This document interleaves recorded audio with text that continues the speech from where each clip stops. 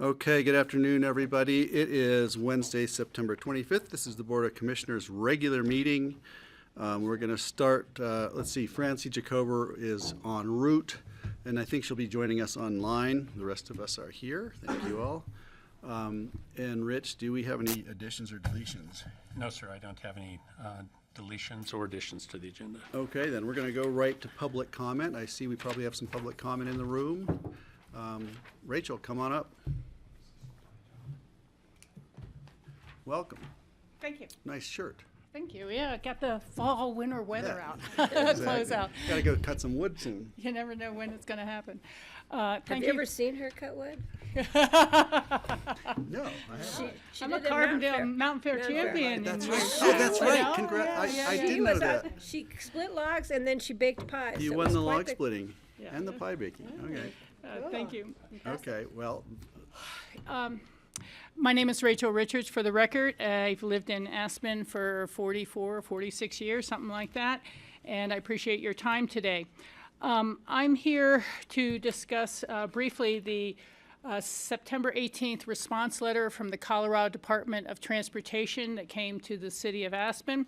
It reiterated a lot of what was in their March letter and their July letter in terms of the need for an environmental impact study, NEPA processes for coming up with something other than the 98 preferred alternative, which I understand the Board of County Commissioners has a resolution on the books supporting the 98 PA and has not taken a move to change that at this time, and I greatly appreciate that.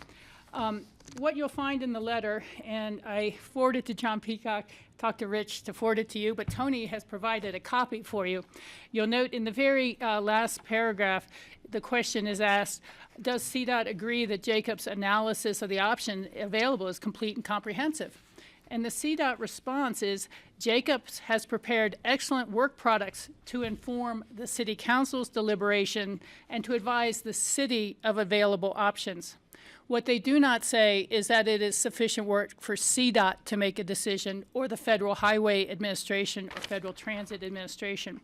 Because what is really missing so far is the additional work about future valley visitation and population growth. Jacobs was very clear they were not contracted for that sort of work, which would require really talking to the planning offices from throughout the towns in the valley and seeing how much growth are we expecting to be using the one artery of Highway 82. It also doesn't take into account any of the changed patterns in commuting workforce.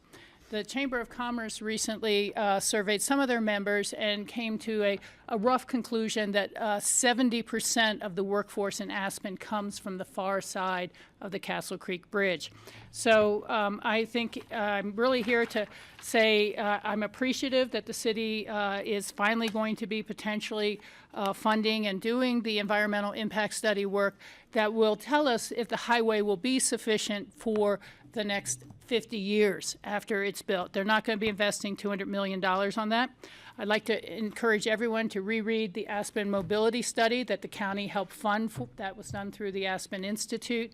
And further, while I don't have a copy, I have been told that there was a joint letter sent by some of our emergency responders regarding the entrance, sheriff, ambulance, and fire district. I'd love to get a copy of that to see what their comments were on this, but I'm very concerned, as others are, that if a single lane entrance came into town, where does the ambulance district get in and get people back out to the hospital? How do we respond to that 15-hour emergency wildfire evacuation estimate? And the sufficiency of that work. I actually asked, the last comment here, at the farmers market when the fire district had the booth up, what was the larger evacuation plan? And they said, yes, it does go up to difficult campground to be able to, cover county residents there. But I asked, well, how do you really manage all the people who've come into town without a car, who are here by bus as workers, or they flew in and took an airport shuttle? How do you get them out of town? And they said, I don't know, we have to start coordinating with RAFTA on that. So I'd just like to say I don't think we really have sufficient evacuation plans in place yet. And I'm very hopeful that we can move forward before all the last of the Biden Jobs, Infrastructure, Investment Act money is all used up by other delinquent projects in the state. Right. Thank you for your time. Thank you, Rachel. Thanks, Rachel. That's helpful. And if you get your hands on that letter, I don't think I've seen it. It just was released on the 24th, and I Okay. sent it to John Peacock, so it should go to You'll get it Rich through eventually. Charlotte, and Tony just handed it out to you. Ask me a question? Yes, we were going to talk about this in a joint meeting with the city, and I'm forgetting why we We postponed delayed the that joint and meeting, when we planned to have that. We basically decided that we wanted to include other entities, and so we're planning to do it on the 24th of October at the EOTC. Thank you. Yeah. But there might be some conversation before then. Okay, thank you I very would be much for very that. hopeful that enough time is allowed, and I truly support the full EOTC being involved. There may be a request coming to the EOTC to start using that money to fund the EIS, and similar to not being able to use the half penny for HOV enforcement, I think it's very likely that it would be not appropriate by the ballot language to use the half penny for funding a second EIS, similar to the way that both CDOT and the feds said they're not going to fund a new EIS. Thank you. Great, thanks, Rachel. Thanks, Greg. Okay, yeah, thank you. Okay, public comment. I see other faces. I see, Tony, come on down. Hello. Good afternoon, everyone. For the record, my name is Tony Kronberg, and we actually have the perfect storm brewing. And I think one of the evidence of that is that Francie Jacober, who lives down in the Crystal Valley, couldn't make it up to the meeting today because there's so much traffic backlogged. And when I talk about the perfect storm, we all know how difficult it is on a normal day. Rachel's mentioned to City Council last night that it took she and her husband 45 minutes to come from the airport into downtown Aspen. Today, we have closures on McLean Flats Road, Smith Hill Road, the bridge underneath the PowerPoint Bridge over by Smuggler. Independence Pass is closed. That is a perfect storm. If something did happen for those of us that are in town right now, there would be no way that we could get out of town, essentially, except for possibly shelter in the parking garage beneath City Hall. So I submitted to you a letter from CDOT that was a response letter to the city of Aspen on what needs to be done for the entrance to Aspen, specifically the Castle Creek Bridge and the other alternatives. I definitely support reopening the environmental impact study, which would be reopening the record of decision. The reason why is in the report that Jacobs, I also sent you a copy of that they have said that the preferred alternative, and in section 3.72 in evening peak hour, they said transit travel times would increase. Let's see, where is it here? Oh, I only got half the page in here. But basically, they said that travel times, that it would make it worse if we did the preferred alternative, because all the traffic going out of Cemetery Lane would be shut down going to the roundabout. All that traffic would have to come into town. There'd be a stoplight at 7th and Main, and it would back everyone up. And I know that the commissioners are thinking about doing a formal resolution on supporting the preferred alternative, and I'd really like for you to take a look at the Jacobs report to see how they analyze everything. Then the other great thing about it is if we open up the environmental impact study is that we can take a look at other alternatives, which essentially would work, that would be better than the preferred alternative. Preferred alternative, there's not enough asphalt to handle the amount of cars that we have right now. I think most of you are aware of the fact that I've been putting together collecting signatures on a petition to present to the Elected Officials Transportation Committee on October 24th to ask for funding, which is only $25,000, which is $9,000 per jurisdiction, to take a look at the first phase of the Aspen Highway 82 Sky Cab that originates from Ruby Park. It stops off at Buttermilk, the airport, goes to Brush Creek Park and Ride, then from Brush Creek Park and Ride up to Snowmass, and then there's also a leg of it to Highlands. Mayor Tory, and it's my understanding also your chair, Greg Poshman, that they have finally, after, I don't know, 50 years, that it's agreed that we're going to take a look at the entire transportation corridor from downtown Aspen to Brush Creek, not focusing just on the Castle Creek Bridge and crossing the Merle to open space, because that does nothing to help the traffic in front of the airport. Okay, Tony, we're out of time, but Okay, thank may I you. just make one last comment? Thank Okay, you very wrap it much, up. Greg. Thanks. While I've been collecting signatures for this petition for support, some people have asked that if we could ask CDOT, and I brought this forward to City Council last night, to have an emergency order to open up the 2 lanes coming out of the roundabout that goes past Truscott, that goes down Valley, as a life and safety issue.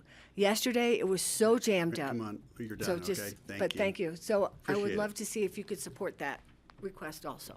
Okay, any other public comment? No other public comment. I'm going to bring it back to the board for commissioner comment. I did want to say, just to respond to Tony's comments, that Tori and I have met and we have talked about transportation from Brush Creek to Snowmass to Aspen. We don't have a plan in place. What we're talking about is looking at this, and we have to propose that to our boards first. Acting alone, Tori and I really can't do anything until our boards are in agreement and we don't have a proposal or a plan for anything at this point. But we're saying it's probably high time to take another look. And our goal will be to convince our boards to do that. Didn't want to scare anybody. Nobody's being left out of anything. But it's probably high time to have the conversation again. Back to board comment. Steve. So, thank you, Mr. Chair. I'd like to respond to both Rachel and Tony's, I guess Rachel took off, about the entrance to Aspen and the bridge situation.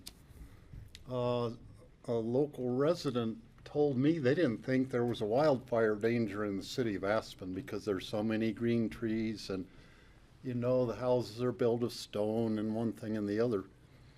Well, I can't assume that a wildfire couldn't come into Aspen and cause the need for a mass evacuation of the town, because wildfires can be so ferocious and do things that are unexpected. It's not only a wildfire that might precipitate a need to evacuate Aspen. There could be a major natural gas leak out of a gas line, or different things like that could happen that are we don't anticipate them. But just that fact, the need to have better bridges over Castle Creek in whatever configuration or whatever is absolutely necessary. And I kept telling that to the EOTC starting about 10 years ago, that Aspen really needs to look at the Castle Creek Bridge and start thinking about replacing it or adding another bridge. And it wasn't until Sarah Ott got hired by the city that she finally listened to me, and the city finally started looking at different options for the bridge. So there's been plenty of discussion about that. Now this morning, I was riding the Rafta-bus from the Brush Creek Park and Ride. I got through the not through the roundabout, the bus stop by the roundabout, and then I asked the Rafta driver to let me out. She let me off on the side of Maroon Creek Road. And I walked back across and I got a WeCycle bike, and I rode a WeCycle bike into town. Otherwise, I probably wouldn't be here yet. I'd be sitting out there on a bus. So that's, going on a bicycle or by foot, I think was the way to go this morning, getting here. So then, leaving the bridge aside, this Saturday night at the Aspen Community Church, there's a really special performance by a singing group called Ars Nova. They sing classical music. They're from Boulder. And Ned Andrews, who we interviewed yesterday for the Healthy Rivers and Streams Board, his wife used to sing with them when they were living in Boulder although they're living here now, so she's no longer singing with them. But this performance, first of all, they're going to have a talk about the history, I think, of the Aspen Community Church at 6, and then the singers will be at about 6:45. And one of the things they are going to perform will be one work from the 1891 organ dedication concert in Aspen Community Church. And they're going to sing that this Saturday night. So I thought that was pretty neat. Anyhow, the tickets are $30. If anyone is a singer at Aspen Chapel Choir, like I am, we get a complimentary ticket. So we're getting one free one, and we're buying one to go to this concert on Saturday night. I think this should be something not to be missed if you're interested in classical music. Thank you. Thanks, Steve. That organ, I think, is the largest pipe organ in the state or in the western United States. It's a really unique pipe organ, and when they light that thing up, it's worth going to see. It's an interesting thing. Most people don't know about it, but yeah, that's a powerful machine. Is it 6 o'clock? Did you say? 6 o'clock, they're doing the historical talk. Okay, that'd And be actually, interesting also. there's Yeah. the Historical Society is having an earlier event, like a reception for Historical Society members earlier than that. But So that stone from that came from Peach Blow, and local stone for the church, and the architect is somebody fairly famous, and it's kind of a Gothic style. It's fascinating. So thanks for bringing that up. I've forgotten. Other comments? Kelly? I would note that somehow in today's calendar in the paper, not our official notice, but it says the BoCC meeting at noon in Snowmass Village. Oh, wow. So I hope nobody is in Snowmass Village.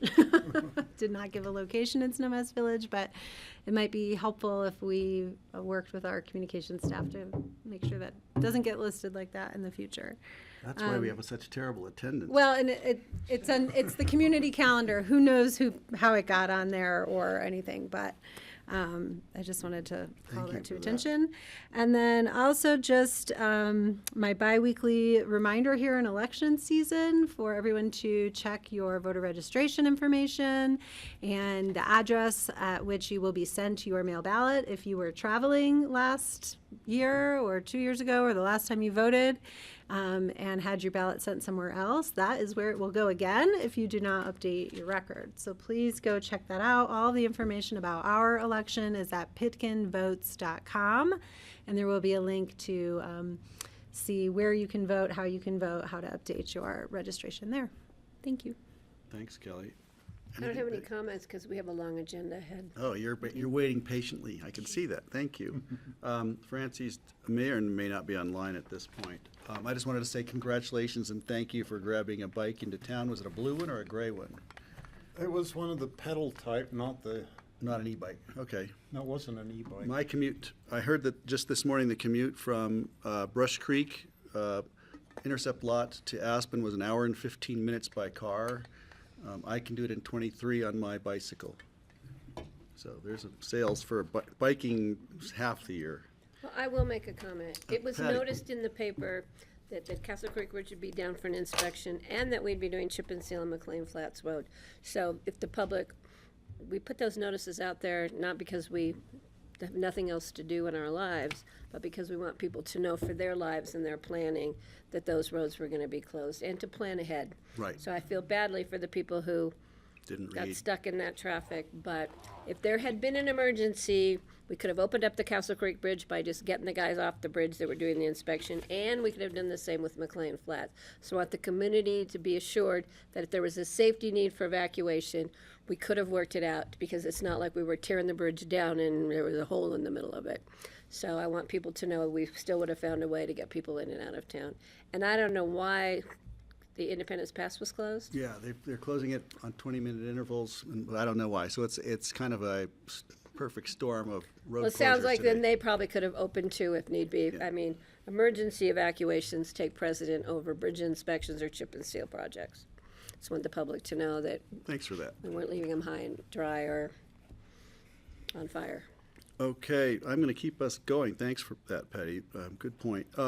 Consent items, single reading, minutes of September 11th, and resolution of assessors' recommendations on abatement petition over $10,000 submitted by Louis B. Pope, Revocable Trust. Do I have a motion or a? I'll move to approve both of those. I would like to request to discuss the abatement petition. Oh, well, can we go back and? I'll move to approve just the the minutes. minutes then. I'll second. Second on the minutes, all in favor? Aye. Aye, okay. Okay. Okay. Resolution of the abatement petition. Yes. So if it's possible, Sam, I just have a question to make sure I understood this correctly. So this is a petition where it had originally been assessed, I think, at 31 million, and then the final assessment was 24. And that was based on the actual sale of that property during that year. Can you explain that to me? Yes, and I have Taylor here as well Okay. from Hi, the assessor's Taylor. office as he did this abatement petition for us. Hello. Taylor, Yeah, welcome. so it was based primarily on a sale that happened right after the sales period.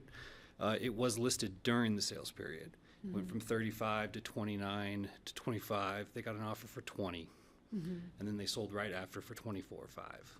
Okay, so that was the final assessment value that we used. Yes, so we also ran comps on it in the area. Most comps were 15, 14, 17 million dollars in that range, so this was the higher end. Okay, okay, that makes sense then, thank you. Okay, other questions? All right, I'll move to approve the abatement petition submitted by Lois B. Pope Revocable Trust. Second? Okay, all in favor? Aye. Aye. Aye. Thank you. Thank you, appreciate it. Okay, up next, we have individual consideration items. Public hearing, one reading. This is an application for a tastings permit submitted by Roxy's Spirits. Hi, Sam. Sammy in Sam's administration still here. again. It's just you. Is anybody from Roxy's here? They may be online. They were traveling, Okay, so they were so- going to try their best to join. All right. If not, they did write a little letter for you all, just kind of expressing their excitement for this. So if you all recall, they did a transfer from Airport Liquor to Roxy Spirits the end of May. And they had requested that they wanted to do tastings. So we brought a resolution to the Board of County Commissioners, which you guys approved in June, authorizing tastings at retail liquor stores. So now we've got that application process set. That was sent out to our retail liquor stores. They've submitted that paperwork that we required, and we're bringing it back to you as the authority to approve. So they're looking at doing tastings on Thursdays from 3 to 5. They've submitted about a half-year schedule for that so far to be able to do that. They have 3 employees that have gone through the server training, as well as they may use one of their wholesalers to do tastings here and there. We did post public notice on the building as well as in the paper. And then we've received all the documentation and fees that we required for that application. Okay, anything else? Any Questions, questions? Patty? Now, as per the letter that Roxy and Michael submitted, Greg, would you mind? They asked that it be read. Got it. Would you like to read it? I can read it. This is, as the owners of Roxy Spirits, we are fully aware of the rules and regulations involved in operating a liquor license, a liquor store in Pickens County, as well as offering tastings in our store, should we be granted approval to do so. Our staff is fully trained and all our tips certified.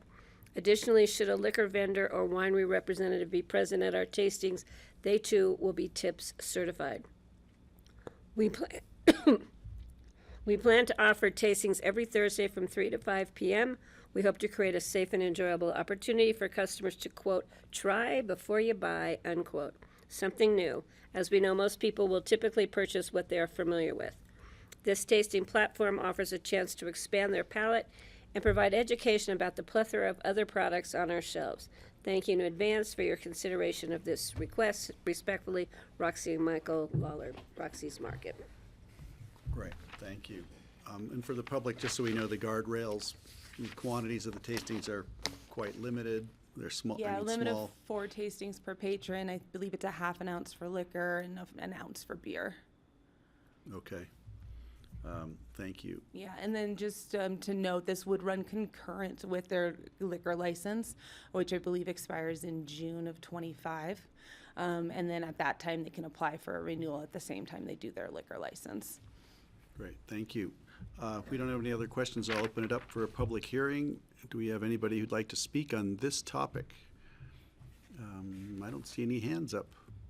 I will Anybody make a motion online? to approve. I don't see anyone online. Yeah, oh, please, Patty, go ahead. I'll make a motion to approve the application for a tastings permit submitted by Roxy Spirits LLC. Second the motion? A motion and a second. All in favor? Aye. Aye. Thank you. Okay, thank you. And thanks, Roxy's, for jumping through all the hoops. Good luck.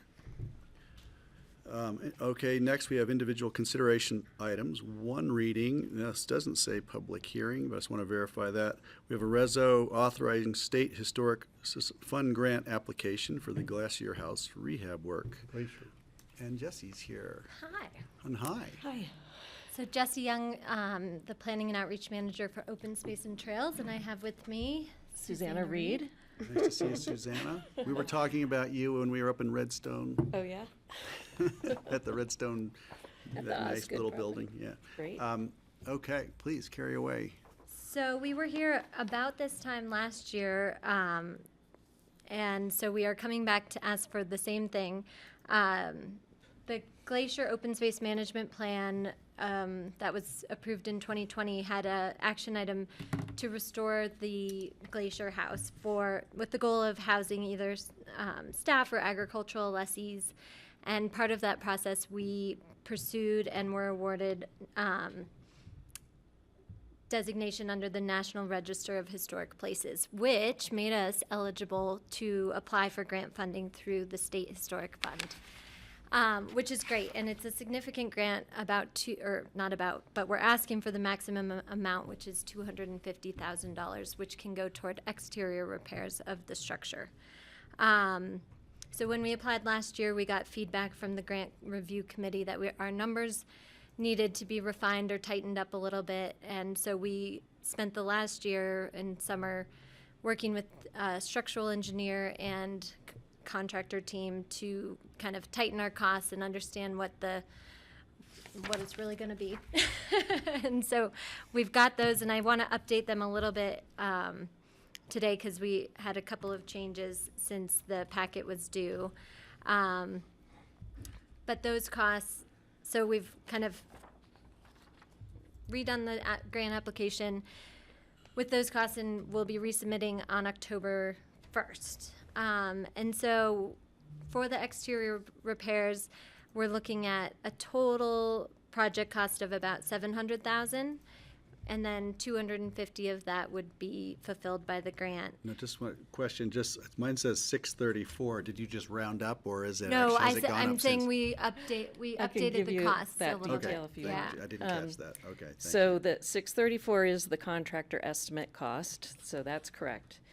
The state likes you to have an archaeologist involved whenever there's any kind of dirt disruption. I wasn't able to get a clear reading from them on whether the demolition of the additions would count toward that, so I stuck a line item in there of $3,000 for an archaeologist if that's going to be required. And then they also want a 10% contingency, Got it. which is that 63,000. I This did up not. to 700? Yeah, so that adds up to that. Okay, yeah, I was wondering about the 10%, if they ask for that, or Yeah. if we had already put it in. Okay, thank you. Keep going. And so that's for the exterior portion. And so what you're committing to today in this resolution is to provide the matching funds for the project, which are a total of $450,689 to do those exterior repairs. From open space funds. From our Open Space and Trails Fund. And so part of the application includes a signature page kind of committing to that, and a resolution saying that you guys support us going after this funding source. Okay. Did I miss anything? Any more questions from the crew? I just have a comment. Comment from Patty. Having been out to the property, it's been some years, so it's exceptional historic property. It has, if you wander around on the property, which I did as part of my position here, not as a member of the public, because I don't think we're really letting public wander around that property. It has kind of a historic ambiance about it, and you can almost feel and live the lives of the people who lived there in the past. So I think this is a great project, and I can't wait to move inside once we get the outside done and start the next step. So Yep. thank you. Great. Steve? So I have a question about the parts that are said to be not historic. We moved here 60 years ago and Frida Glacier, and I can't remember if she was married to Pete or Fred. They lived in that house. They probably are the ones who put the additions on them 60 years ago. What is the date, the cutoff date for historic designation? Well, there are kind of two different areas that we're talking about. The actual original brick house has its period of significance on the date it was built. The ranch overall has a period of significance of that the first settlement, which was earlier than the brick house, up to 1974, I think, which is that 50-year mark. So that broader category captures those additions. We decided in reviewing the structural or the quality of construction, the details, and the floor plan that those additions were probably not very healthy for the original brick house. There's a lot of movement going on, and there's some areas where you can see that the brick wall is being damaged by the additions. So we decided to take that floor area and put it to better use with a new addition and repair, the brick house back to its original state. So you're planning a new addition onto the house or separate structure? Well, we have the floor area that we are demolishing that we can reuse. And right now, there's no upstairs bathroom. There's only, the bathroom is in one of those additions. And so we thought we could use that floor area to make a better solution for that. When the house was built, there probably was no bathroom. bathroom. There would have been an exactly. outhouse. Yeah, Which is still on the property. yeah, the outhouse Is is the still there. outhouse still there? It The is. historic, is that gonna be historically designated? It too? is part of the broader designation, yes. Okay. We're not giving you a TDR Apparently, they're for it. treasure troves of historic information. Yeah. Those laudanum bottles at the I bottom of the did. outhouse. I did want to make one clarification, just so you guys aren't surprised when we come back to you for our budget. But we've broken the project into two phases for the purpose of the grant award. But we are going, or our intention is to proceed with both phases, the interior and the exterior work, in tandem or quickly Concurrently. after extent that we each other, can. to the extent that we can, to maximize on contractor efficiencies and costs and all of that. So the mobilization cost of getting everybody out there is a significant portion of the project budget. So trying to do that twice is not ideal. So we're going to try to maximize on those savings, and that will be reflected in our 2025 budget. And we're hoping, fingers and toes all crossed, that we can have the project completed by the end of 2025. A couple of comments. I have one, are there anything in the state historical fund conditions that you want to comment on, or nothing out of the ordinary? When I see them, I think, we're prepared for that. Okay, thank you. And then the other part was hiring an archaeologist to come in is kind of terrifying. Like, think about the Snowmass Water Department's plan with the lake up there and what they discovered. So what do we think we might discover under the Glacier House there? Where are the skeletons? I have had to do this on other grant-funded projects and have never found anything more than a one-page report's worth of broken bottles and pottery shards. Tell them not to go deeper than like 4 inches and we'll be fine, okay? They probably would find more stuff out at the blacksmith shop out Yes. behind than in the house, I would think. Yeah. The outhouse, apparently that is a favorite location for searching. Hopefully it'll be a really cold and windy day when the archaeologist is there and they'll just be eager to, leave. Exactly. Kelly? Can you describe Eagle County's partnership with us? Oh, yes, on I'm this? sorry. I forgot to mention that. And that is substantial. And so Eagle County they share, Picken County owns the property outright, but Eagle County, when we purchased it, put in 50% of the funds for the purchase. And they have remained a strong partner in this property. And they, over the next 2 years, have allocated $350,000 in their budget specific for this renovation project. So that Great. cuts down on Pickens County's costs as well. But as the primary sponsor of the grant, we still need to, Fork Cover over. all of Will that, Eagle yeah. reimburse us, Yeah. or they will, okay. We- So that- Great. yes, they'll reimburse us. And the reason for Eagle's partnership is because the property is actually all in Eagle? Is it all in It's Eagle? all in Eagle. So we thank them. We like doing partnership work with Eagle, especially when we're restoring and preserving property that's in Eagle County. Developable, right, Which would not otherwise get preserved. Yeah. right, that's true. Yes, Thank you. exactly. Any other questions? It looks great to me. Keep going, you're doing great work. Thank you. I'd look for a motion, if anybody wants to make one. Let's see, one meeting. Question, Oh. you had raised the note that this is just one reading, it's unclear if it's a so this public is hearing, not a because it's an public hearing. Why is it a informal. Right. Public hearing. It doesn't notice Doesn't anywhere say it's a that it public is a hearing. public hearing, but we want It's to an check. informal resolution. Yep, so it is an informal resolution, and there's not a required public hearing on that. Will Okay. this come back as an appropriation? in When a- it will come back in budget, and then if we are successful in getting the grant grant, awarded, we will come back for a 2-reading Got it. public hearing. Yeah, that's what I was gonna say. Typically, when the grant agreement is in front of you, that's approved through a formal resolution. And I sent Jessie a note during the meeting, and she's already on it, so she's way ahead of me. So we're just authorizing an application. If we don't get the grant, we don't need a public hearing on it. But I did want to Totally. query the audience today, if I could, and just say, is there anybody who came here who wants to say something very brief on this topic? You'll have 2 other chances if we get the grant, but I'm not seeing anybody. Just check online. I just want to make sure, since we're here, I don't see anybody asking to comment on this. Okay, I'll bring it back. And now I will entertain a I'll motion. move to approve the informal resolution of the BoCC authorizing the State Historic Fund grant application for the Glacier House rehab work. Second. We have a first and a second. All in favor? Aye. Aye. Thank you. Great. Thanks for Good coming job. in. Good to see you, Suzanne.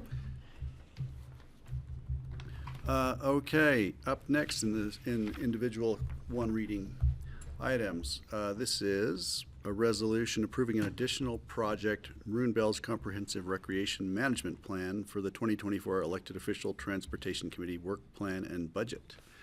And Linda, Yes, hi, can there she everybody is. hear me? Hi, there you are. I see you. Hi, Can I hear you? hi, I wanted to be in front of you today, but I also got stuck In the traffic. bridge inspection gridlock, but was able to pull a U-turn and come back to the office. So, thank you for having me, Linda Dupree, CGTV Transportation Director. I was before you all on September 11th to have your consideration and approval of adding 2 projects to the 2024 work plan. I should have had them be separate projects, as you wanted more discussion on the second of those, which was the ABC transportation plan idea that we presented. You asked for discussion with the entire EOTC group on October 24th, after which I would come back in November for the final approval of that project, should you choose to approve it. And we had already been before Aspen and Snowmass in August for these 2 new projects. So today, I'm back to ask approval just for the Maroon Bells implementation plan, so that we can go ahead and get started on that work now. Great, thank you. We've discussed this at least once already. Questions for Linda? I have one question. Linda, what is Dupree's Bikeway? Oh, she's looking at the sign in your window. Oh, no, I'm sorry. No, don't be sorry. I thought that was pretty fascinating. Yeah, we're very I just had to ask. We have ADD I was here. wondering about that too. No, we pay It was an award I attention. got from the city of Austin when I worked there, when I left there. Sorry. Did you borrow the sign and bring it home? We won't ask. But anyway, yeah, we're familiar with this. Thanks for separating the 2 issues out. And we've been talking about this Maroon Bells plan for more than a year, for a while. So yeah, I think it's time we get it done and finish it up. So I'm supportive of adding it to our 2024 work plan and budget project. Great, thanks, Patty. Other comments, questions? Okay, then we could entertain a motion. So I'll make a motion to approve the resolution approving an additional project, the Maroon Bells Comprehensive Recreation Management Plan for the 2024 Elected Officials Transportation Committee Work Plan and Budget. Great. I'll second. We have a second, Kelly. And Linda, thanks for bringing this back to us and looking forward to moving it forward. So all in favor? Aye. Aye. Aye? Great. Okay, we're going to keep moving here. We're on to individual consideration items. First reading set for second reading, public hearing on October She wanted to 9th. comment. So this is just a first reading without a public hearing, and this is, Greg, excuse me, but I Oh. think Tony wanted to do public comment because we did it for the first, you missed it. you You'll didn't. have to come back. You'll have two more chances So 2 more chances would be in front of the. after the, whenever it comes up again. I Right. would welcome her to No, give. this one Now, is, wait a minute, are this we is talking good. about going back to what? Are you want to go back to, I'll make a motion to reconsider the I'll second item it. number 5 in order to take public comment. I'll second that. all in favor? Aye. Aye, okay. I know it's not mandated you do public hearing, but you did one for the other one, and so Tony thought she'd have the opportunity, so. Okay, and I just didn't see you, or you weren't in the room or something? She was there. No, I was just waiting to see if this was going to be open for You have to public wave at comment. me. Got it, And okay. so for the please. record, my name You've is got Tony 3 Kronberg. minutes. Thanks. Go ahead. Go ahead. So I'm definitely in support of the Maroon Bells Management Plan. The question that I really have is a question of process. And Ryan and I have had a little bit of discussions. We haven't finalized anything yet. But the public doesn't have the opportunity, the way it's set right now, to comment before the Board of County Commissioners on this topic. You've approved it, and then it would go to EOTC. But you've already made the decision, and if the public comments at the EOTC meeting, that just basically makes the public comment nebulous, doesn't it? Like how, because you've already made the decision, you're going to go to EOTC and everyone's going to approve it. So the public, say, if I was like against it or whatnot, I'm just, I said, trying to figure out the process and the procedures because you haven't met in over a year. And when David Pasternak was the chair, so to speak, it was my understanding, my memory, that the public would be allowed to comment at Snowmass, Aspen, Picken County while you're making a decision before it went to the EOTC. And then there'd still be the opportunity to comment at the EOTC. So I think we might need to research it a little bit No, or whatever. I think Snowmass and Aspen have already approved. They have. It's already been through their So process. what they've done, and I've put the same request into Snowmass and Aspen, they put theirs on as an action item. So it was basically consent with no public comment. I think most of you know I've been attending every EOTC meeting for 30 years now. So for me, this is a little bit of a change, and I just see that the public, we really can't comment on it. And the other question that's come up is who is the attorney for the EOTC? Because Linda's salary is paid by all 3 entities, and I think John totally different Ely issue. was the go-to attorney for the EOTC. So some of these questions that I have, they're definitely legal attorney-related questions. And so far, Aspen, Snowmass, and Picken County have said, we think it's basalt. This is a basalt attorney, which is, a little bit of humor there. But if we can figure out who the attorney would be, surprise, right? Okay, thank you for that. We'll look into So it. I just want to put it out there. Okay. But thank you for opening it, because, All right. okay. And I will just comment, in our resolution, we will have an opportunity for public comment related to the funding allocation. So that always comes back through the appropriation process where everything is in a public hearing to read process. So there will be public comment. Right, for the funding, but not so far as the management plan itself. Got it. It went through a whole public process to create the management plan, is my understanding. It did, but Yeah. you're the final Now approval. we're amending. Yeah, but On I mean, this there was request. I just want the public to know that there was a public process to develop the plan where Yep. the public was deeply involved. So it's not like we created a plan and just approved it and moved But it I was forward. part of that. I made my comments on it too. But anyway, but thank you Great, so much. thank you. Thank you. Okay, all right. So Greg, just Steve. looking at the EOTC website, I'm not seeing anything that jumps out at me that says the Maroon Creek Management Plan, which it seems like there could be a link since for the most current things that we're working on. And maybe Linda should could work on putting that, making it so it'd be more readily available for the public if they wanted to read the plan and That's a good idea. We can certainly then do make comment, have a link to make comments on it even. That could be a good. Great. Thank you, Steve, and thanks, Tony. Okay, so I have to get back on track here. So Are you, I will make the motion to approve no, back to, item number 5, a resolution of the BoCC approving an additional project, the Maroon Bells Comprehensive Recreation Management Plan for the 2024 Elected Official Transportation Committee Work Plan and Budget. Second the motion. okay, all in favor? I will make a quick comment. This is an informal resolution, correct? It's on your agenda as Yeah, a formal I just wanna resolution. make sure. Okay, thank you. All in favor? Aye. Aye. Aye. Okay, moving right along. So we're on to an ordinance authorizing an underground easement right-of-way trench conduit vault agreement on Glacier Open Space with Holy Cross Energy. Drew, is Drew here? Here's online. See, oh, there he is. See, how come like I'm not he's looking in a down? car. Yep. Oh, you're in the car. You're stuck in traffic. This is first reading, set for second reading, public hearing on October 9th. Okay, Drew, take it away. Hey everyone. Hey everyone, Drew Walters with Picking County Open Space and Trails, agriculture specialist. Like everyone else, I got caught in the traffic and luckily I was able to pull over and join in. But I'll go ahead and share my screen to kind of provide a little bit more detail on this item. Great, thanks. I just want to note Francie has joined us too. Hi, Francie. Sorry about the traffic.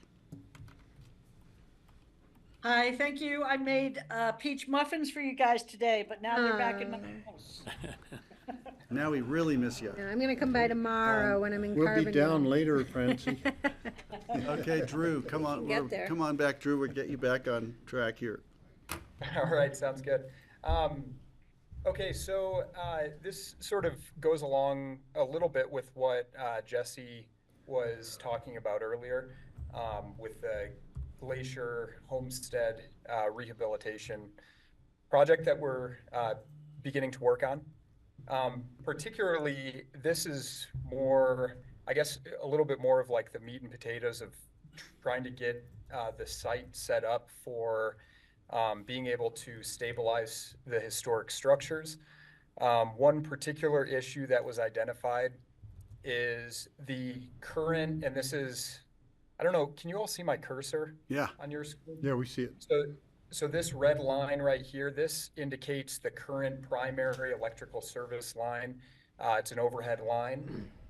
And you can see right at this point, it almost in the crosses bushes. directly above the historic barn on the property. So the issue with this is kind of a compliance related issue as far as if we want to, and we do want to stabilize and do work on this historic barn to maintain its integrity and hopefully make it a functional barn. But we will be out of compliance with Holy Cross's easement with this overhead line and the barn. And from my understanding, you know, the real issue with this is an uninsulated electrical high voltage line. And so if you do roof work or anything else like that, it can be a hazard, and that's sort of why they have this criteria in place. So we've worked with Holy Cross and come up with a plan that we think is suitable. And what that plan would do is, you can see these green lines right here. This is a existing primary line that goes to the neighboring property.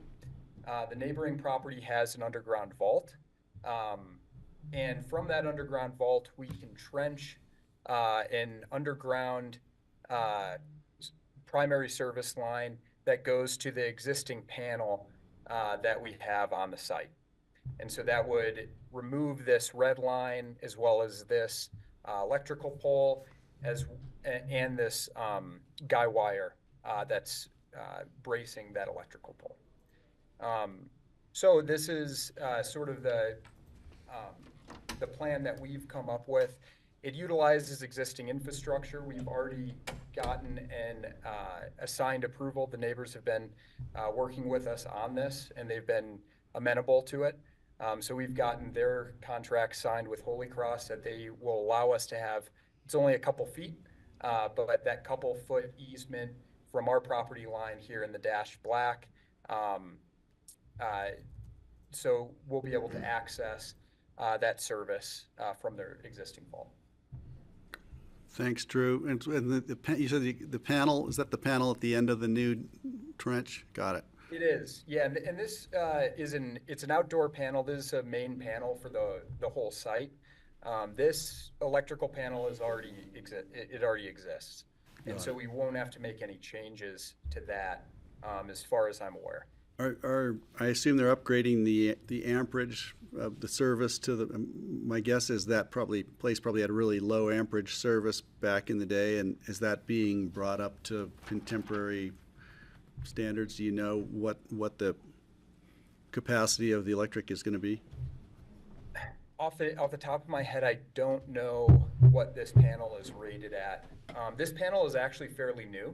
The kind of tradition, or like the old panel on the property is actually at the house itself. So this panel is a fairly new panel. Okay, great. I'm not sure what the amperage is off the top of my head, though. Okay, any other questions from anyone? Will this get done before the archaeologist visits? Our goal is to get this started, hopefully this fall. Okay, weather thanks. permitting. Thank you. All right. Anything else? You have anything else for us, Drew, or is that it? That's all I have, unless there's any questions. Okay, so this is the ordinance authorizing an underground easement, right-of-way, trench, conduit, and vault agreement on glacier open space with Holy Cross Energy. Seems pretty straightforward. I will move to approve the ordinance on first reading and set for second reading and public hearing on October 9th. Second? We have a second. Any other comments? All in favor? Aye. Aye. Thank you. Patty's not here, but that's 4-0. We're good. All right, thank you. Okay, thanks, Drew. Take care. Hope you make it wherever you're going. Individual consideration items, 1 reading, public hearing. Up next, this is Jeffrey P. Johnson Trust, appeal of denial of short-term rental license. And Jeanette, come on down. Hi. Hi, Jeanette. And is there anyone else in the room who wants to join? Nicole, of course.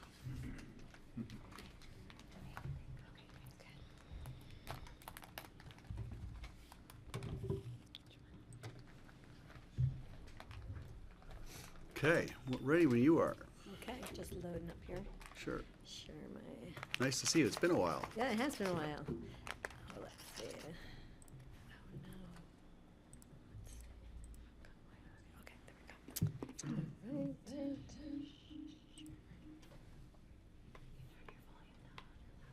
Down. I think I already turned it off. Did you? Okay, how come I can't? It's on, it's on, it's on. How come it's still good, still good? I better mute somebody's We're trying. speaker, yeah. They're getting me there. You turn your volume down. Yeah, he's down. There we go, okay.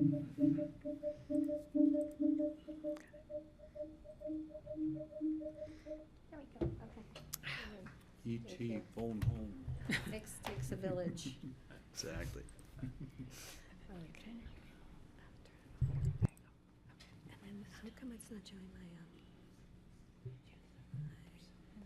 presentation? I just.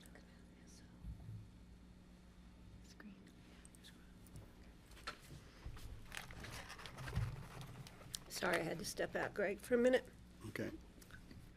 We approved the Holy Cross easement without you. Yeah, you know, I was gonna move it forward before I left the room, so. Okay. We volunteered your time to go down and dig the trench. while Only you if were I out. get to keep all the bottles I find buried underneath the outhouse. All right, thanks for your patience. Jeanette Musio, short-term rental administrator for Pitkin County. Today, we are going to be listening to two appeals that were denied for short-term rentals based on not meeting the criteria, basic requirements. So I just wanted to preempt by saying this is the third year of the program. This is our first appeal. If someone does not meet all the criteria, they have a couple options. If they don't meet that criteria of a short-term rental history between 2017 and 2022, they can opt to do a long-term rent, that's 30 days or more. They can opt not to rent at all. Or the third option, which is being exercised today, is they can opt to appeal to the BoCC for a final decision. So that is, and so today we are have an applicant on 1010 Juniper Hill Drive. It was denied because they did not have short-term rental history. The reason this property does not have rental history is because it's a new construction built in 2021. Just so you note that the subject property is a single-family residence and it has an attached CDU. The CDU is used for workforce housing with a long-term lease, and this request is only for the single-family residence. Here we have a map. Oh, let me go back. What? Oh. Okay, I just wanted to show you the map where 1010 Juniper Hill Drive is. It's remote location, so there's not that many other, if any, short-term rentals in the vicinity. Here's a picture of the construction of the home. And so, again, the applicant submitted an application on June 24th of this year. We denied it on July 9th based on not meeting the criteria. And on the 11th, they filed an appeal, which you're going to be hearing. And before we have any discussion or comments, I'd like Jeff Johnson, who's representing his property, to come up and present his appeal. And then we can open it up for questions, discussion. Great, thanks. Is he online or is he in the room? He thought he was supposed to be here. Is Jeff here? Well, it's pretty hard to get there. Yeah, Okay. he's not online. Okay. Is there anybody here representing him? He was going to represent himself. He's the owner and the builder of the property. Do you have a phone number we could call him and see if he's stuck on the bridge or off the That's a bridge good or idea. I under the didn't know bridge? He wasn't in the room. Let me look in the packet. We did have a letter from him in our I've got an packet. address, but not a phone number. Yeah, the letter occurs twice in the packet. Who's that? That's Francie. Is that Francie? Okay. Yeah, I was just saying the letter occurs twice in the packet from the Wait. owner. May I ask a Kelly. procedural question? If we deny this appeal, and then say we change the rules, because you're coming back to us in a couple weeks to revisit our regulatory Annual review. conditions, will they be precluded from Appealing even applying under new regulations for 12 months if they apply. if we deny them? Yeah, so, oh, sorry, not yes to your question. You tell me the answer. The short answer is no. Okay. And I have the regulations in front of me right now, but I've noticed this quirk about, maybe it's not a quirk. The land use code has essentially freeze on a particular property from reapplying for 6 months after a denial. That is not the case with the short-term rental code. Theoretically, somebody could get denied and apply the next day for a new application. Because it doesn't live in the land use code. But This when we is a clean that up, we different might part of the want to code. consider that. Okay, okay. Is that on your list? That's helpful to Mine is understand. Jenna, I found a phone number here if you want to Okay. try it. I don't know who should, Michaela Sure. or you or I'll try to. 310, California number, 395-8466. I think they're their properties in Santa Barbara.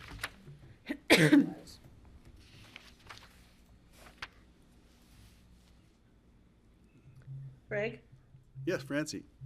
Yeah, are we obligated to respond to Jeanette. this I'm in the today? Or BOCC can we meeting. explain to him that we're going to be looking at the regulations and perhaps it would be better for this to come back to us in a couple of weeks? We could continue it or table it. Well, can we continue it? I saw something about how we have to respond in a certain amount of time.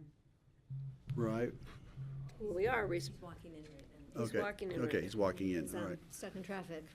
Okay, but still, the question remains, thanks, Francie. So, if we wanted to delay this until after Yeah, that would our, be helpful. our review, Suzanne's gonna help me with Thank this, you. and then Okay.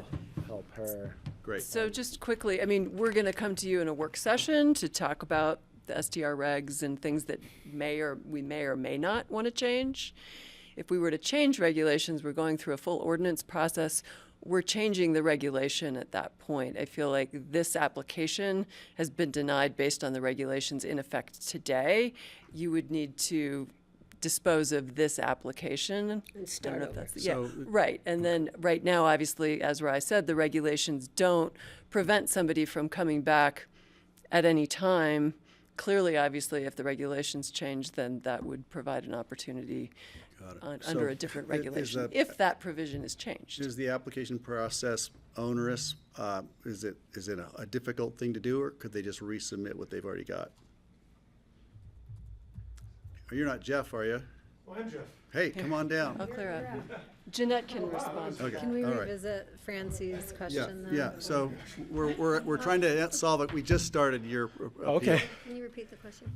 Francie had a question that was, is there any way we can, what would be the process for delaying this appeal until after we have revised our, It could be a year. well, we're talking about doing it Yeah, sooner than so, that, I think. But it could be a year. What could be a year? If we're gonna change the regulations, then the application would need to be filed under the new regulations. You wouldn't Okay. continue this until the regulations change and then consider the application under a new licensing regime. Would typically be the cleanest way to do that. Can I ask for some clarity? What I thought I heard was,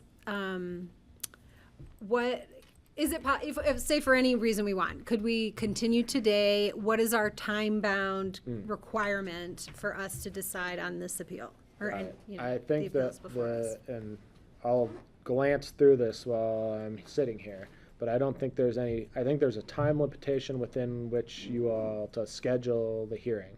I don't think there's any time period within which you have to decide on the appeal.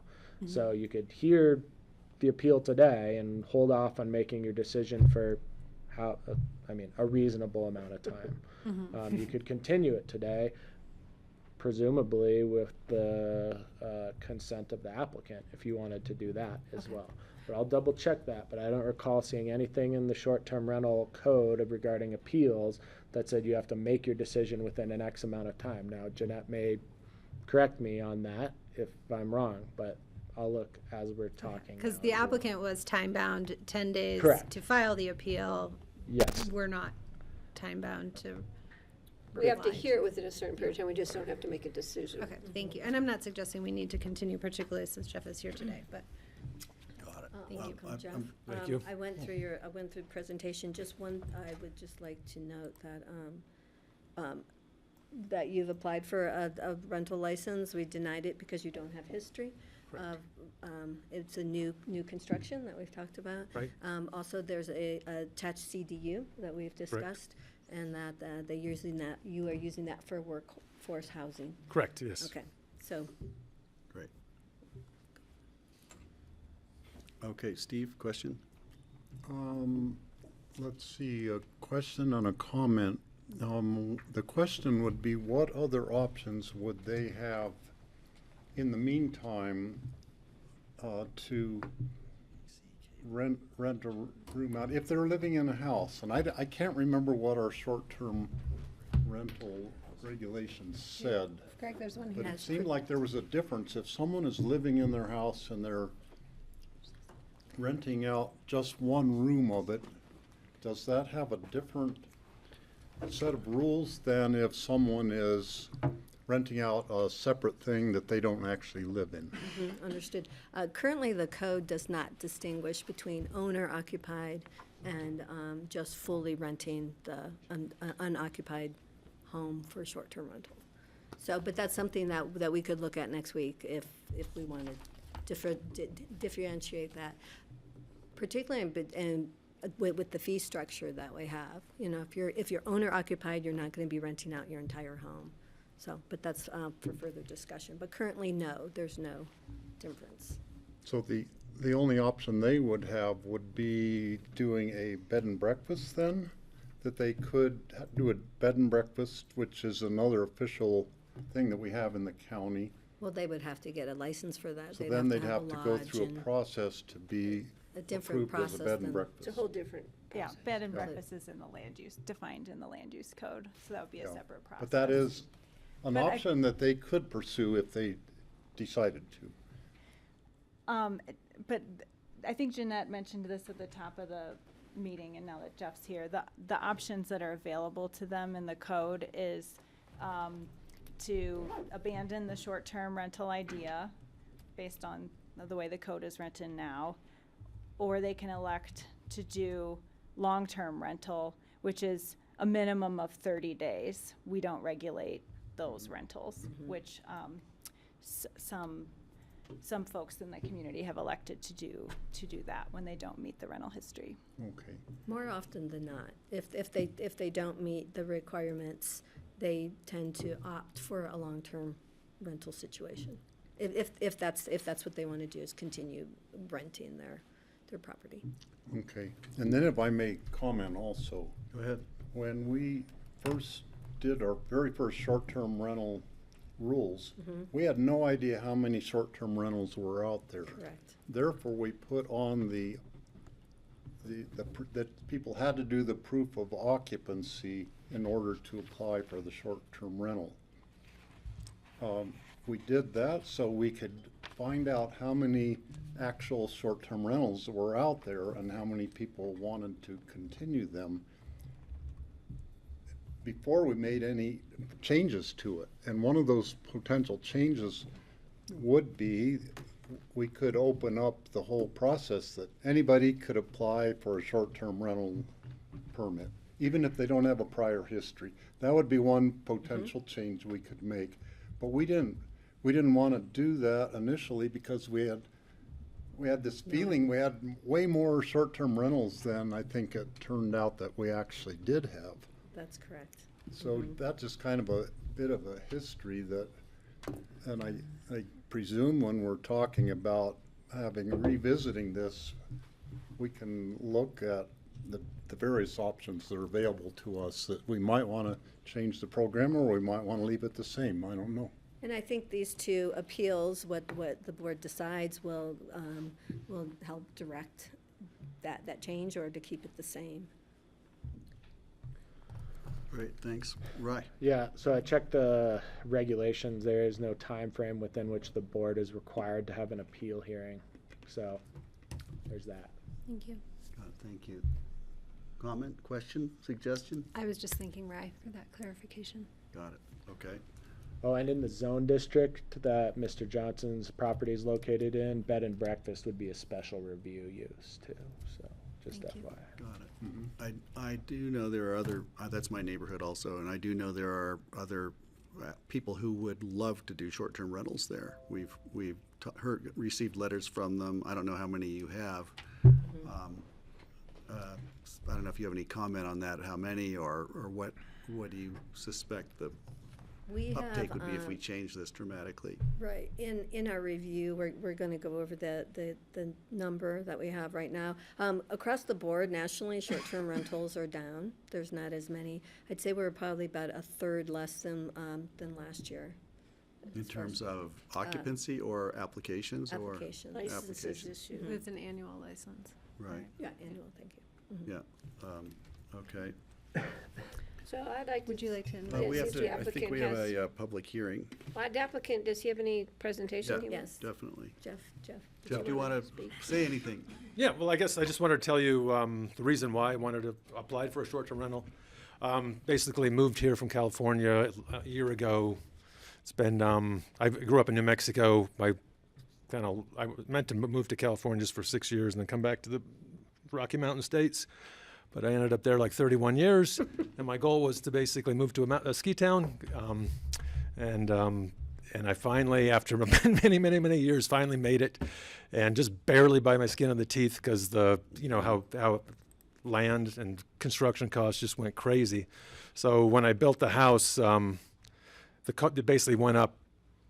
The costs went up like 40% or something like that. So I had to get a much bigger mortgage than but I was already, I was deep in it. So it was either basically build it and then sell it and not, obviously not live in Aspen, or just get this big mortgage. So I have a big mortgage. So I'm just thinking I'd like to have the ability to do short-term rentals because I always go to New Mexico for Christmas for like a week. And I know Christmas is a big, I could rent the place for Christmas. And then in the summer, I go visit my family in Wisconsin for a week or two. So I was just thinking, have the ability just to rent it a little bit here and there on peak seasons to kind of help defray the cost of the mortgage and real estate taxes. And it seems like reading the code that my house meets all the conditions except for rental history. Obviously, new construction, that's impossible. So that's why I appealed. All right, thank you. Steve? Didn't we also have a provision that someone could rent their house out for 2 weeks without getting a short-term rental permit? Because a lot of people in Aspen do that, like over Christmas time. A lot of people, that's how they afforded to live here for decades, was they would Well, by go on definition, vacation somewhere and they would rent their house out at Christmas time. Right, And make a and bunch of money, and that way that was which I enough think is why income. why the board decided to have an ordinance and a code, because by definition, short-term rental is 30 nights or less. So the shorter answer, well, the similar answer is no. There's no provision in the code that allows them to rent for 2 weeks without a short-term rental license, as it's currently drafted right now. I know we talked about that when we were Right, talking I about remember all that. the things, so. We ruled it In out. my mind, we talked about this, and I can't remember exactly what we put down on paper finally. So what would there be any issue with renting it out, doing a month rental, but having them move out 2 weeks early? You could do that twice in a year, I assume, and get your vacation time and get your I rental. mean, You just That's wouldn't a have fa- turnover every 2 days. That's a loophole or a so breach or a. it would have to. So if I put it up on You could rent it for a month. wherever I lease it, what do I? So it would be a 30-day minimum stay, Greg. would be your listing. So And that's that's how Engineer monitors those to make sure the folks in So- the valley on the sites, if they don't have a license, then they indicate that they're Yeah. 30 days. I mean, So if they that's, left earlier than 30 days, somebody. And then the owner That's can't the move back loophole in. the system, Greg. So if we want, why have an ordinance? I'm just a afraid if I did ruling, that, then I'd rent it out. Everyone would be They doing stay. I it. charge for the 2 weeks Then they stay, and then I don't have. You'd have to charge for the full month. Yeah. Yeah, but then you can't move in for that last 2 weeks. You're out for the month. You've rented it There you out go. to someone Okay. else. And for if the it's month. at Christmas time, that's right. Yeah, when and- you would have to be working at Well, Buttermilk. I have to work. I'm a ski instructor, so I have to work the 26th on. So it's really just that week before Christmas, up to Christmas. Right, Yeah, got it. yeah. Okay, Patty, do you want to I say d- something? No, I am, if you want to open to public, I have comment, but if you want to open the public hearing, I'll wait and then I'll. Rye has a question or? I just want to let the board know that we have sent compliance letters to people for precisely the type of activity that you just suggested, Greg. So I'd be aware of that. So you can't You're do in that violation. if they stay less than 30 days. And all their advertisement has to have 30 nights or more. Got it. You know, as minimum, maximum. Otherwise, we'll send them a compliance letter saying they're still advertising, even though they don't have a license, even though they said they're gonna long-term rent, they're still advertising. So everything has to be clear that it's truly a long-term. And really, long-term was to provide workforce housing, Exactly. not to kind of do a loophole in short-term rental. And minimize the impacts of regular turnover. Correct. to neighborhoods. Thanks. Right, yeah. Okay, I'm going to open it to public hearing. Is there anyone in public who'd like to speak on this topic in the room or online? I see a hand up. I see Joe Mason. That's, Is that Francie's got her hand up too. Francie's got, is your hand still up, Francie? I'm going to go public comment and I'll come back to you. Yeah, I just put it up, but I can wait till after public comment. Okay. Joe, would you like to speak on this topic? Thank you. Yes, please. Okay. And please identify yourself. My name's Joe Mason. I'm a Woody Creek resident. Great, thank you. Go ahead. Not sure if my video is supposed to be working. It's not, but anyway. We see a picture, yeah. I would recommend supporting tabling these applications until there can be a greater discussion of the short-term rental rules and regulations in Pitkin County. In Woody Creek, we realized there are some big holes in these, and I've had some conversations with staff members in attendance on one application. And frankly, the discussion of these has increased my confusion today over what happened with that application. So I would very much like the community to have a chance to discuss these with you, and for you guys to have a chance to discuss these regulations before you go forward with the matters before you tonight. Thanks. Thanks, Joe. Anyone else online? It's *9 to raise your hand. Not seeing anybody. Anyone else in the room? Last chance. Okay, we're bringing it back to the board. Francie and then Patty. Is that I'll okay? wait for Francie. Go ahead, Francie. Thanks, Greg. Yeah, I wanted to say to Jeff that I am hoping we can figure out a way to make this work. The house looks like a modest house. It doesn't seem like he's an LLC trying to rent it out 360 days a year or 120, even 120 days a year. So I'm hoping that when we have our discussion, we can reconsider new applications for STRs, because I think it is a bit discriminatory to only allow them for people who are doing them before. And personally, I don't want to get rid of STRs in their entirety in unincorporated Pitkin County. I think they are an important means of income for people who are trying to keep their houses. Thank you. Thanks, Francie. Back to the board here. Patty? Kelly, Patty, We're Steve? going to mix up. I'm going to start sitting over there just to move confuse over you. there. I understand Francie's position, but we were very clear when we made this decision about you have to rent between X date and X date because of the plethora. We weren't sure about the volume and we wanted to try and let time maybe wean some more of the short-term rentals out of short-term rentaling. So I understand that. So based on what's before us today and the code as it's written today, I would feel the need to deny this because it doesn't meet the criteria we have. But we're going to have this conversation, ironically, like next week. Yes. So your timing is either really good or not so good. Mm-hmm. But so I would like to give the applicant the opportunity, if it looks like the board is going to deny, because it in fact, to me, pretty black and white, it's not allowed by the code, to allow the applicant to decide to withdraw the application or to let us deny it and bring it back under new code and see how that change may come about and how we might address situations such as yours. Because we'd have to bring back a new application because you couldn't bring this one back because it's based on the old code and you'd have to bring it back under the new code. And it takes us a while to have a discussion on what we want to do to change and then move forward with the ordinances to read P&Z, the whole 9 yards, I believe, to get to this. So it could take, no P&Z? It's Title VI. So it would come right to us. Yeah. But it takes some time, especially in light of this time of year and everything else we have going on in the county and with P&Z and community development and the building department. So I would like to see the applicant, when we get the feel of the board, the direction the applicant would choose to take. Thanks, Patty. Steve? So I would concur with your estimate. I think it would take at least 4 months Or longer. before we would get something approved that you could apply under a different code. That just being realistic based on past experience, especially because we're getting into budget season and we're going to be really tight on time for the rest of this year. That's pushing it more likely into January or February, where we finally get something approved. Any changes? We might happen faster, but that's just being, I think, realistic. Great, thanks, Steve. Comments, questions?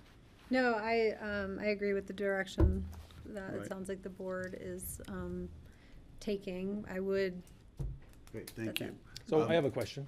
Please. So what I hear is that you see some things that in the code that you want to readdress over the next 4 months. Or longer. Review and Review possibly and possibly. readdress. Yeah. So if I withdrew, then you'd basically, I would hear from Jeanette when you've gone through that process and reconsidered, and then possibly change the code, and then I could then reapply at Under a that new time. code.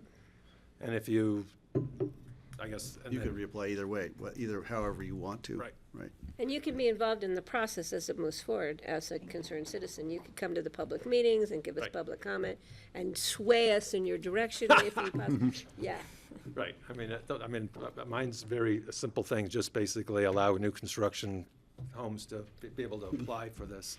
Yeah, If they but meet that all would the be great criteria. for But the I want to community include and- 50-year-old houses in that deal. Right, Steve. And everything in between, right? right, right, So yeah. we have a bigger picture to look at. Yes, is we what have a you're much saying. bigger So picture I to guess look at. under that circumstance, I would, because I'm not in a rush to get this, so I'd rather just maybe, it sounds like the easiest thing would withdraw, and then when I be part of the process. Construction everywhere. Welcome to. And the past, Welcome and- to the Western Slope. Okay, so the procedure, if you'd like to withdraw, this would, you'd offer to, and then we just make a motion to accept. See you again Mr. next Johnson's month. gonna We'll just withdraw. keep you in the then. loop. Okay, sounds You're good. agreeing to do that then? Yes. Okay, so Mr. Johnson is withdrawing his you. application. I'm to sorry, appeal but the now it's a denial. quicker ride home or drive home, I should be. Actually, I'm maybe. heading to Denver right now, so. The pass has been closed. Yeah, yeah. Oh, it's Good luck. closed? You can't get really? here from there. It's intermittently closed. You have to check with picking alerts. Yeah, good luck. but the airport's currently open. You're trapped here with us all day. The canyon is closed most of the time also, if that's helpful. Yeah, it's a rough day. Thanks, Jeff, thanks for coming in. Thank you, And Jeff. clearly, It's this nice is to meet you. important. Appreciate your story. I think it's meaningful for us. And I want to thank you, Joe for Jeff. commenting as well. Okay, up next, we've got Little Cloud 9 LLC, appeal of denial of short-term rental license. So,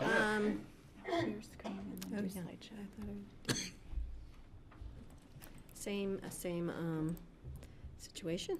It's it's denied because they do not have short-term rental history.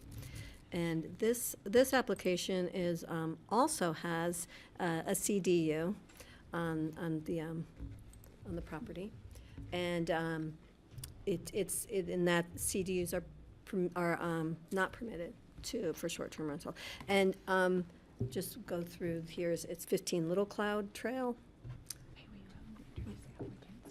Oh, yes, the applicant is 15 Little Cloud, and the representative is Elizabeth, and she is going to be on Great, I Zoom. see her. Can you Great. go back to that map, Sure. Yeah, please? I never understand how this has not been annexed into the city. Right. You know, Yeah. the whole No, little. the other side of the street is Yeah, city. It's the Yeah. Midland right of They- way. I mean, Yeah. their snowplow is city, their roads are city, their. And then you go up sewer 8th is Street and city, it's in the their- county. Yeah, when they applied for the city first, and Right. then the city brought them to the county for the application for short term, so, okay, so we good with Great. that? Here's a picture of this house was purchased in 2022, and that's why they do not have short-term rental history. Again, it's the same scenario. They applied in May of '22 this year.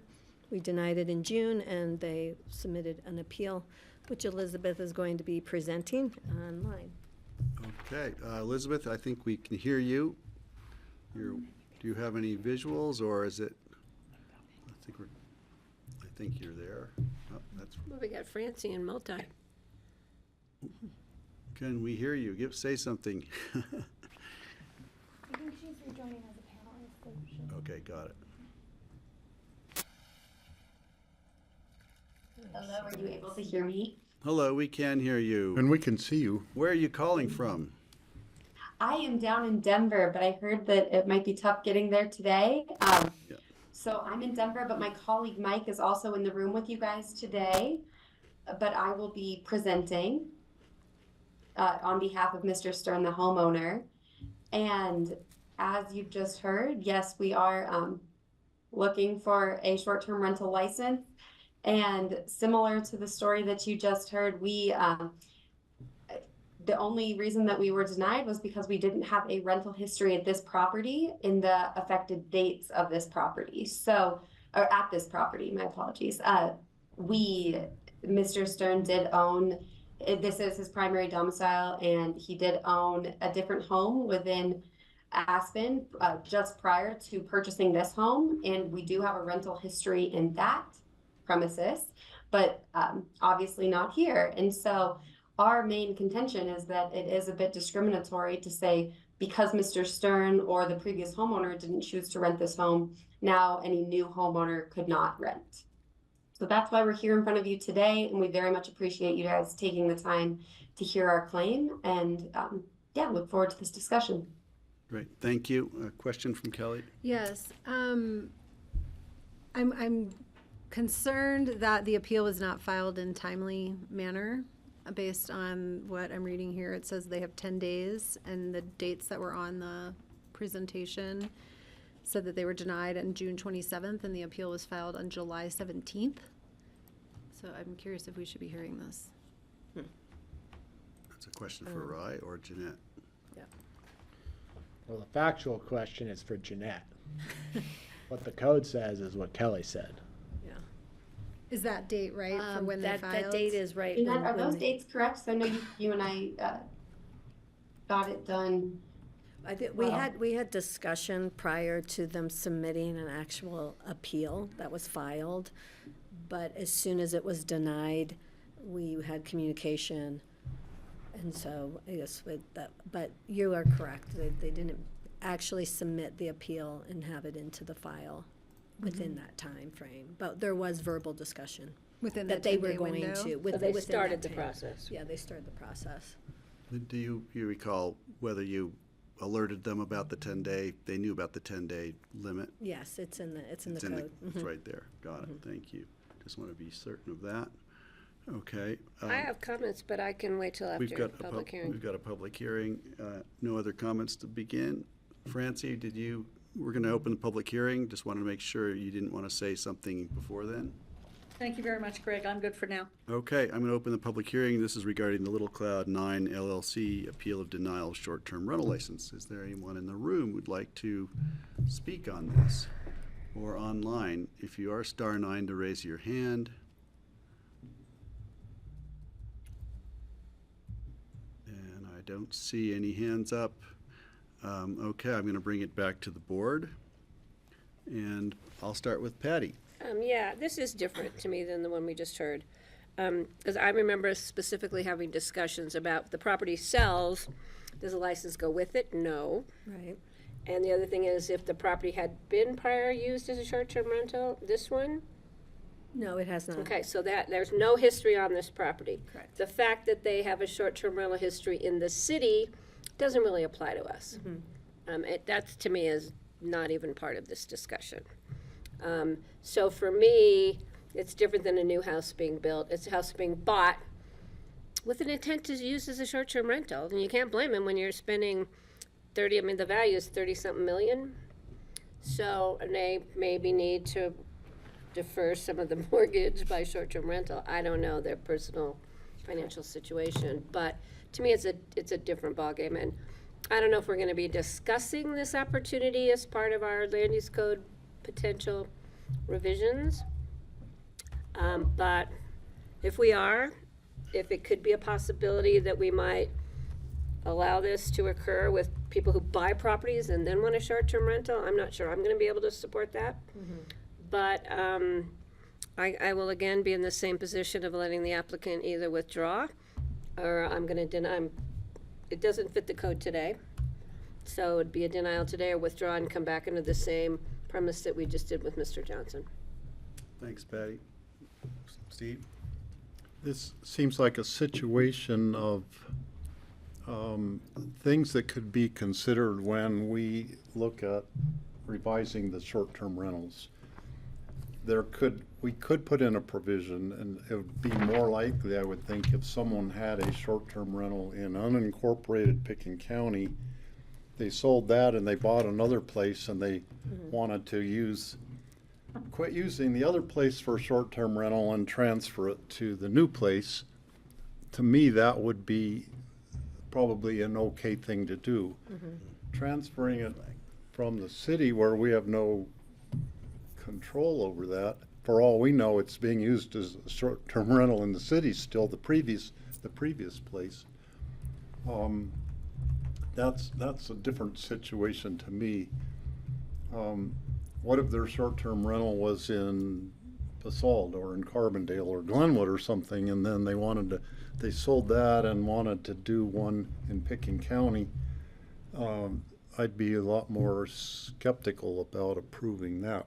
But it's things that we could consider, those kind of things, when we're looking at the revisions to the short-term rental. I think it's obvious that given the existing code that we would have to deny this. And I would suggest to the applicant the same thing the previous one did, would be to withdraw the application for now and wait until we, maybe participate in the process where we're talking about proposed revisions to the STR code and then reapplying if their property applied. And I'll say the same thing to you that I said to the previous applicant, that when we did the original STR thing, we had no idea how many short-term rentals there were in the county, and we limited it to just to those that had a previous rental history, so we could get several years of data before then deciding, are we going to open this up to any property in the county to be able to come, apply to be a short-term rental? That we didn't know, and I don't know if we still probably don't know that, but that's a decision we'd have to make in this new process. So there is a possibility that we would be opening up for new applications for properties that did not have previous history to apply to be short-term rentals. And that could be part of our revisions to the code. Okay, thank you. I concur. So I'm going to offer. Did you just say you concur? Is that what you said? I concur. You concur. I'm going to offer to the applicant if they would like us to deny. I think that's the direction the board would go based on the code as it's written today, or if the applicant would like to withdraw. We're happy to withdraw and then participate in that process to explain why a home that's purchased should be treated the same way that hopefully a new construction would be. And so That's we right. can Thank you. direct staff to also keep the applicant in the loop as we move forward with our discussions. Thank you. Thanks, Elizabeth. Thank Thanks you. for tuning Thank in. you so much. Appreciate your time. Okay, so we have a withdrawal of the appeal of the short-term rental at Little Cloud 9 LLC. So we're going to keep moving. Next is a resolution granting approval for a short-term rental license for River Properties LLC and directing the licensing authority to issue a short-term rental license. Share and then slideshow. And we have representatives with us? Yes, We do. We Chad do. Waldorf. There's a few. Come on down. Pull that chair over. I'm having issues. Hey, how are you? Good. Welcome. And please identify yourselves for us and we'll get started. Sure, my name is Chad Waldorf. My name is Ken Citron, I'm counsel for the owner. Great. Thank you. Chad, are you the owner? I am, correct. Okay, thank you. All right. Well, one of the owners. The other 4 owners are here with me. Got it. The back Okay. 2 rows. Okay, ready for the presentation? Okay, so this is representing 100 River Rock Lane, application for a short-term rental. And the representative is Chad Waldorf, he's the owner and presenter. The timeline for this is a little different case, thank you, than an appeal. So the applicant applied for a short-term rental on September 5th, 2022. That's when we first introduced the ordinance, and reapplied 2 years later in June 10th of 2024. Over that time, multiple public noticing periods have resulted in mixed comments from neighbors. including letters of objections as well as letters of support.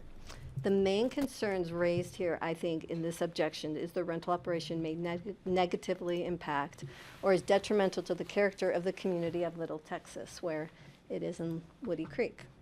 The applicant here today is requesting a short-term rental license, ability to do that. And here is, I think it's important to look at the property line, as you may be familiar with Little Texas. River Rock, they share a common communal space down by the river, and there's very little designation between the properties as far as going down to the on the riverside. You mean delineation between the Yes. property, no Yeah, thank fences you. or Thanks, Greg. obstructions? Mhm. Okay. And this picture of the property. And then, so some of the staff analysis, some of the issues that were raised previously were parking, trash, noise and events, trespassing, on-site water waste treatment, and open fires, community character, which all have been addressed and mitigated over these past 2 years of working with the client and also with mitigating these issues. So on the parking issue, there is adequate parking for the total of 8 vehicles. You can see here the diagram on the right. But on average, if they do have guests, they're only using 4 of those spaces. Noise and events. The applicant has revised their rental agreement prohibiting events, social gatherings, parties, youth groups, and fraternities. As trash, all STRs have to have a good neighbor guide posted in the property, and that educating guests on regarding trash and wildlife. As far as trespass, the applicants has agreed to educate and inform guests the limits of the property by providing maps of the boundaries in Little Texas when they're renting out to guests. Occupancy and the OWTS. The limit will be 10 guests based on 5 bedrooms. That's 2 guests per bedroom as per code. And the OWTS was repaired in the summer of 2022, and currently it is in order for proper function. Open fires. The applicant strictly prohibits guests from using the neighboring fire features in Little Texas. Community character. The applicant represents agreement with the short-term rental code limitations of a 4-night minimum stay and a maximum of 120 nights per licensing period. So all the issues that were raised and the public objection have been addressed and mitigated. So the staff recommends, based on code, that they have met all the requirements for the short-term rental license. And we're directing it to you today because of the amount of public comment and concerns. And we feel that this should be brought to the board for decision or discussion on 100 River Rock Lane for licensing. Great, thank you. Okay. Question from Patty. Yeah, so we have obviously multiple violations that have been mitigated. Mm-hmm. Did any of those violations occur while the owner of the property held a short-term rental license? No, because they were never issued a license. And why were they never issued a license? Due to public comment. So, Not because of violations of the use of the property? well, in the code, as you know, there's a 15-day public noticing period. And we look at those as staff as they come in. And because there was strong opinions in that community, we held back from issuing a license until some of those could be resolved. In the process, there was some other issues that came about, and Such as number of bedrooms, et cetera. Correct, and in the OWTS, there was an issue on that they had a freeze on that. But after environmental health has gone out, they've inspected it. The repairs seem to be sound. So again, I think 2 years of going through all the violations and correcting those. We feel right now they meet all the requirements of the code. Okay, I have a further question. Yeah, go ahead. Clarify this for me, because I could have heard this totally wrong or incorrectly or blown out of proportion, I don't know. that the owners were advertising the property with photographs of the neighboring parcel, their nice yard that went down to the river with a fire pit and furniture. And if that was occurring, how are they advertising rental use of the property? They didn't have a license to short-term rental. They were, at the time that we denied the application, they were doing long-term rental. So greater than 30 days, we have documents that it was actually used by one party for 30 days. Well, because we don't monitor long-term rent, we would just ensure that all their advertisements, they weren't able to book for 30 days. There was no Right. overlap of Right, the 30 there was days. no overlap. Okay, thank you. Right. I'm going to let the applicant present Thanks, to us Greg. at this time. Thank you. Great, thank you all very much. After spending many hours on Zoom with all of y'all while you came up with the code, it's nice to meet you in person. And I think it's also worth adding, I spent taken a total of 3 years off my career and worked in government, governor's offices, and served on a bunch of boards and commissions. So thank you all for being public servants, because I know it's often a thankless task, so I respect you for that.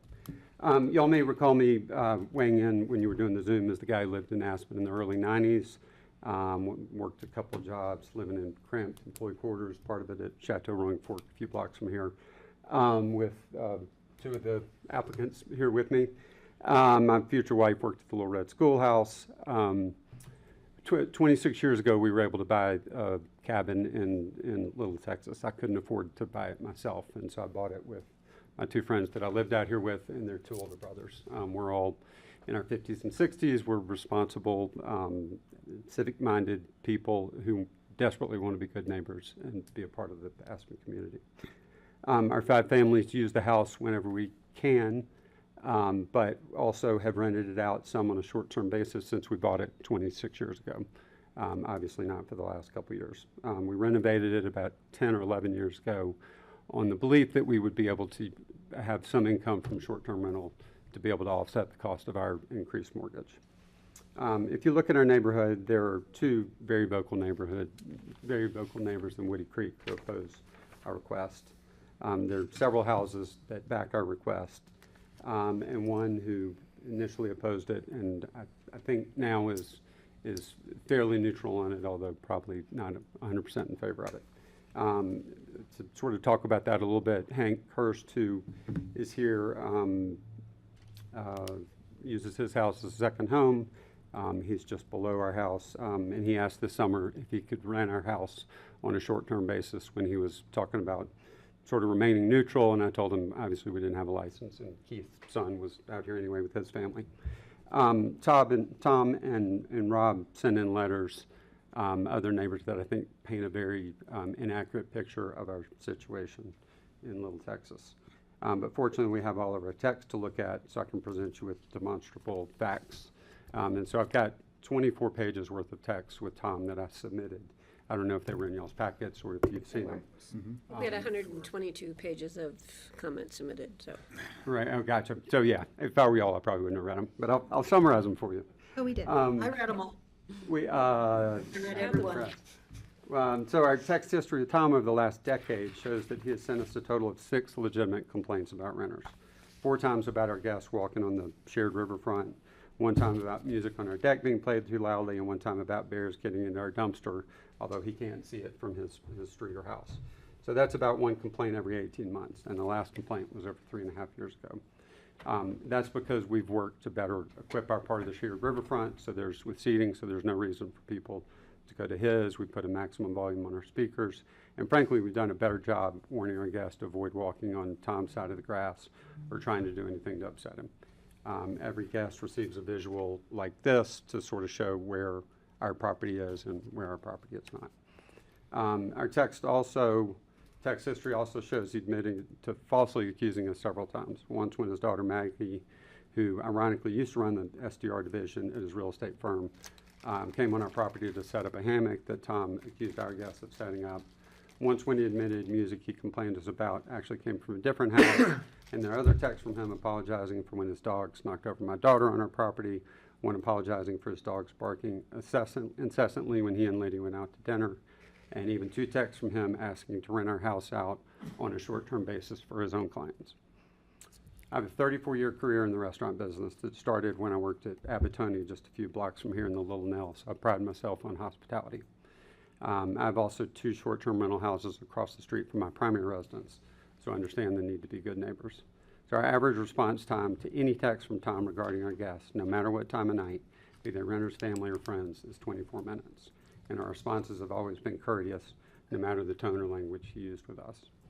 As I mentioned, the Hurst family is newer to the neighborhood. Hank tore down his house next to us to build his vacation house probably 4 or 5 years ago. Our text history shows he has complained twice to us about guests parking on the side of our shared driveway. We think our guests have the right to do that, but we've abided by his request and eliminated that going forward. There have also been a couple of complaints from Hank or his son about us, but they have not been when anyone was at our house, so we think there was just some sort of misunderstanding. So in total, we've had on average of 1 verifiable complaint from Hank every 2 years. Our response time has averaged an even better 11 minutes, and our last complaint was over 3 years ago. We have never received a complaint from the house in which Rob Pugh and Susan Middall live, even though we have given them our cell numbers. We share a driveway, but our houses are not visible to one another's. None of the stats I provided you, however, include what was likely the biggest issue for our neighbors, and that is related to an incident in the summer of 2022, right after y'all passed the code, when we donated our house to the Aspen Community School for the second time for the end of the year teacher retreat. Todd's children had gone to Aspen Community School when he lived out here for a while, and we had a friend on the board who asked us to donate the school, donate our house. Several teachers, and too many teachers, frankly, parked on our shared road, and all 3 of our neighbors, immediate neighbors, jumped all over it as proof of our responsibility. I don't know if y'all saw it. You received a letter from their principal, Casey White, apologizing for not being more thoughtful about that incident. I think it's noteworthy we didn't charge the school a penny for either year. We absorbed the cleaning cost, and yeah, if you're wondering, it does feel a little more than ironic to be accused of being a bad member of the community for donating our house to teachers at the local community school. We acknowledge our neighbors have had some legitimate gripes over the years, but they're few and far between these days. Although we haven't been able to rent our house out since the code passed, we have had lots of guests. I can promise you, if you want to become popular, live in the Southeast and tell people you have a house in Aspen that you can't use or can't rent out. So we've had family and friends come out here fairly frequently. But while that's been going on, because we've done a good job, I think, in addressing issues prospectively, I don't believe there have been many or any significant complaints that have come to us. So as you consider our application, I would ask you to please consider these 3 factors. 1, please look at the facts rather than unsubstantiated accusations. You're going to hear that we allow people to throw huge parties and are not very good neighbors, and I don't think the proof that we've submitted, I think, indicates that's not the case.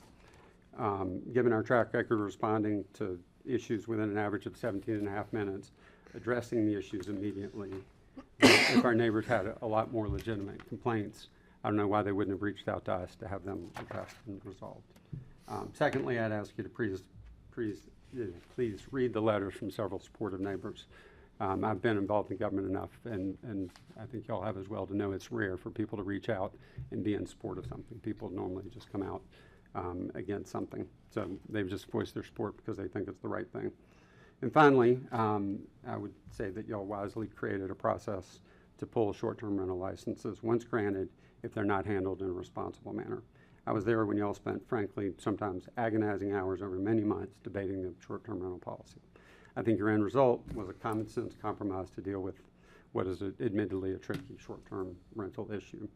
So I would ask that you all follow the process you've created, grant us our license we rightfully deserve, and then allow us to prove to you and the officials overseeing the program that we deserve the right to keep it. Thank you all very much. Thank you, Jack. Thank you. Other comment? Do you want to add anything? I would like to hold my comments until after the public comment, if that's okay with the board. Okay, great. Thank you. Francie, did you have a question? No, it was just comments, so if you want me to wait till after public comment, that's fine. Okay, I think we'll do that. So if that's it from presentations, I want to open this to public comment. If there's anyone here who would like to speak on this issue, please raise your hand and we'll bring you down. We're going to limit it to 3 minutes. And I've got, what do we have online? Any online? That's Francie's hand, right? Yeah. Couple of people online? Yeah, we do have some hands online also. Okay, I will get to them. Okay, hello, sir. Please identify yourself. Tom and- Elberg, owner of 106 North Little Texas Lane since 1991. We have put up with the short-term rental business next door to us for decades.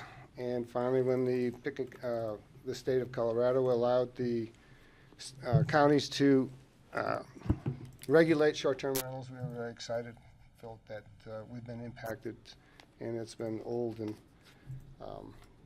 needs to be stopped as far as I'm concerned. This room is about as wide as the riverfront property. We live in a AF10 zoned area where you're supposed to have 30 feet from a side yard setback, so this is about 30 feet. So it's a very narrow piece of property that in the past has had 15, 16 people. Now they're limited to 10. But as you can imagine, if you're down by the river and you're right next door, trying to enjoy the ambience of the river that you bought back in the 90s, it's quite discomforting. People that come to rent short-term are at the river every day, most of the day, and it really takes away from your privacy and enjoyment of the land you bought.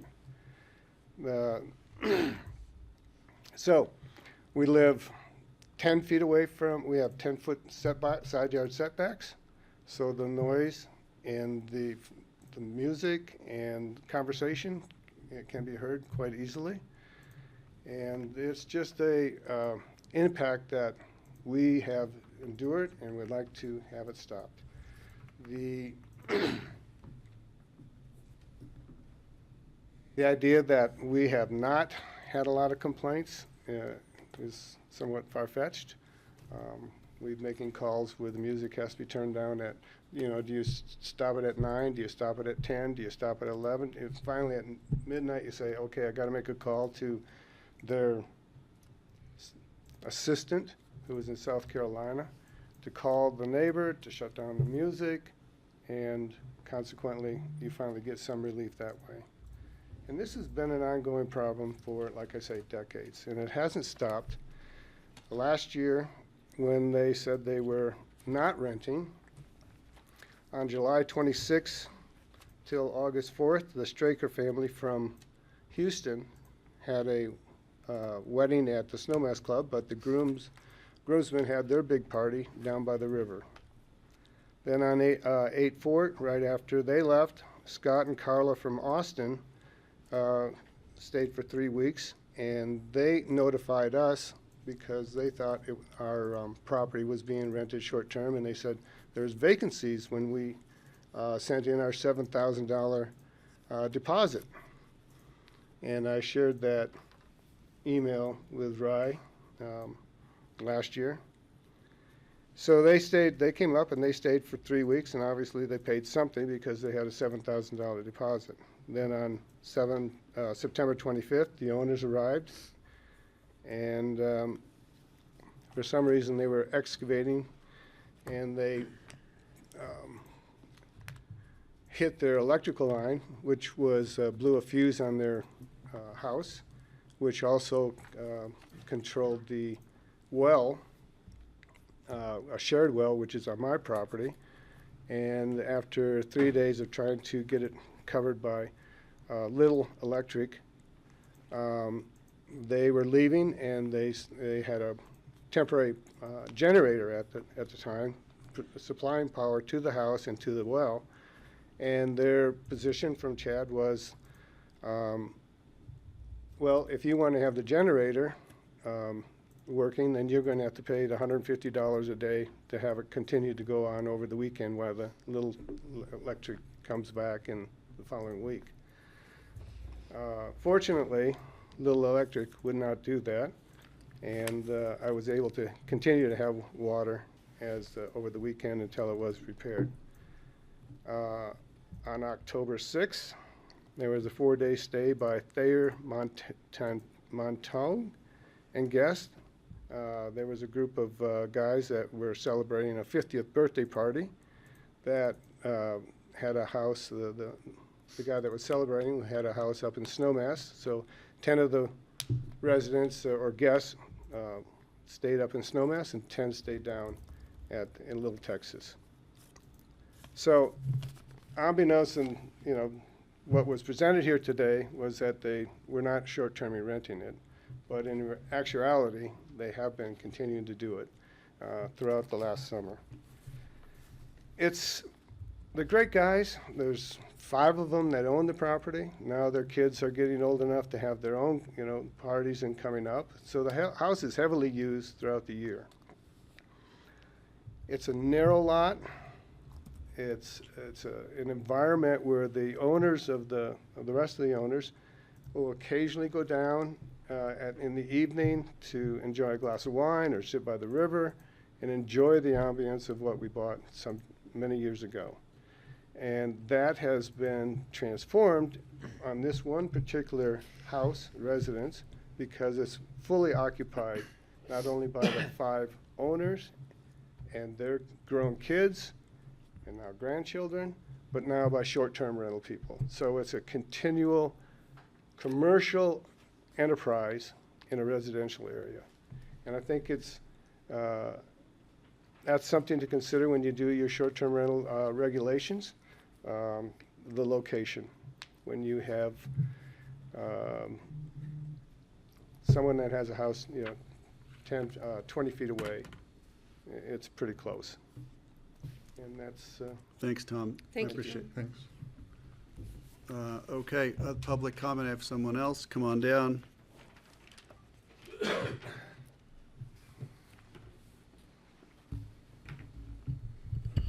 Great. Tell us your name, please. Thank you. My name is Rob Pugh, and my wife Susan and I own and are full-time residents at a home on 105 River Rock Lane.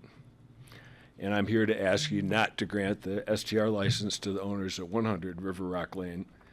I think the code clearly states that STR licenses would not be granted in situations where it was detrimental to the local community and the neighborhood of the property. And I think the Melbergs, who Tom just spoke, the Hearst, the Densmores, and us are the immediate neighbors and have been negatively impacted by the use of this property as an STR. Because this property location is down an isolated road, other neighbors, for instance, those in Little Texas, really have no clue what's going on at their home. As a matter of fact, I don't consider where we live part of Little Texas at all. It's actually 2 roads down valley from Little Texas.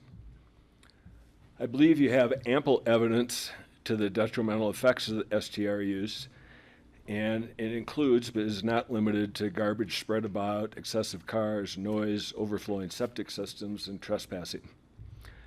These have occurred and continued despite continuous promises by the owners. It was just a few years ago, we had a wedding there, and we literally could not get down the driveway.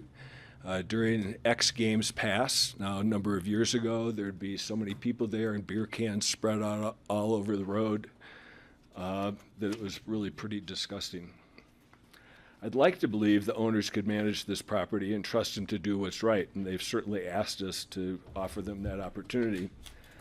However, I think you saw in your packet that they continue to advertise their property as a 7-bedroom home. As Tom pointed out, they continued to rent it even after they were denied an STR license, and I think past behavior is a real good indication of future behavior. Just in the broader scheme of things, we have multiple STRs across the river from us. We've had to call the local sheriff on late night noise, open fires during fire bans, and are constantly having to deal with the influx of guests who have no idea or care about the norms of our community.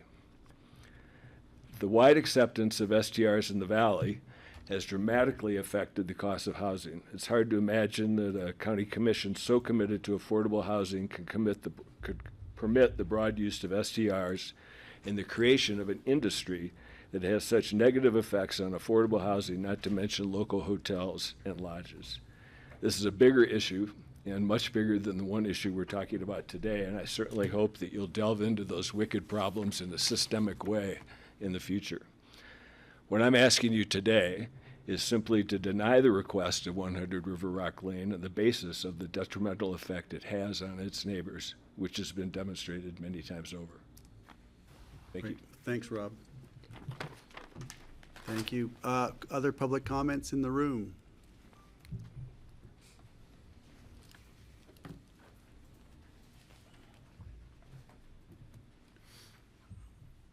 Thanks for coming. Hello, my name's Hank Kerr. Sorry for the glasses, but I have a detached retina. Oh, no. So it's that. not that I want to not make eye contact, I just need to have them. I'm 104 River Rock Lane, so Tom's on the, I guess, the upper side, and I'm on the lower. The neighbors, great people. I mean, I really like them, all of them. They're really nice. I have trouble when they rent it out or people, and then they come on my property. Can you show the property up there so I can, because I'm a little bit different. All the other properties are set back 100 to 150 yards back or feet or whatever. What was so unique about our property and why we bought it actually is because we found we could take the home down that was there and then build our dream home right there. So we're like 15 feet from the river, which is spectacular. I bought the property about 8-10 years ago, went through a couple years getting the entitlements, and then we built the home. If I knew that it was a vacation rental area, I would not have done the deal. Sorry, which house is my yours? fault. Is it under the cursor, or is that the? No, it's right there. That's yours. Is that Okay, and the one in question is to the left of me, just right? right. that one. Thank you. Okay, that right? thanks. Yeah. Go ahead. No, is that right? No, I'm sorry. No. River Rock is right there. She's right here. Right here. That's your property. It's right on the. Oh, right here. The one closest This to the is- river. This is Hank. That's his That's right on Hank's. the river. Okay, thank you. Yes. Yeah, And then Hank's- then the house in question is right across the Where road. the- Got it. Where the Okay. arrow is. So as you can see, they're all kind of set And back. Tom's is next door. Correct. And it's beautiful down there. It's paradise. And where their property is, there's really no, you can't tell where it starts and where it ends, and that's why people kind of walk back and forth. But on mine, being right down there, you can tell, I hope, that that's not their property. And there's been times that I've been down there with my wife, sitting there having coffee, relaxing, and someone just walks right there because we're so close to the river. And it's very disturbing. We don't like that. It's just not right. It's a violation. I've talked to the neighbors, I'll call them the brothers because I guess they're like four brothers, great people, and we're trying to work out something that would work for both of us. We talked about maybe even putting a nice fence between our properties so at least someone would know as they're walking that, hey, you're getting off that property and going onto mine. And it's just, we came there, it's beautiful, it's enjoyable, we want to enjoy our property. And there has been times where, like Mr. Pugh mentioned, where they had a wedding, and although you might say you're limited to 10 people or 8 or 10, there was 20, 30 people down there partying, and it's playing badminton, all that, and it's noisy. But if they have property rights and they can do it, then they have property rights. I don't know the law from that standpoint. I just know that they're good people, we're good people, we'd like to enjoy our property. So Thank you. that's my story. Thank you, Hank. Thank you. Appreciate you coming down. Other people in the room, anyone else like to make a comment? If so, raise your hand. Susan is so silent back there, but her representative was here. Makes you nervous. Yeah. I usually expect you to come and raise your hand, Susan. Me? You. Okay, we're going to go online. *9, you've got your hand raised. We'll go with Karen Devlin. Karen, can you hear us? I can. Can you hear me? Yes, we can. Go ahead. I just wanted to say, my family's been on Little Texas for 30 years. We have 2 houses. We're 4 and 5 houses down from Chad. My family's been in Aspen since the 50s. My dad went to Aspen High. I'm so confused because I live here full time. And so I can see what's going down on the river, and we have a badminton sometimes on the summer. My immediate family is 20 people. Like, but there's never an issue with Chad or the ice shades. I mean, everyone I've met could not be nicer. Chad is wonderful. He's kind, he's courteous, he's fun. I feel like we're here because we have one bully that lives in this neighborhood. He's been here for 30 years and he spoke first. And I don't think that one person should rule what happens to other people's lives. And so I speak for myself, my neighbor, my brother and sister, that all are in full support of Chad. And if he abuses this, then yes, revoke it. But there's no reason why he should not have a short-term license. So thank you so much. If you have any questions about life on Little Texas full-time and what it's truthfully like, then please ask, because I'm sitting out on the deck right now, and besides the planes from the flight path, there's no noise. Thanks, Karen. Okay, I'm going to go to Joe Mason. Joe.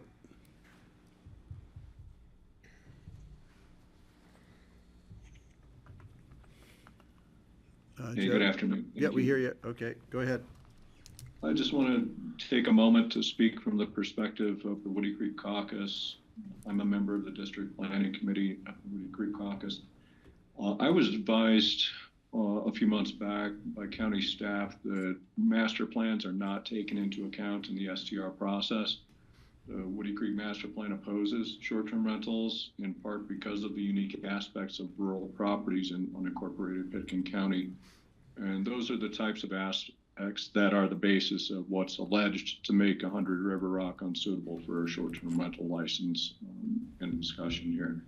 I look forward to the BoCC discussing these aspects more fully when they discuss revisions to the STR program review and code amendments on October 1st. And thank you. Thanks, Joe. Appreciate it. I don't see any other hands up online. I'm going to bring it back to the board or in the room. Anybody else have a change of heart and want to say anything? I don't see it. I'll bring it. I think Mr. Waldorf would like to follow up on some of the public comment. I'll let you do that. I'll be very brief this time. I know it wasn't the first time. Thank you. One, I think it's worth pointing out, in spite of the charges, to my knowledge, I don't think anyone has ever called the sheriff's office on us or our guests. I think if there were issues that warranted it, that would certainly be done. As you know, we have some diligent neighbors. Secondly, in relation to Tom's discussion about the summer of 2023, we did rent the house twice for 30 days each, and the county staff looked into that and were satisfied that we did so legally. And then the October 2023 group that was here for 4 days that Tom mentioned is Mike Monin. He was tied to my 25-year business partner. He has a house in Snowmass. He had extra guests. He asked if they could use our house. We said, of course he could. We told him to be very careful and cautious about our neighbors. We didn't charge him a penny. I mean, we were going to have guests at the house one way or the other.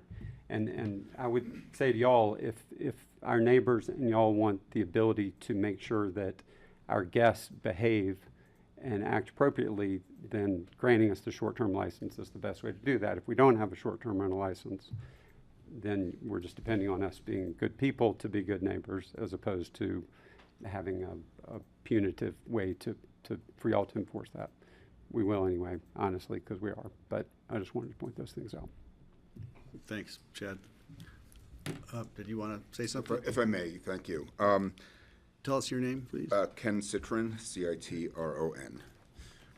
As the board is aware, an application that was submitted in 2022 was denied. Among other reasons was impact on the community, but specifically with respect to excessive noise, trash, trespass, and parking. As Janine pointed out, the owner has taken the time, effort, and money to mitigate all of those disturbances. They've put in a new septic. They've reduced the number of rentable bedrooms. They've agreed to maximize the number of guests and cars. They will give provide the good neighbor packet to their renters, as well as an illustration of where the property lines are to ensure that there are no future trespasses. It sounds, to some extent from the public comment, as though we've got a little bit of a case of sour grapes about the fact that there's an STR program at all. I would point your attention to a June 10th, 2024 email between Mr. Melberg, who spoke here before, and Mr. Pugh, who spoke here before, where, among other things, Mr. Melberg complains short-term rentals are the antithesis of community. They don't like short-term rentals in general, and that is certainly their opinion that they're entitled to. In other emails, you'll see that there were some complaints about, well, if you're not a resident owner, you shouldn't be able to have short-term rentals. The fact of the matter is this board, in its wisdom several years ago, passed this ordinance to ensure that short-term rentals not only are permitted, but they are regulated. Mr. Waldorf and his co-owners in the property have committed to comply with those regulations. There are 10 criteria that this board is to consider regarding short-term rentals. 9 of those can be measured objectively. Did the person comply or not? Yes or no? All 9 of those have been complied with by this owner, as staff has recognized. The only one that is at all at issue is with respect to the community impact. Now, notably, there's also 6 criteria by which the board can deny an application, and none of those include community impact. We live in what is in some areas densely populated neighborhoods. That is not a criteria to deny a permit. The fact of the matter is, if the owner complies with the objective criteria that you are to consider, these guys have complied with it to the letter. And there are a couple of neighbors who don't want short-term rentals at all, and you've heard from them in Woody Creek. That is not a basis to deny the permit in and of itself. So we would suggest that after hearing from Mr. Waldorf, from hearing from other people making public comment, including a person who's in favor of the permit being issued, and 2 others who have submitted written support in the packet, you've really got what amounts to a wash here. Some of the neighbors are in favor of it, some are not. I think that a question of the motivation of the people who are not in favor of it should be part of your inquiry, whether they're doing it for purely selfish purposes or reasons that they believe are more generally policy-based, but which are not reflected in the code, and grant the license. Great, thank you. Is that all? That's all. Great. Thank you. Thank you. All right. I'm going to bring back to the board. I see Francie has her hand up. We'll go to Francie first. Francie, go ahead. Thank you, Greg. I am inclined to agree with the man who just spoke. I think this is an unfortunate neighborhood situation. It's kind of reflective of a lot of what's going on in our country, where people cannot seem to find common ground. I'm really sad to hear it. It seems to me that Chad has tried to mitigate his errors in the past, and I would like to support our staff in their recommendation that we grant his request, and perhaps if it would make the neighbors more comfortable, we could check in with Chad on a regular basis rather than waiting for neighbors' complaints. That's been one of the issues of the STR program for me from the beginning, is that the way that people are basically investigated is because of their neighbors' complaints. And I just think it's an unfortunate thing they were asking neighbors to monitor and report on each other.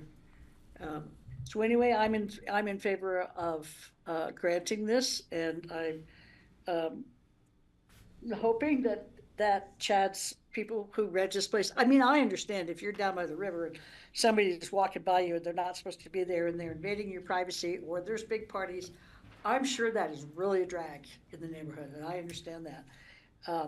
But I'm trusting Chad to, with his clients to make sure this doesn't happen. Thanks, Francie. Take your hand down if you don't mind, just so we don't get confused on this end, being easily confused. Back to the board in person. Comments? Question regarding our STR rules. Is this something that is reviewed every year? It's an annual license. Comes back, annual review is mandatory for any short-term rental, or is it only when there are problems? No, they have to renew every year. They have to renew their license. So then usually it would just be an administrative renewal on your part? That it wouldn't actually come to the BoCC unless there's issues? Correct. And unless we don't have any objections, public comments, concerns, neighborhood concerns, and they submit the proper documentation and process the fee, then they're granted another year of licensing. And what are the criteria that you would use in the administrative review? Do you have like a checklist of things you go through? Yes, we do. And could you read those to us? Sure. Or do you have them online or on a graphic? I do not have them on a graphic. Okay. I'll have those with next week. Got it, okay. To review that. We'll wait for But that. It's pretty but specific. some of the things, the documents that we've added from year is a OWTS statement. We've had a certificate of occupancy to verify the bedroom count. So they're not putting stress on those water systems by having too many guests. Good to note that the city does allow 2+1, 2 guests per bedroom +1. That could be a trundle bed or a futon. The county does not, primarily because of the water systems in unincorporated Pickens County. And so the other document is a property search or a deed of trust. And that's to make sure that we're not issuing license to people who are renting their CDUs out, their caretaker dwelling units, that's prohibited.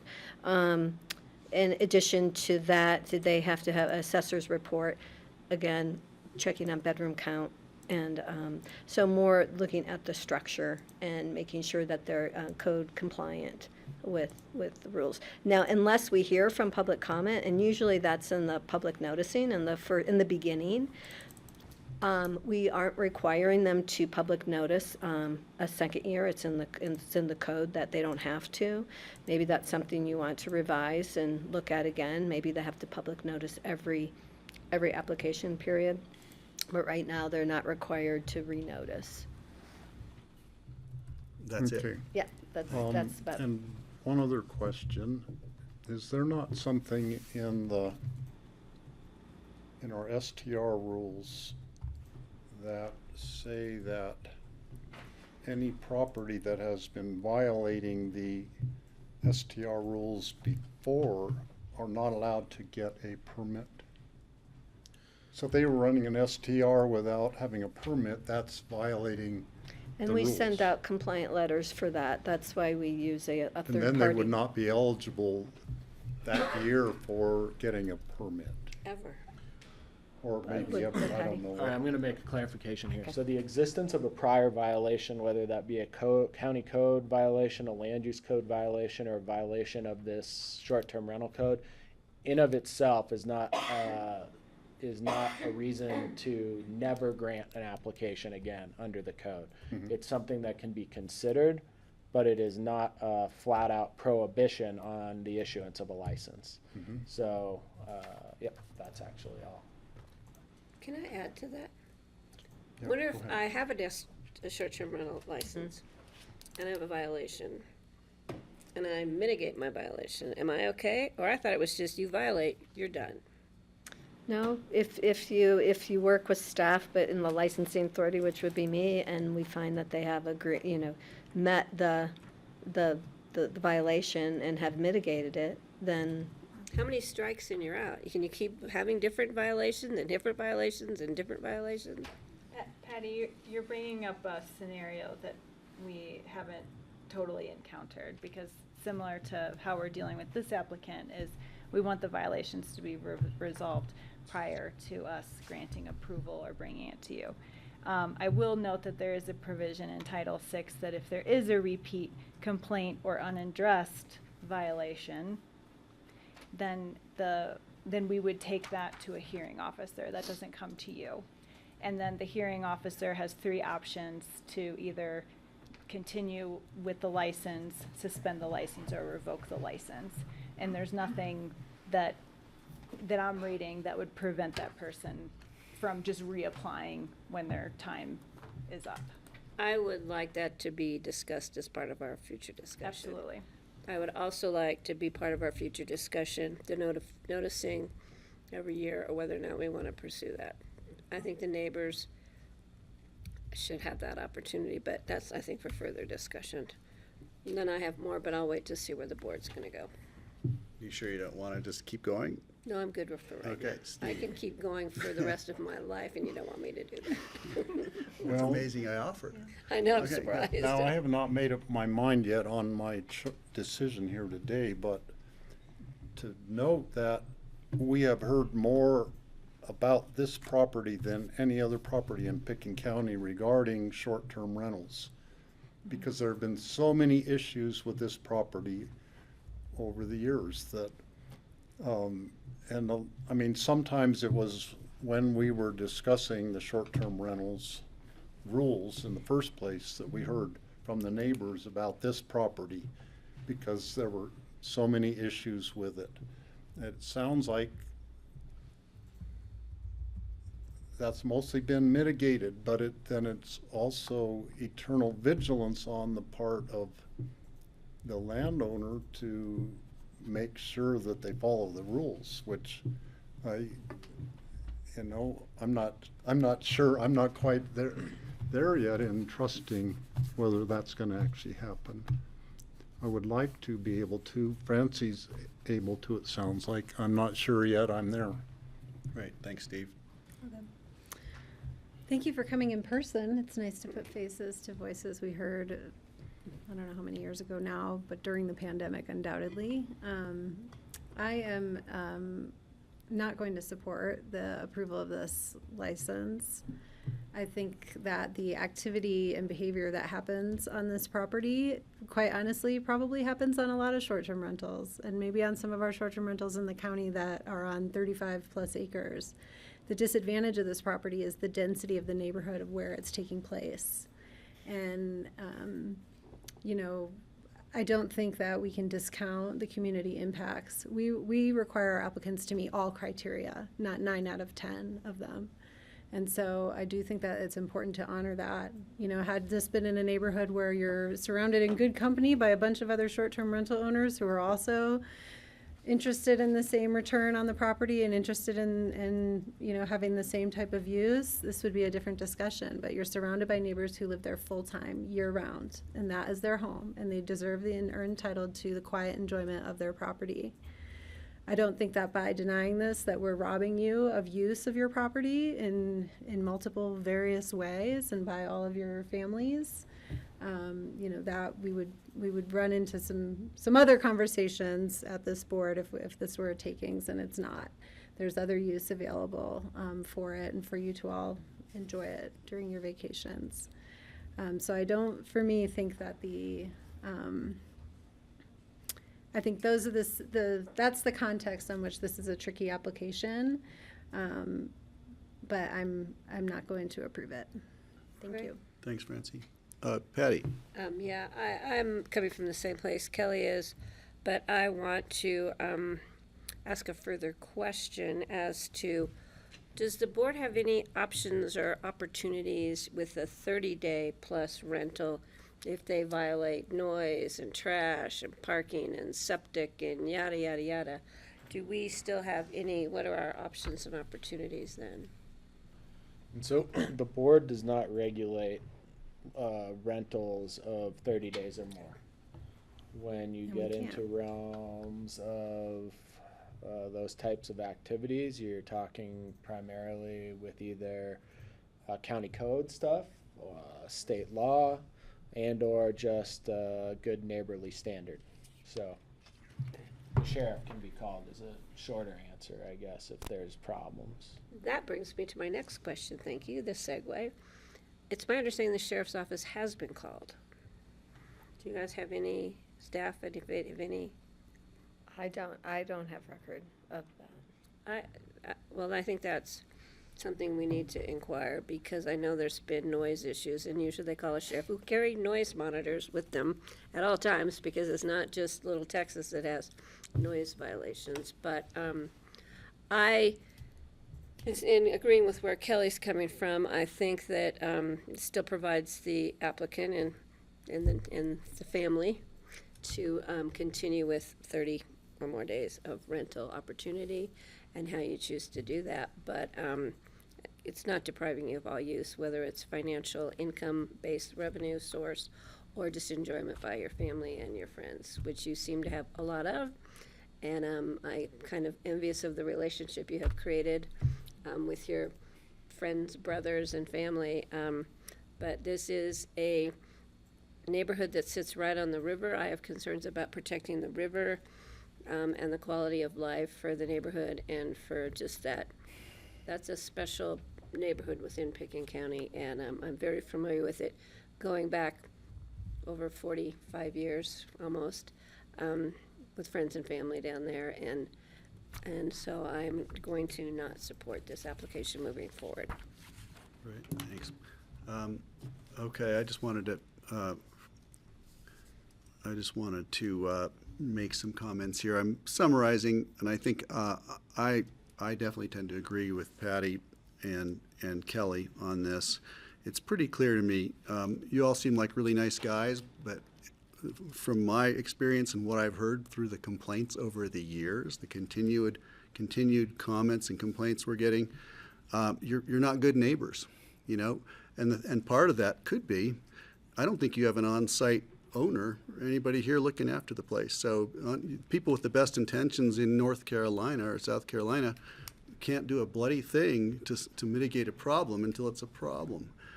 I would think I would be outraged, and I understand why, this just isn't a neighborly situation, and it certainly isn't a place to be running a hotel. And this sounds like a hotel to me. Whether you're giving the rooms away or you're renting them out short term, I wonder if you could pull off renting them month to month without getting in trouble with the neighbors. It doesn't seem like the right place to be doing this. And as good neighbors and people who mean to do well, it's hard to believe you'd come in and ask to keep going. Is it a wash? No, it's not a wash. I'm really tired of hearing about this, because I've been hearing about this since we began the process, and I apologize to you, but it really upsets me. I think you've maybe trying to comply in principle, but not in spirit, and that's pretty clear, because it seems to me that we have, I don't know, what do you do to try to get along with your neighbors? Sometimes it's not possible. It sounds like you've got a great investment there. It's probably tripled or quadrupled in value or quintupled since you bought it, but I don't think it's appropriate to run it as a short-term hotel operation. It was 10 bedrooms, and now it's down to 7. How do we know it won't go back to 10? I don't want us to have to be looking over everybody's shoulder to enforce this. The history of violation is really disturbing to me, because it demonstrates that you guys are in North Carolina and you really don't care. Or you do care once it becomes apparent, but it's too late by then. So I think I'm with Patty and Kelly on this. I want to hear from Francie and Steve again. I guess I would invite you to withdraw your application or not. It's up to you. I think we have to decide on Do we this, 'cause have to it's a decide this today resolution. as a reso? There's a resolution in front of you right now. The resolution's been drafted as an approval.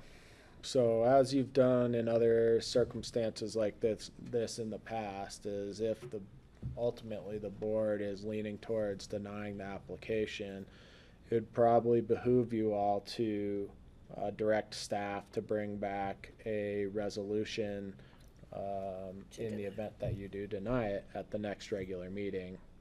That includes findings regarding the denial. So that's. It's not an application to withdraw. So it's not something. Yeah, I mean, I guess suppose they could withdraw, but I suppose that a withdrawal is effectively a denial at this point, so. Got it. I'm Okay. assuming that if that's the direction the board's going, the applicant would want a denial rather than to just withdraw their application, but that's Sounds just like an you have assumption. agreement on that. Yep. We're seeing legal counsel nod his head. Okay. Francie first and then Patty. I'm done. Steve Oh, I thought needs you to- had more. Oh, No. Mrs. Steve. I wasn't going to say more either, but since you invited me to, Greg, I will. And I would say that the staff, I'm sure, has looked at this through a microscope to the best of their ability, and they feel that Chad is now in compliance. And I also take into consideration the input from the neighbors who do support him. And my decision is basically based on the work of our staff.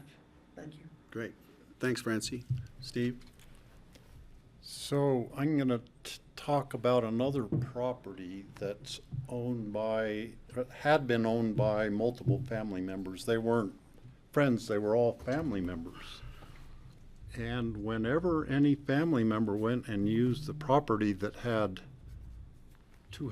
three houses on the whole property, they had to pay rent to the other family members to use that property. They had like a business agreement, and that's how they came up with the money to support the property. This is kind of the opposite of what this group of owners is trying to raise money to perhaps to maintain the property, but I think it's more as a money-making thing actually in this case. But then you have lots of family members going to the same property, and it reminds me of a property my grandma had, and she had 3 kids and 17 grandkids, and we were all going to use this house in California. Every summer we would all show up there. It's kind of a similar situation where, you know, a whole bunch of people who are family members or close friends go and use it for free. So there are parallels to this property. And looking at these other ones I'm familiar with, they were isolated houses. They weren't right next door to any other house. And this situation is a different thing, that it's right next to other houses, and it's obviously causing multiple problems for the neighbors and detracting from their enjoyment of their property. So I think there's already 3 have expressed they would vote not to approve this. That makes it easier for me to join them, because that has been my gut feeling to not approve this. That's not to say that they can't come back after we revise our regulations and in the future apply for, you know, if there's a different situation like's been described, that they could get a short-term rental in the future. Maybe it would be for fewer people, even 10 people with 5 cars, or potentially 10 cars needing to park there. Doesn't work for the neighborhood. I think it needs to be tightened down, and so I will vote not to approve. May I make a couple of closing comments? Yes, I'd allow that. Thank you. To address a couple of the comments made by the commissioners, that suggesting that Mr. Waldorf and his partners are not good neighbors, we do take exception to that.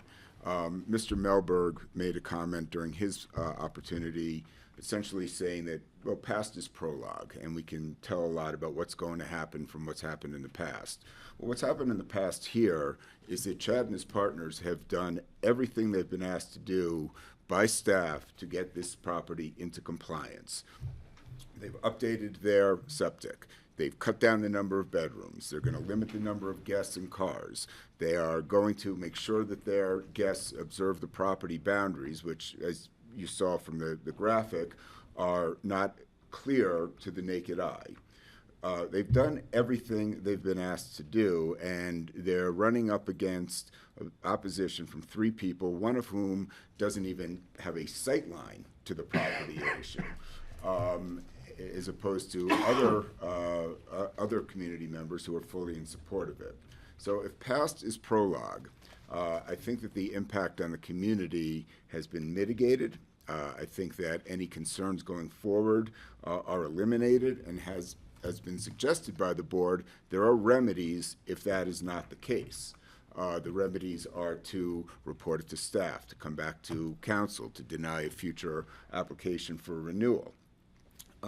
But when it comes to Mr. Waldorf and his partners being good neighbors and trying to get along with others in the neighborhood and ensure that their enjoyment is not negatively impacted, they've done everything they can.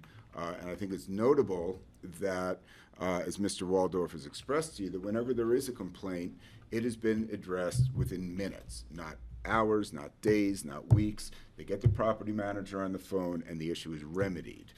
They've put a limit on how loud the music can be. I mean, they're doing everything they can to satisfy their neighbors' concerns, and they're here in good faith to seek a permit which, by my reading of the code, should be issued. They've met every criteria, and the basis for denial are non-existent. So we'd ask you to reconsider, those of you who are voting against, we'd ask you to reconsider your votes. I think that's all we've got. Quick question. The manager gets a call. Is the manager indeed off-site in another state? Yes, Okay. but I'm Do you think certain that that might they'd be be a willing to have an problem? on-site manager if that's a condition that the board wishes to impose. I mean, and when I say on-site, I mean local. I don't mean living at the property. There's not an accommodation for that, but a local property manager. I would just like to say that if they are issued a license, any license has to have, that's part of the requirement, is to have a primary contact that can respond within 24 hours. Local. Local, so that 24 would have hours. to be required. Greg, could I? Okay. And I understand and I appreciate the mitigation of violations, but it's like saying, I robbed a bank, so I won't ever rob a bank again, so I rob a grocery store. I mean, it's just this repeated violations, and how much more do the neighborhood and does our staff and does this board and the community, I mean, have to endure with violation after violation? I mean, one violation, noise, and you mitigated that, but then a violation of bedrooms, then a violation of septic, then a violation of parking, then a violation of trespass. It's like this Ongoing. continued, and if you want to come back, I don't think we're going to change, but who knows what we may do with the code.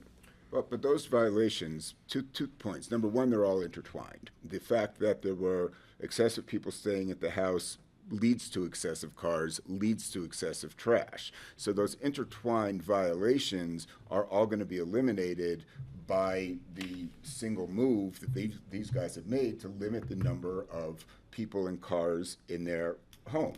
They've gotten more appropriate trash dispensers to avoid bear contact. I don't think that the comparison between robbing a bank and robbing a grocery store is an apt one. These are things that happened many years ago, going back to 2002. They were, as I said, they were intertwined and they've been addressed. I understand that, but I'm looking at the dates, and the dates of the violations being determined as violations and mitigations are not intertwined. The dates are not all the same date. So I'm concerned about a compounding effect of violations and the need to mitigate. Okay. And maybe my analogy of, okay, I'm not going to rob a bank, so I rob a grocery store, but it's like a continued pattern in history of violation. Well, so let's give it some, I'm speaking order. now. Yeah, point of order. Not with We're gonna Patty, bring it but- back. Yeah, I'm speaking, and I just have concerns about the amount of violations and the need to mitigate and mitigate and mitigate. And when does this board say, no? And you still have the opportunity to rent for the long term, and we'll have to see how that goes in the future, because then it would be a different code violation, which we might have to follow up, like code, like noise and septic and, but, yeah, so that's my position, and I personally never said that this group of partners were bad neighbors. I'm just saying there were some bad decisions made.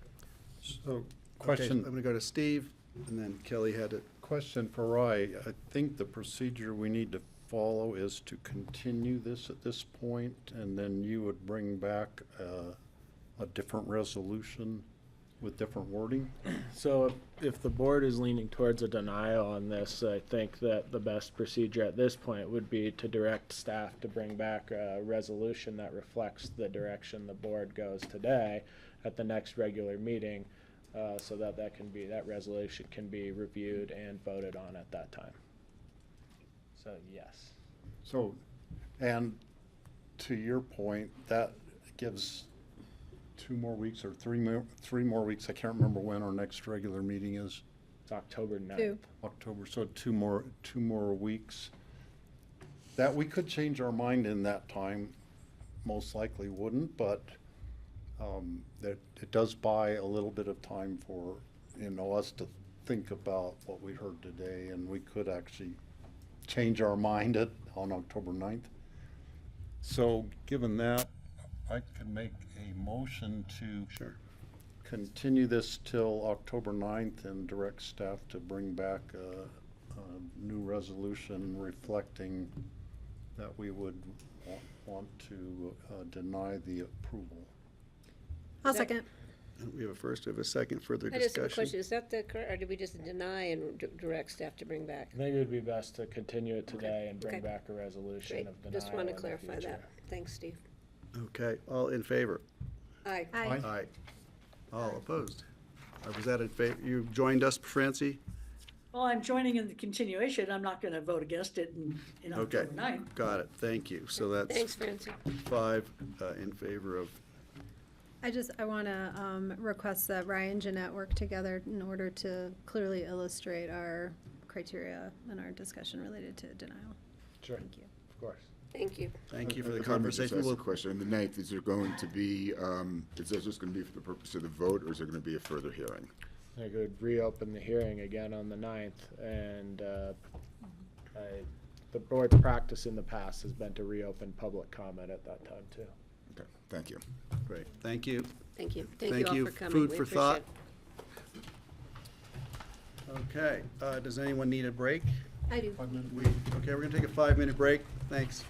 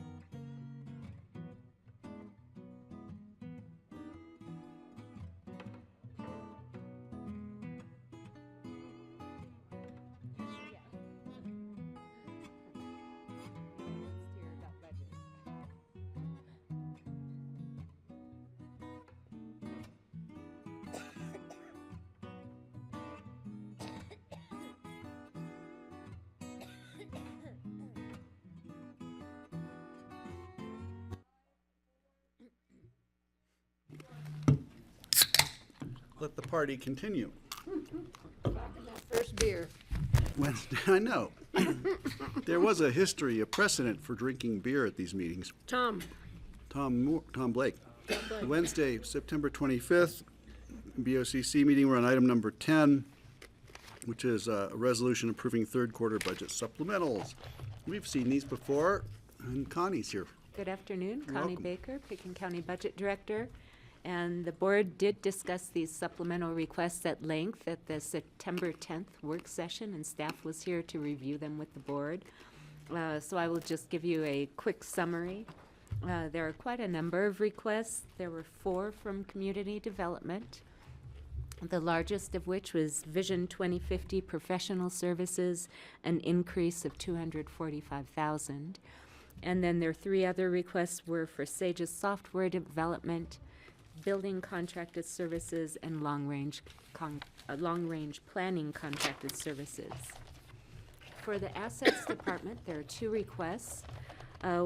One is a $64,000 item for jail sewer line repairs, and then $50,000 for health and human services, building space and layout analysis. In the manager's office, there's a grant for a sustainable aviation fuel feasibility study. This is a $450,000 study with a grant for $200,000 and a contribution of $50,000 from Mesa County. For housing operations, there are 2 items. One is $130,000 for Elk Run Housing Unit renovation, and then within the Housing Impact Fee Fund, a more extensive renovation at the Airport Business Center. Healthy Rivers and Streams has a small request for Lincoln Creek Work Group technical support. Then Open Space and Trails has 3 requests, a contribution of $18,000 for Roaring Fork Safe Passages, a $140,000 increase to the Deer Creek Ranch solar system to have a 200% system, and a smaller increase to the Jerboz Bridge construction. For the ambulance building, $48,000 for HVAC retrofit. And then the airport fund has 3 requests. Reparations to the Operations Center retaining wall, $267,000. 2 requests from the Airport Advisory Board, noise monitoring, and the WINS project study. There's a request from Public Safety Radios for Redstone Digital Trunked Radio System site, and this would provide much better connectivity for public safety radios up the Crystal River Valley. This is $400,000, fully covered by a contribution from E911. And then the last request is between the general fund and the airport fund. It's a geothermal heating district feasibility study for $475,000 with contributions from both the Colorado Energy Office grant and the airport. So these are all of the requests. Altogether, they would increase the county's 2024 budgeted expenditures by $3,281,000, offset by budgeted revenues of $1,132,000 for a net increase to budget of $2,148,000. In your packet material, there is also a graphic showing the use of general fund and capital fund balance, just to show the combined effect of supplemental requests so far this year. Does the board have any questions I can answer? Greg?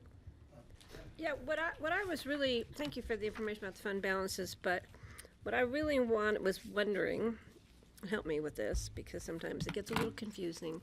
I wanted to know what our supplemental requests are to date that have increased our overall budget that we approved moving into 2024. I mean, we set a budget of X amount, and then every 4 times a year, we do supplemental. So I want to know where percentage? we started at the first, it's just at some point, where we started at the beginning of 2024 and where we are now with our bottom line budget. Not so much what's in the fund balances, but where we've increased, because we've increased our budget and we've offset some of it by grants and whatever, but I'd just like to see that. That's what I'd mention if you do that, Connie, that we do highlight the ones that are driven by grants as well, because Yeah. a lot of that stuff is grant driven. That's why, but I just want yeah. to see, so if the public says, well, you start out a budget of $10 and you ended up with a budget of 100, how did you increase it by $90? Right. Thank But you. just at some point, just so I can see it. Thank you. I think it would certainly be helpful to have that, because it would also give us an idea of just what to expect in the way of overages each year. And you guys all make an estimation of what the cost inflation will be, but we never know for sure. And maybe it'll help us with our, if not the estimations of what cost overages are, how things change, at least give us a sense of confidence when these come, so we're not too surprised. Right? Plus bring back also, information. you know, the fact that staff is so good about offsetting things with grants, we also have matching funds that we have to come up with a lot of grants, so some of them aren't just freebies, but yeah, so I just think that would just something to Yeah, think about. thank you. Steve? A lot of these things, a lot of these are opportunistic things that come along that weren't anticipated. And I'm really glad that the staff is like paying attention to what's going on out there and coming up with innovative ideas and trying to help us take advantage of these opportunities as they arise. There's no way to anticipate a lot of them, and that's why we have supplemental requests, but it'd be hard to, I think, to just, we can increase our budget by 8 million a year or whatever the total accumulated thing, but we wouldn't know how to allocate it because we don't have the projects to allocate them properly. So I think doing this system works pretty well.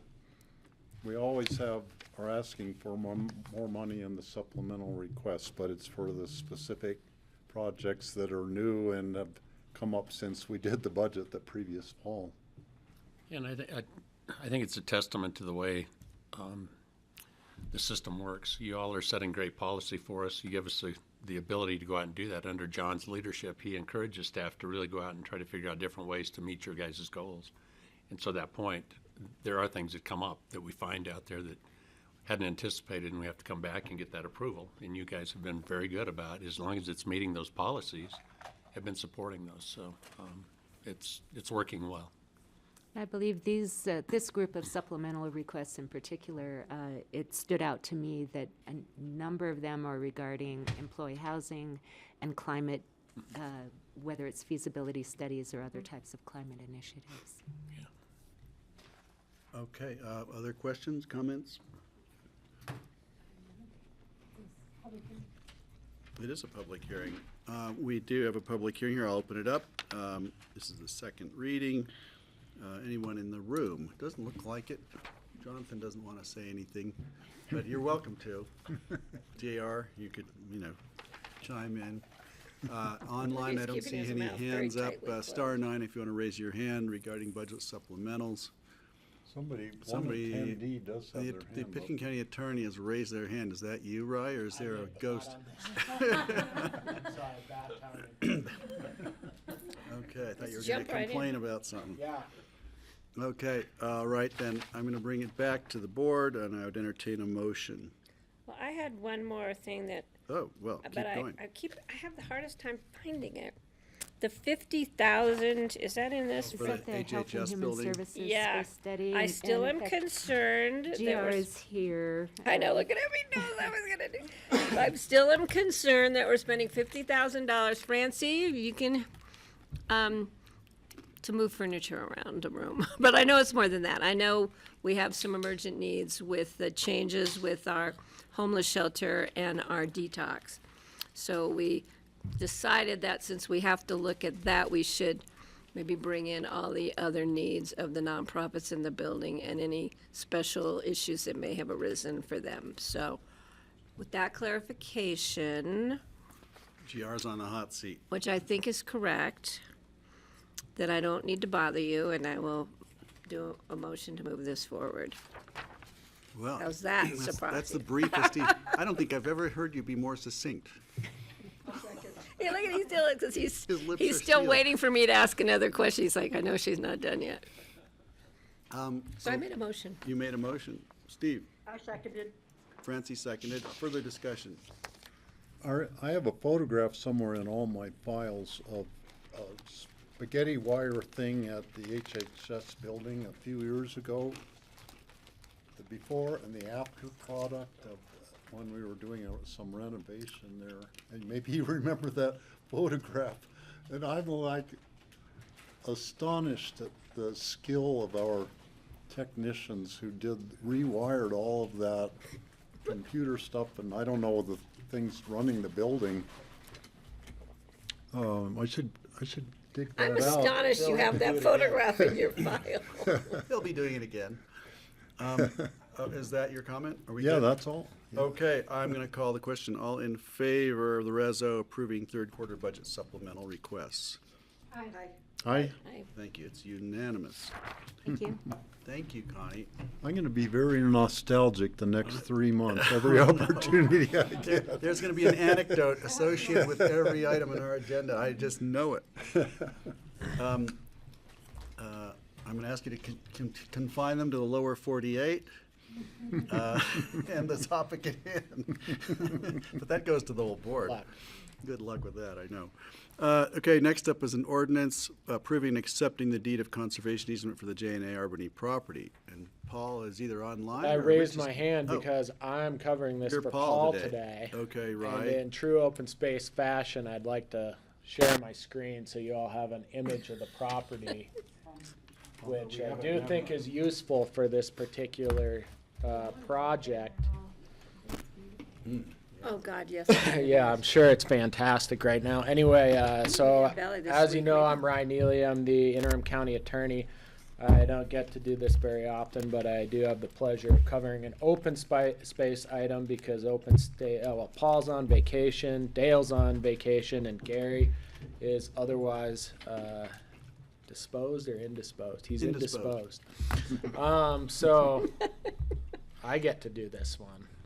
So I'm gonna put a map up. I do see that Jocelyn Wood, who is a local attorney that represents the Albany family, is on.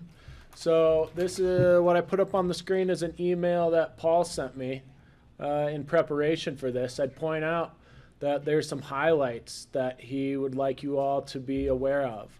Notably that there's a specific allowance in the conservation easement, which is the subject of your ordinance today, to allow for lay-down fencing, which promotes better wildlife movement during the winter on the property. I believe this is something that Steve brought up, but that the family also requested on the property. I think it has an added benefit to them as not having to do as much repair to fencing that's damaged during the winter by movement of elk and things like that. So it seems like a win-win to me. The second thing Paul wanted to point out was that the conservation easement does allow the ability for the landowner to work on North Thompson Creek to promote fish habitat. Specifically, this is placing boxes into the stream bank where fish can spawn and find structure to rest and rehabilitate. And finally, all the ag structure on the property must be within the activity envelope identified in the conservation easement. So this totally eliminates the previously approved agricultural square footage that was going to be in the portion of the property that is encumbered by the Aspen Valley Land Trust Conservation Easement, which is a good opportunity for me to bring up this map so you all have the opportunity to take a look at this stuff. So here we are in the North Thompson Creek watershed. It's a pretty unique part of the county. It's an inholding within National Forest, and the property we're talking about is over here on the west. And it's a 160-acre property that is owned by the Albany family.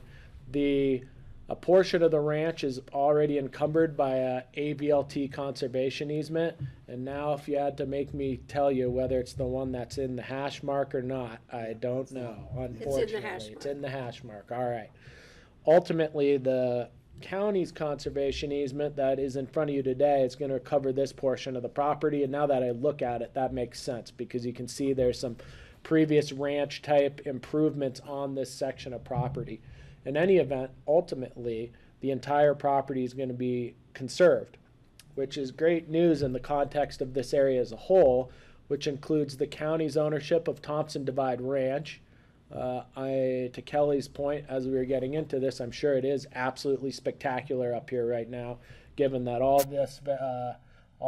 these trees on the county property and the Albany property are all aspen trees. So I'm sure it's just going unbelievably beautiful right now. The county also just is the beneficiary of generous donation from John Starr, who owns this property up here. Looks like this map hasn't been updated since that time, but Mr. Starr just donated a conservation easement to the county. So a lot of the acreage within this inholding has been conserved. I actually have a copy of all the approval documents sitting on my desk, including signed versions of the conservation easement, the attendant covenant that goes with this property in connection with the approval that this board granted for a CDPUD zoning approval for the property, which includes a requirement to have a restriction against dividing the ownership of that particular property. So namely what we're getting at with that is an avoidance of condominiumization, which would otherwise be otherwise the board's restricted from impeding in that realm unless there's a voluntary agreement with the property owner to do so. And there's a development agreement that is also sitting on my desk, and a plat with the activity envelope for this property. So all this is ready to go. Assuming the board approves this ordinance today, my intent would be to get signatures on all these documents on our side of things relatively quickly. The reason being that the patriarch of the Albany family, or at least one of the patriarchs of the Albany family, Jack Albany, his health is declining and is anxious to see this property conserved sooner rather than later. So I do have signatures from them. This is an exciting program for project for open space and trails, and I want to open it up to board comment or questions. I know, as I said before, Jocelyn Wood is also available to discuss if you all would like to chat with her. Great question. I'm going to throw the first question just Sure. regarding the stream. It's not stream restoration as much, or maybe it's habitat or It's trout my restoration. yeah, my collection. understanding, and let me go back to specifically what Paul described it as here. He said the ability to improve the North Thompson Creek with fish structures and other habitat improvements as recommended by CPW. That would be Colorado Parks and Wildlife. Typically, Greg, any allowance like this in our conservation easements would have to be approved by the conservation easement holder, in this case us. Paul would almost certainly do that.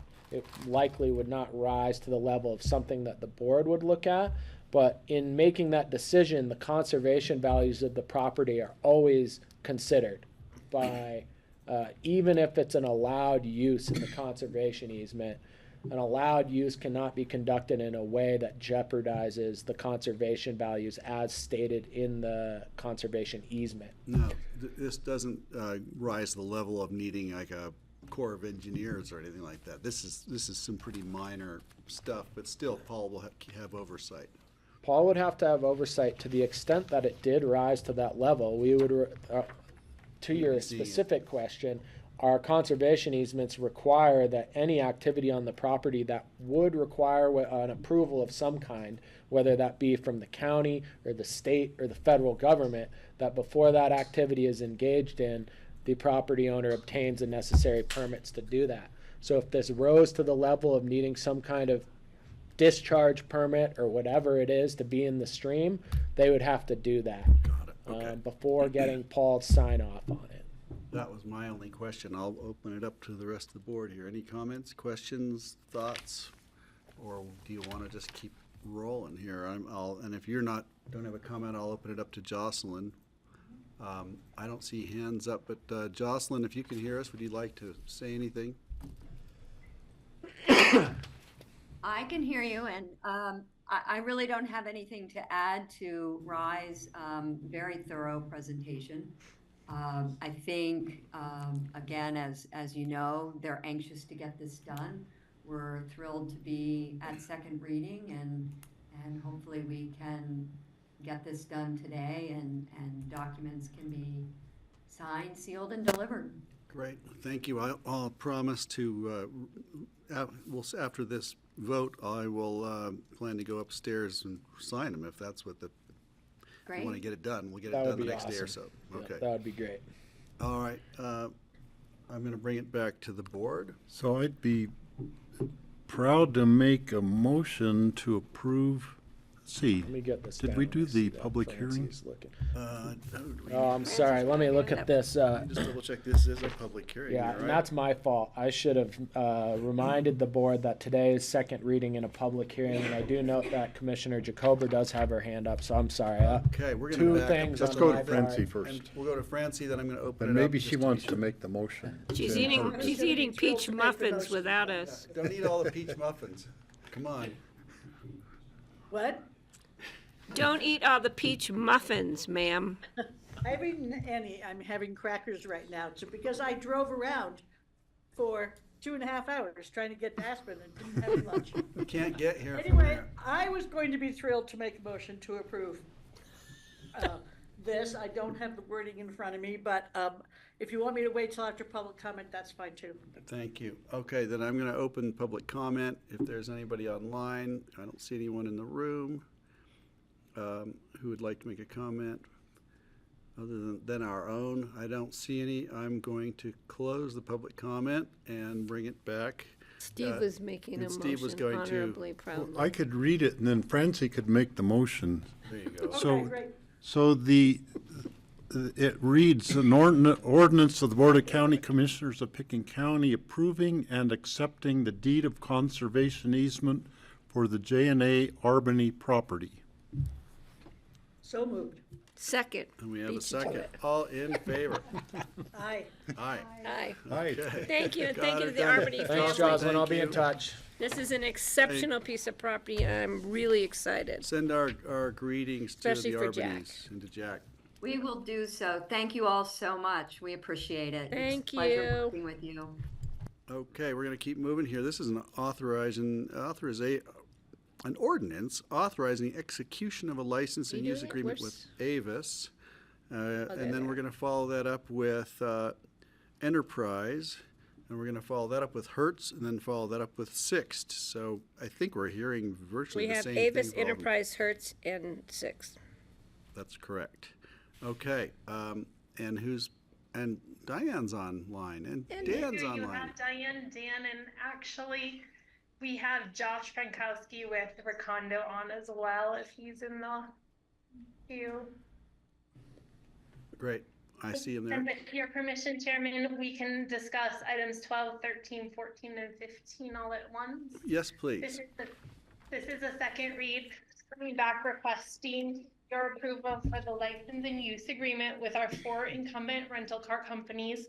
We did go through an RFP process with an overall increase annually for us of $460,000 for all 4 combined rental car companies. And I do have that presentation that we went over in the first read available if anyone has any questions. Thank you. I'll go back. Does our board have any questions? I don't see it either. We've seen this before. And we're comfortable with it. Okay, back to you. Is there anything else you want to do, or do we have to open this up? Yeah, we do have to. It is a public comment item. Do we have to open it all each time? You know, I think you could open the public hearing on all of them if you'd like, and if you've got some member of the public that wants to comment individually on each item, then I would provide that Allow that. latitude to Got it. do Okay, that. so I'm going to open the public comment. This will be for items 12 through 15, and we'll keep an eye out. But I don't see anybody with their hand up in the room or online, so I'm bringing it back to the board. So this would be for authorizing execution of a license and use agreement with Avis Budget Rental Car, LLC for on-airport rental car operations at Aspen Pitkin County Airport.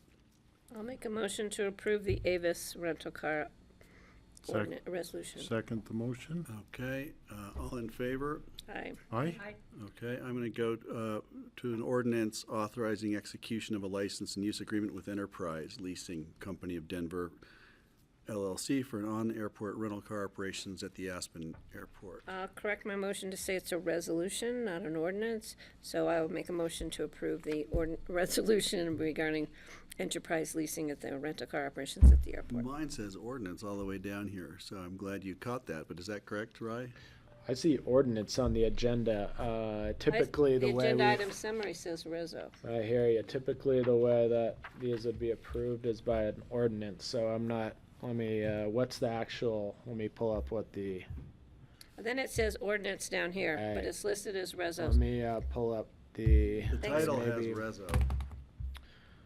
Yeah. Let me pull up. Right, What, if I may, I think there's ordinances attached to that. yeah, as well. that's what I thought. I was going to pull those up. I think the actual documents in your packet are ordinances, and it sounds like We need to go back on the Diane just approved that. And if you did make the motion for a resolution on item 12, then I would correct that and make that an ordinance. And We did it right on the first one. Okay. I'm pretty certain.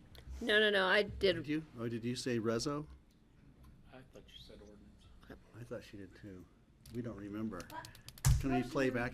I'll second that motion. Okay, all in favor? Aye. We're All gonna right, read- I will make a motion to approve an ordinance related to Avis budget car rental operations at the Aspen Picken County Airport. And I'll second the motion. All in favor? Aye. Aye. Okay, we're gonna Now I'll say finish my motion with Enterprise, is that what Enterprise Leasing Company. for an ordinance, agreeing, related to the on-airport rental car operations at the Aspen Picken County Airport for Enterprise Leasing Company of Denver, LLC. I'll second the motion. Ordinance again. All in favor? Yep, ordinance. We got it. It is, right? Thought it was reso. I'm sorry, what was that, Francie? Wouldn't we just decide that the other one was a resolution? No. No, they're They all all need to be ordinances. ordinances. Okay, whatever. We're just covering our, yeah, exactly. So I'm gonna go to the next one. 14. We didn't vote. Oh, all in favor? Aye. Aye. Thank you. Thanks for keeping track of me. That's not an easy job, so. Okay, ordinance authorizing execution of the Hertz Corporation license for on-airport rental car operations. So moved. Second. Okay, all in favor? Aye. Aye. Okay. Ordinance authorizing execution of a license and use agreement with Sixt Rental Car for airport rental car operations on Aspen Picken County Airport. So moved. Second. Okay, all in favor? Aye. Aye. Okay, we got through it. It only took 6 tries. The next one is an emergency ordinance, so. Okay, up next. Thank we you, have- Commissioner. Yeah, thank you. Come back anytime. We'll see more of you. Don't go anywhere. Emergency ordinance set for the confirmatory public hearing on October 9th, 2024. This is an emergency ordinance of the Pitkin County Commissioners approving the Fourth Amendment to lease and use agreement with Trajan Flight Support LP, DBA Atlantic Aviation. Is fourth F-O-R-T is correct? misspelled. You know, I noticed that whomever put this on the agenda misspelled fourth. Luckily, it wasn't me, but I'll take credit for it. It is my agenda item. And I think I got it right. Oh, I didn't. I got it wrong in the ordinance, too, so it is my fault. All right, so I need to clean that up. We'll clean that up. I We have will to make vote on sure that? that's done. I know that Jonathan and Mark are here as well. If you guys want to come up here, that's fine. Stay right there. All right, cool. So Ryan Ely, I'm the interim county attorney, and I cannot spell fourth. Excuse me, I That's just have because to. it's the 5th time we've asked you to do Am this. I allowed to stay, or do I have to I hand think the you've reins to recused yourself on this Accuse myself in particular- everything to do with. Yeah, so you probably So, want to keep that practice up. I'm going to leave the room and let the able vice chair, Steve Child, take over and run this item number 16 in the meeting, because I have been historically and currently recused from conversations regarding the FBO lease. So I'll see y'all. So go forth, Can you call me? Fourth, I'm going fourth. spelled the way it is. Spelled and not what- properly. Yes. Call me when you get to 19. Which phone? Oh, which phone? I thought you were talking about the agenda item. When you get to 19. What do you mean, 19? Kelly, we might, This with me. I've got it. maybe he'll have a busy signal and we can continue on. I can just step out and grab it. You know, I always wondered, does city council have this much fun? Nobody has this much fun. All right. Okay, Vice Chair. go ahead. Thank you. Right, take it away. All right. So luckily, fourth is spelled on the correctly on the actual lease document itself.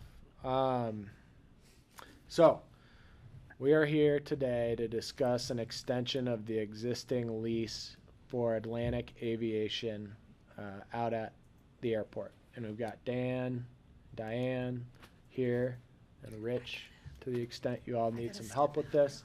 Now, as I said before, we've got Mark and Jonathan as well, to the extent they want to chime in. In any event, substantially, what this amendment to the lease does is extend the term under which Atlantic is operating at the airport by 60 days. Well, 61 days. And the reason for that is it extends the lease out till the end of November. Yeah, I still have a quorum. That's good. I Yeah, I just checked that too. The lease is extended on the same terms as the last 12 months. The BoCC approved a third amendment to the lease with Atlantic back in September of 2023. The ordinance in front of you today is an emergency ordinance, so there will need to be confirmatory reading, assuming the board approves it. But the lease extension is on the same monthly terms with respect to the ground rent and the MAG as what has preceded us in the prior 12 months. Those dollar amounts are reflected in the lease document in your packet. And I believe I included them in the ordinance, and I should have confirmed this with all of you. These documents were not in your packet today.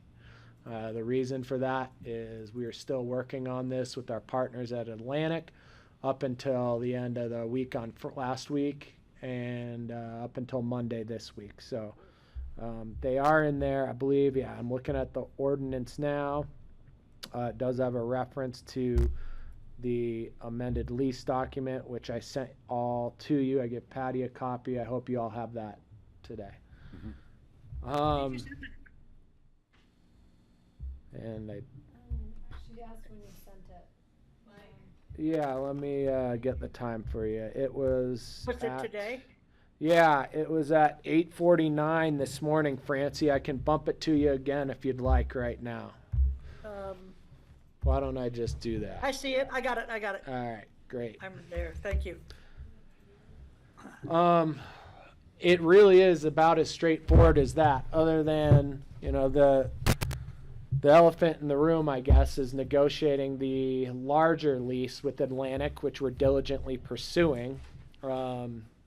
This document serves to memorialize, in addition to the terms that we have previously agreed on for the last 12 months of Atlantic's operation out there, our commitment to an ongoing negotiation with them on the 30-year lease. That is reflected in both the ordinance as well as in the lease document, which is titled Fourth Amendment to Lease and Use Agreement. And it does state that we're going to continue negotiating with Atlantic based on their response to the RFP that they provided all the way back in 2022, I guess, at this point. So if you have any questions, I'd be happy to answer those. If you want more specifics, I'm happy to state the numbers that are included in this lease document and reiterate what the base rent is on a monthly installment basis, as well as what the MAG payment is on the monthly basis. I'm happy to go into as much detail as you want, Steve. So that's just the annual amount divided by 12 for the monthly. Is that how that's calculated? So the agreement in the third amendment was that there would be a $12 million MAG payment for the 2023 lease year. and that would be divided into equal installments of MAG payment of $1 million, in addition to the base rent, which totaled $1.75 million for the entire lease year, with installment payments of $145,833.33. Now, there is a further commitment to pay an additional MAG payment of $6 million if and when we're ultimately able to enter into a long-term lease with Atlantic. So those are the three main components, which have really been a carryover. Those are the three main financial components, which have really been a carryover from the 2023 prior amendment. As I said, really this serves to extend those terms by 2 more months so that we can continue negotiating this lease and Atlantic can continue operating out there through November 30th. I'm hopeful we'll have the long-term lease wrapped up well before that, but this gives us a little bit of cushion in the event that we continue to work with them and I don't come back here with another emergency ordinance. So you're begging my next question, I guess, Sure. which is, do we have a sense of when we're going to schedule first reading on the permanent lease? So we had a work session discussion that went through all the components Sure. of it. Yeah, so you're correct. We had a work session. We largely discussed the financial components of the long-term lease. The hope was to have first reading of the long-term lease on today's agenda. It is not, clearly. I'm still working towards October 9th as first reading. We have a meeting with the Atlantic team tomorrow as well as on Friday, I believe. And I'm hopeful that we'll be prepared for October 9. It is a 2-reading ordinance, so approval of the 30-year lease is a 2-reading ordinance. So if we go first reading on the 9th, we'd follow up on, the 23rd of October? Yeah, 23rd of October. If for some reason we don't hit the 9th or there's a desire to have more time in between the 9th and the 23rd, then we'd be looking at the first reading in November, which I don't have off the top of my head. I believe November is the month that we shift to a first and third reading or first and third week regular meetings to account for the Thanksgiving holiday, I believe. In any event, I'm shooting for the 9th, and I think we can get there.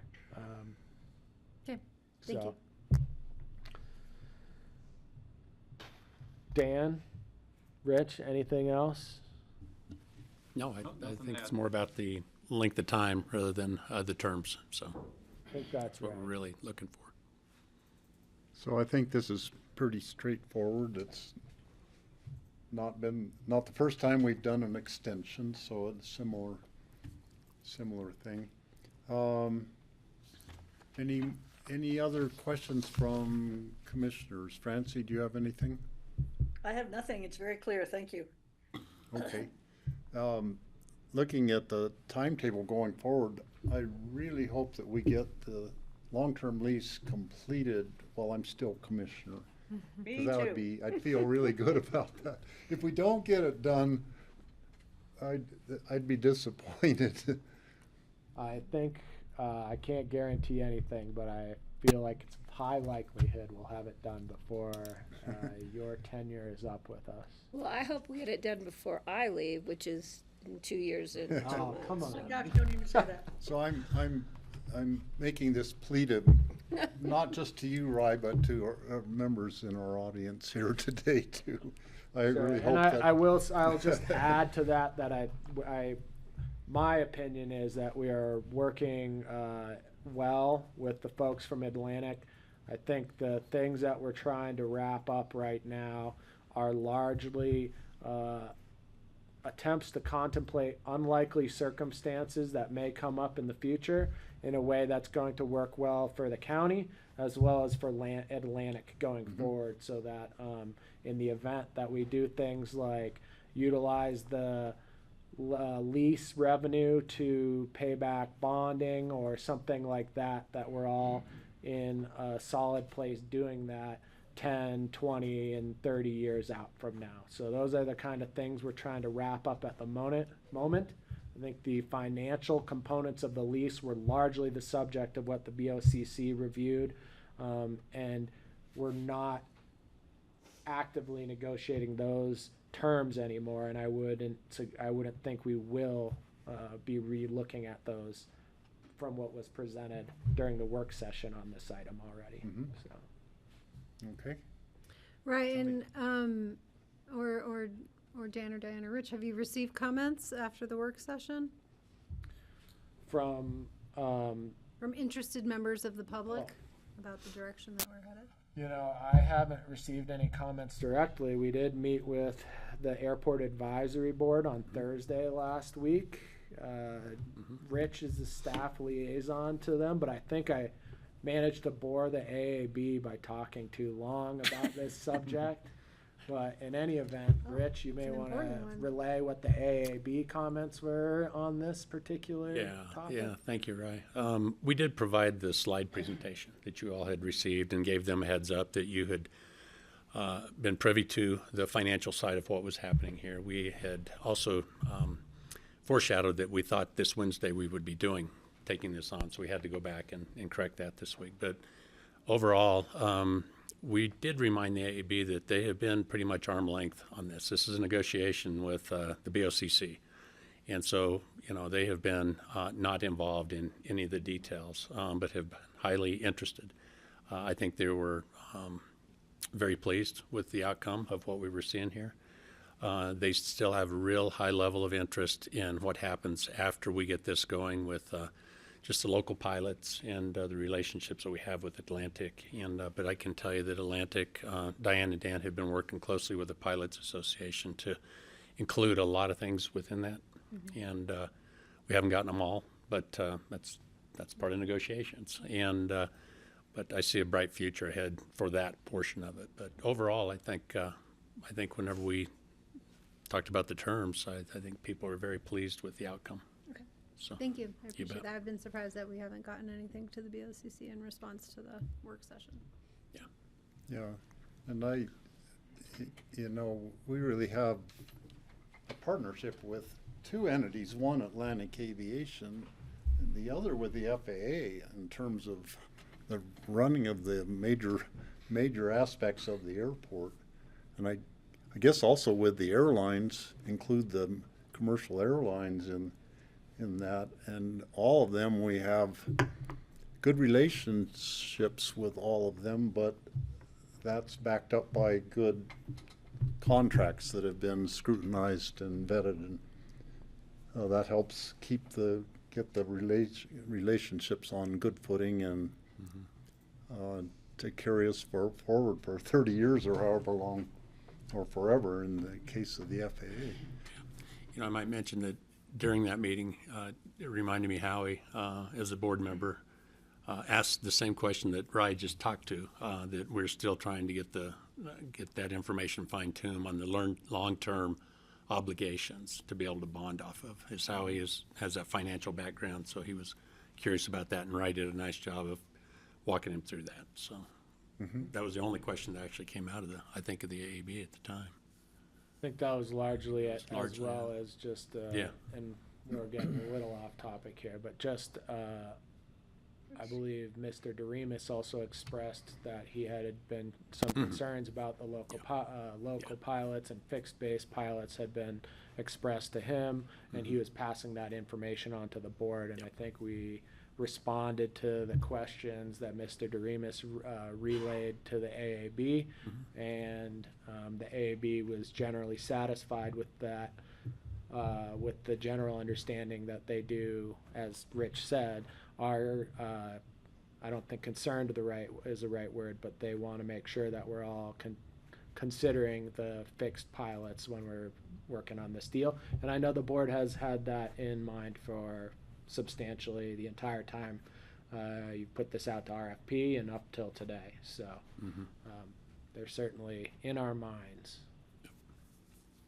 Okay. Thank you. So I would accept a motion to approve an emergency ordinance of the board approving the Fourth Amendment with that correction and the spelling of the word fourth.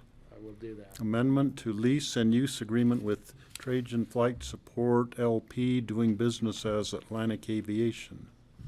And it's set for confirmatory public hearing on October 9th.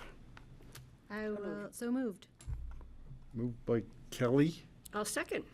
seconded by Patty. Any further discussion? Seeing none, all in favor, say aye. Aye, Aye. thank you, gentlemen. Thanks, Thank Rod. you. Thanks, Appreciate it. thanks, Rich. Thanks. Here we go, getting closer. And we could get Greg back. Oh, I can go grab him. You want to get, Do you know where he is? he's probably out there eating cookies or something. So next up, we have land use public hearings. You know, I may need to go grab Suzanne and Leslie to get this They going. online? Yep. So I'll go So, run up there real quick. the Emma Maybe Fields representatives can come up and start getting set up, and we'll wait till we get our county staff here too. I'm gonna run upstairs, Before we so I'll start. be back. If I'm late, you can wait, because I'll be back. You want to take a 5-minute break? Yeah, we could take a 5-minute break. It'll probably Hi, Chris. take that.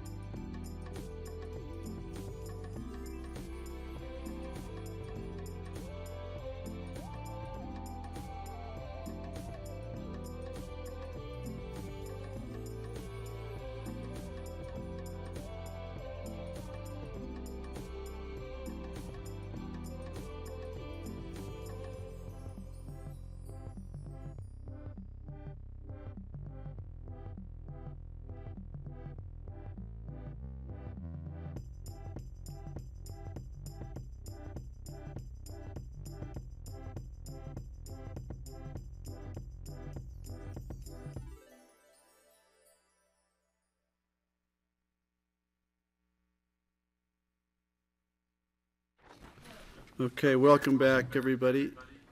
Ooh, gotta mute that, thank you. Wednesday, September 25th, Board of Commissioners regular meeting. This is item number 17, and we are discussing the annual review of Emma Fields, LLC, Aspen Distillers, regarding special review use. Okay, Leslie, when you're ready? And Yeah. do we know where Patty is? I will go. Ta-da. She's right there. Okay. Of course we would. Sorry. Okay, Leslie's just teeing this up. Hi, Leslie. Oh, good, she hasn't. I know it takes Leslie a while. Unlike everyone else. Okay, great. Okay, hi. Hey, Leslie. Thanks for coming down. Thanks for the break, so I could get ready. Okay, so this is the annual review as required by the BoCC Resolution 35 of 2021. And that is when the BoCC approved the special review use for the Emma Fields Distillery in the unclassified zone district, and special review for a facility permitted by special use permit issued by federal agencies. So as we know, this is the location of our distillery. The annual review has been continued for roughly a year. This was the 2023 annual review. And it's been continued for several reasons. The first one was we needed to solve the location of the 4 fire suppression tanks. And in March of 2024, this year, the Board of Adjustment issued a variety of variances for these below underground fire suppression tanks. And the applicant has been working with a sound engineer to analyze the noise being generated by the operation, and that was directed by the BoCC at one of your meetings that you then continued. So that effort in working with the sound engineer has been for about 3 months. So Engineering Dynamics was hired, and those tests have been completed. The results of those studies are found attached to the memo that was in your packet. And Tom Dunlop. Right here. He's here. Tom Dunlop is here. And he can answer any questions related to the noise analysis and those findings.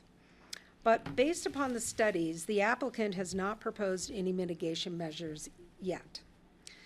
The studies found that the decibel levels did not exceed the county's noise ordinance as measured at the property line. However, Emma Fields was approved as a special review use. And during the land use review, the application stated these items in the application. All zones of activity are located far from residential areas, minimizing impacts of noise or light to neighbors. Emma Field's operation is committed to minimizing impacts on its neighbors from these new operations. Emma Field's distillery and the associated residential uses are appropriate uses for this parcel, and the operation will have minimal adverse impact on neighboring properties. So this was from the application, and one of our conditions of approval is that all material representations will be adhered to. So,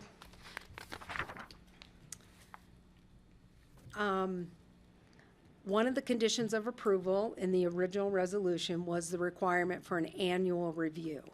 And as part of that condition, we listed out all the things that the applicant had to take into consideration in their annual review report.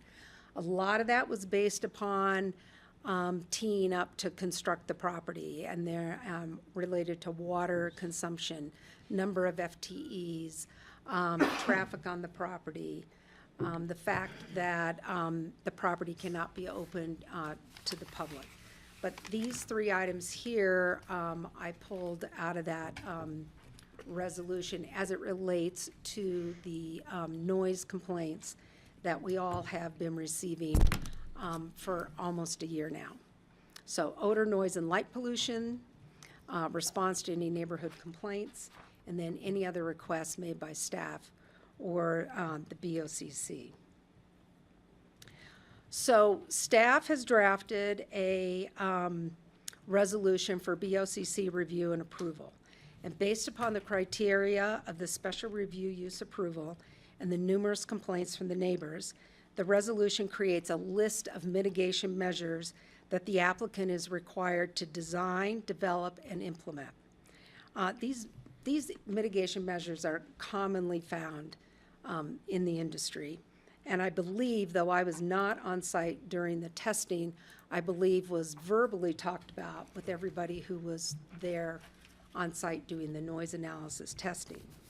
The mitigation measures must be installed and decibel readings conducted prior to the next annual review. So what this slide shows is this is the language out of the resolution that you have in your packet today.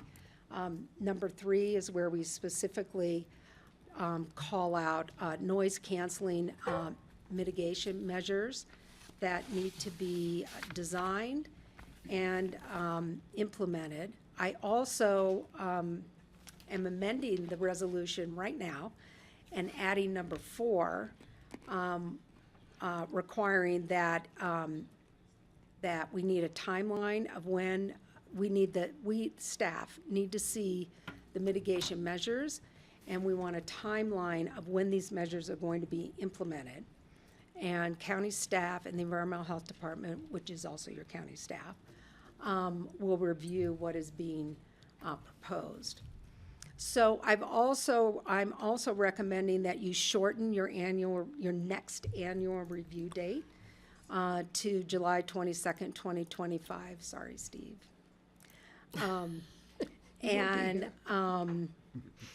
So that give the applicant time to design these measures, for staff to review and get these measures built. And then the applicant may come back to you, as well as anybody else who wants to be part of this public process will come back to the BoCC in January. This number 6, operations at the distillery, this was in the original approval, the 7 to 7, Monday through Friday. But based upon conversations with other staff, we wanted to define what we meant by operations, so we expanded this definition of operations. And the activities except irrigation, non-mechanical or non-motorized maintenance, that is also in the original resolution. Leslie, could you go back to the Just previous a second. slide? Can I just finish? Yeah, let her finish, then we'll go back. This Yeah, is, there's a lot I to think it. this might be my last slide, I'm not sure. I'm also, when we do an annual review, we also give a date by which we need to see the annual report from the applicant. So we're adding in December 15th, 2024. So we need to see that so we can tee everything up and be ready for you on December 26th. And this is just all the stuff now that has to be included in the annual review report, this 7A through L. And then finally, condition number 8, the 3 employee dwelling units on site have certificates of occupancy, but we need documentation that these units are being occupied. And to this date, we don't know if these units are occupied yet or not. So that is my presentation, almost done. Staff recommends that the BoCC adopt the resolution as drafted and amended. And what do you want me to go back to, Steve? Number 3, it's several pages before, had to do with the ventilation. So, C. It's not a complete sentence, so I just want to make sure we correct that. So it reads, the exterior vents at shall be lowered and reoriented. Yeah. What's the term? To daylight toward? Well, it should be just exterior vents shall be lowered. Take out the Well, at. and reoriented. There's a couple vents that face the neighborhood, and then there's a vent that faces Hoagland Ranch Road. And so on a couple of site visits that I've been on, we have stood out there and talked about, well, if you just kind of extended those vents so they went around the building and were pointed towards Highway 82 instead of towards the neighborhood. Yeah, That's that the makes sense, intent but of that. that makes sense, but if you read the sentence doesn't Oh, make I know. sense. Need to rewrite I the realize sentence. that. We'll just It's take the more than at the out. at. Take the word add out. Yeah. And then to reorient to daylight, is that a technical term? Or to diffuse, or? Meaning Why the are we talking and- about light here? We're talking about airflow. No, we're talking about airflow and noise. So if they face, not this way, but that way. So that's Okay, why I was saying to to face, okay. reorient and Could daylight. they face Hoagland Ranch Road? No. Or there Highway would have to 82. be the highway? Can we just say reoriented to face Highway 82? Sure. Or toward, just the daylight thing threw me off. That's a different wavelength. Okay. Easy. We're easy. talking That's wavelengths easy. here. And you, while I'm going to open up to questions, I did want to, you did have working hours. You've specified that. You mentioned odor, but did you Right say here. odor at one point? Odor is one of those items that was originally in the Got it, original right. approval. We've not had any Not a complaints complaint about on odors. that, right, okay. But the operation is not fully operational yet. Got it. And then traffic, you've discussed that. Right. So this Vibration is- and noise, you've discussed that. I did have a question regarding the timeline for operations. And it said there would not be full operation of the facility until such and such a time. Can you find that one? Yeah.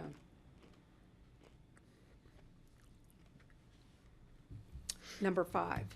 Number 5, should not operate at full capacity until these noise mitigation efforts have been installed. So would they be able to operate at 98% capacity? You get my point? Right. I do. Why, this has been going on for a year. Why should they be allowed to operate at all until this mitigation work has been done, is the question I want to ask my board, and technically, if that's possible. And I'll just start with that, and then I'll open it up to oh, there was one other, I'm sorry, there's another one. There's an aspirational goal. We're saying shall hit 4 to 5 dB. I don't know if that's possible. It's a great goal. There's a 4 to 5 dB decrease in sound levels, probably from the fans.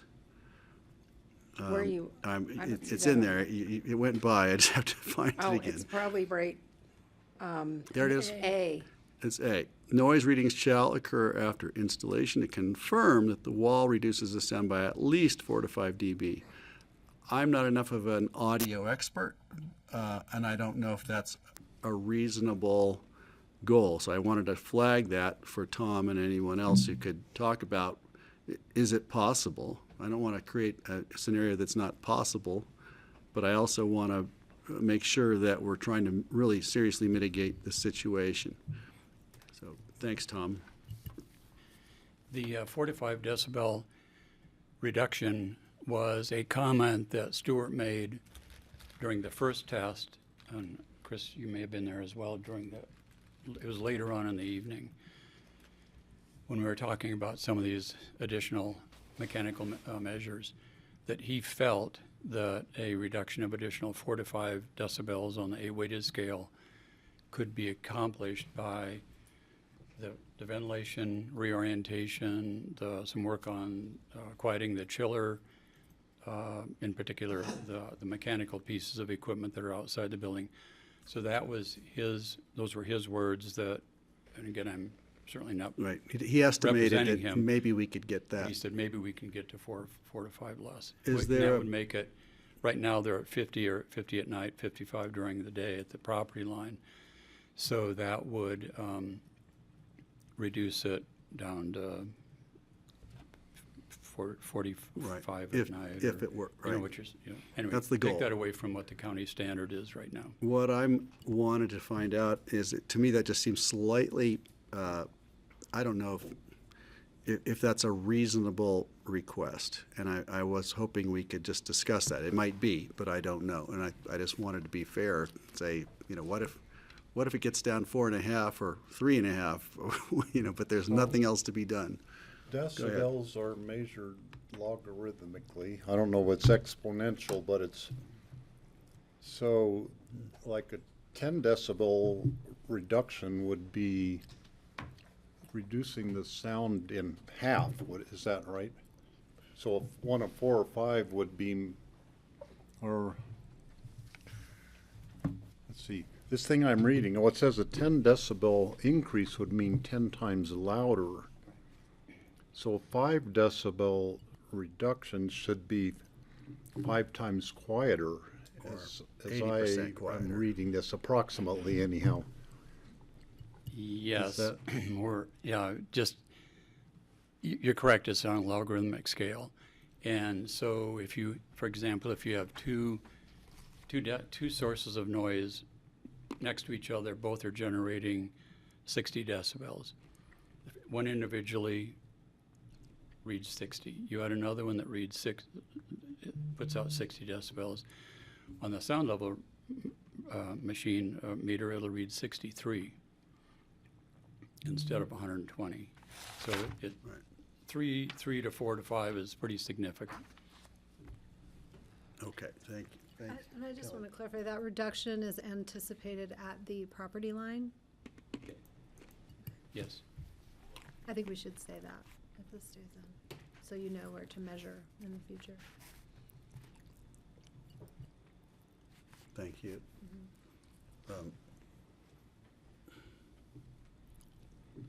Okay, I still a question mark on that for me, but we can keep going. Need Francie to weigh in on this math problem. She just raised her hand. Okay, Francie. Well, I don't want to do the math, but I do agree with Greg that I don't want to put something in there that's not attainable for this particular type of industry. I mean, I don't want to keep hearing this for the next few years. That's what it comes down to. I want it to be fixed to a reasonable level that people can live with, and then have them come back for their annual review and for things to move on. So if we don't, are we talking about a 5 decibel decrease out of 20? 50. Out of 50. Okay, out of 50, yeah. So, I mean, is that reasonable, Tom? Is that something that is attainable for this kind of operation? I don't know. I don't know. Right, I'm that's sorry, just I it. don't know that. It'd be a reduction from 55 during the day. Yeah, that's the rub, is that we don't know, so demanding something that we're not sure is Yeah, a reasonable exactly. outcome is And we definitely want to do something here, and we're going to insist on it, but I just need to make a goal line that's achievable by the applicant and satisfactory to this board. Is that something Stuart McGregor would know? Uh, And that's the person we should be asking. Now, I have another question Go about ahead, that, if I could. go ahead, Francie. Perhaps you could mention what the mitigation techniques that we want to see implemented are, and then make sure that they are implemented. And then if we can't measure the slight reduction, I mean, 5 decibels is, we can't hear that. So, if they do the mitigation that we ask them to do in the hopes that it's going to reduce noise, isn't that enough? It sounds like you're kind of looking for the same thing I am, which is it's almost a good faith effort to the best of our ability to do this, but it has to have a limit because we can't go to infinity on this. We don't have a cone of silence, right? Well, that's what I attempted to do in this resolution, is these measures, A through D, are intended to do just that. We asked the applicant to provide recommendations to us that we could look at and consider. We don't have those. So based upon discussions with Tom and discussions with Stuart in the field while he's doing the testing, and Tom's experience in this field of measuring sound and sound mitigation, we are recommending this list. Got it, right, I see that. It's just, it's not precise enough. The noise readings shall occur after installation to confirm that the wall reduces the sound by at least 4 and then 5 decibels. Which is it, 4 or 5, 4, 2, 5, the range between? I'm stuck on that only because we want to be precise, and we have to do something that is precisely achievable and satisfactorily achievable. And this is a goal. Is it actually something we can require? That's my question. And that's what I'm throwing out. And maybe Stuart would have an answer for that, or maybe Chris does. Let's continue our questions and finish this, and then we'll give you guys a chance. So just suggested wording to change that, it could say, noise reading shall occur after installation to confirm that the wall reduces the sound with the goal of a 4 to 5 decibel reduction. It doesn't make that mandatory, but it's like aspirational. Until the mitigation stuff is done, we really won't know what the decibel reduction is. And so therefore, to me, it's impossible to require that they reduce it by 4 to 5. I think we have to use the sort of state-of-the-art mitigation technology that's available. Then we'll see what the reduction is. Hopefully it'd be 4 or 5 decibels, but we don't really know until it's done. I don't think. Can we add Well, some? and Yeah, go ahead. Then I like that term. Then let's use state-of-the-art, the best. Thank you, that's what I was The gonna say. best available technology, the state-of-the-art. I don't think we want a 2-inch wide wall, and they say we've built the wall. Right, We want the state-of-the-art, right. the best Best technology practices. available. So as Francie said, we don't keep. Coming back. Mhm. Okay, that satisfies me. Francie has her hand up again. Thank you, Greg. Yeah, I just wanted to say that we can ask them to do things, but the result of the things that we ask them to do, we can't really put in there because we have no idea. Even our experts have no idea. So, I mean, if they're within our guidelines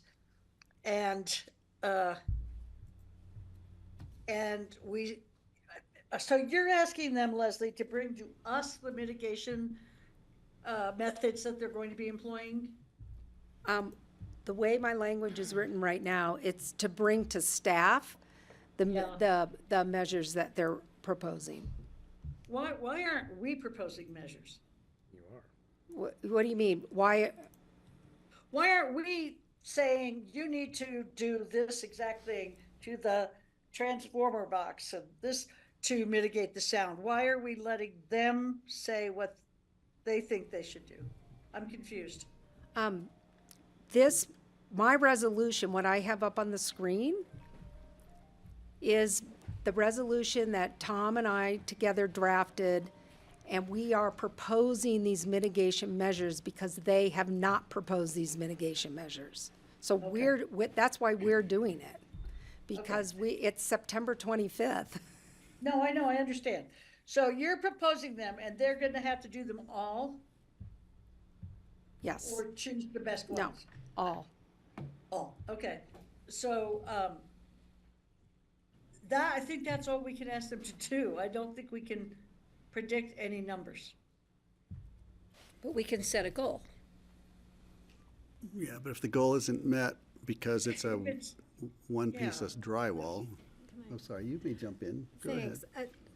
I think that there is a difference between things that we know and things that are knowable. And, you know, we may not be experts in sound mitigation. I think Leslie and Tom are relying on the suggestion of an expert that this is achievable, in creating that goal, if you want to call it. So perhaps we have a gap in our own internal inherent knowledge, not being a body that does this a lot. But I think that this is knowable to know, like, to rely on if it's an acceptable number or not to include in here. You know, I would say you can just say at least 4 and leave it at that. To be clearer about what that is here. But I think absent that, then we have no quality on which to rely in our request of the applicant. Thank you for that. Good point. Okay, we could be less ambiguous by just setting a single number, then they have to figure out how to get to it. Well, I don't agree with that, because maybe it's impossible to get to it for a distillery. I mean, the thing is that we approved having a distillery there, and they are below our set limits of sound generation. And so to demand that they reach a certain level again below that, it may be unattainable. We don't even know where the sound is coming from. I mean, when I read I think it was Tom's report, when I read the report, it seemed that it was unclear about what was the generation of the noise. That the differences between when the chiller was on and the transformer box was all those different things was negligible. So I really feel strongly that we can ask them to take these steps to mitigate noise, but we cannot hold them to a numerical standard once they have implemented these mitigations. Okay, thank you, just don't Francie. know. Chris would like to ask a question or make a comment. Go ahead. A lot of these questions I can address in the presentation. I know you're struggling with what Just getting started. Thank you. expectations to set out. If you'd like, I could get into that. Okay, I'm ready for that. Are we all ready for that? Ready. Thank you, and thanks for indulging share. the Yeah. question. I don't know how to. Screen share? Chris, Sorry for the I'm not hand going to moving. touch it. I'm here for it. This one right Yeah. here. Are you gonna also need to? No, it's just. I'm gonna have to hire Michaela to be my IT Let me person. just. I know. It's a little bit easier. What would we do without him, Well, you you know? want job security, IT is the way to go. Undoubtedly. I'm just like totally She's lost. gonna unionize. She'll They just go. unionize. It's okay if there's things up there. Okay. Are you sure? It's just Yeah. gonna be like in your way, but if you don't mind. It's kind of like the talking stick. Whoever has the talking stick, and it's McKella. Is it okay? That's perfect. Awesome. Thank you. Got my appeal. Who's running the show here? It's very brief. Okay. Don't get cocky, McKella. Okay, Chris, go ahead. Thank you. Okay, good. Like, oops, I'm Thank you and good afternoon. For the record, Chris Bendon with Bennett Adams on behalf of the applicant, the Emma Fields. You've seen before Mary Elizabeth Geiger with Garfield and Hecht. She was not able to attend today. Chris Bryan is here from Garfield and Hecht, representing the Emma Fields. He's playing some serious catch-up, so you may need to excuse his, if he has any sort of immature questions about what's going on. I thought he was abnormally quiet. No excuse for that. Also here is Laura Bauman and Jared Day in the audience. They are with West Brands. They are the operator of the Emma Fields. So you've seen Matt before. Matt is not there actually doing the distilling. He has an operator. That's West Brands. And you've also seen, or not seen, you've heard from Stuart McGregor, and you were just speaking about him. He's with Engineering Dynamics, sound engineer. We are asking for a continuation today, but I did want to give you a thorough update as to what we've done so far. A couple reasons for that continuation. Matt is very apologetic for not being able to be here. As you know, he runs an ER. I had him just on text. I thought I'd be able to bring him up today and at least make some comments. He just texted that he just entered into the ER, so he's not available. I think he was under the perception that the sound studies were very clear and conclusive. He emailed me maybe a week ago or so with his updated schedule. He can be here on the October 23rd date. I think there's been some conversation of that being an acceptable date for your consideration. I think it's very important for Matt to be here and to speak to you with clarity in person on these issues. And I know that would make him more comfortable as well. We submitted an annual report, as Leslie mentioned, in April. And the property was largely still under construction. I can go through elements of that report. I know that you want to hear about noise, but I'll put that out there as an offer. The project is LEED Platinum and Living Building Challenge, and we can provide more details on all of that. It's a point that Matt is very proud of, and he's there's some impressive systems there, and I think things that we can all learn from. He's gotten some accolades from around the country, a letter from the governor. He was in Forbes magazine, so he's proud of the accomplishments there. We were alerted to noise complaints. We received the noise complaints in April of this year. Initial feedback from county was that there was a site visit and an investigation, and sound readings were taken, finding those the sounds in compliance, and enforcement action was not initiated. The BoCC, as Leslie mentioned, requested sound mitigation expert come on board. We hired Engineering Dynamics out of Denver. Stuart McGregor came highly recommended, and Pickens County staff does not make recommendations on consultants, but we understood county staff had worked successfully with Mr. McGregor in the past and expressed what we sensed as a comfort level with his capabilities. There are 3 reports in your packet that McGregor has provided. He does provide recommendations in there, and I want to touch on each of those reports. And I'll be answering some of the questions that came up in your conversation previously. The first report was dated July 24th, dated July 24th. It references a site visit that was held on June 30th, July 1st. Late at night, I think we were there midnight or so, 11 midnight, 1 o'clock. We were all pretty exhausted. Here's what McGregor did. First, we turned on everything. Everything that has a switch was turned on.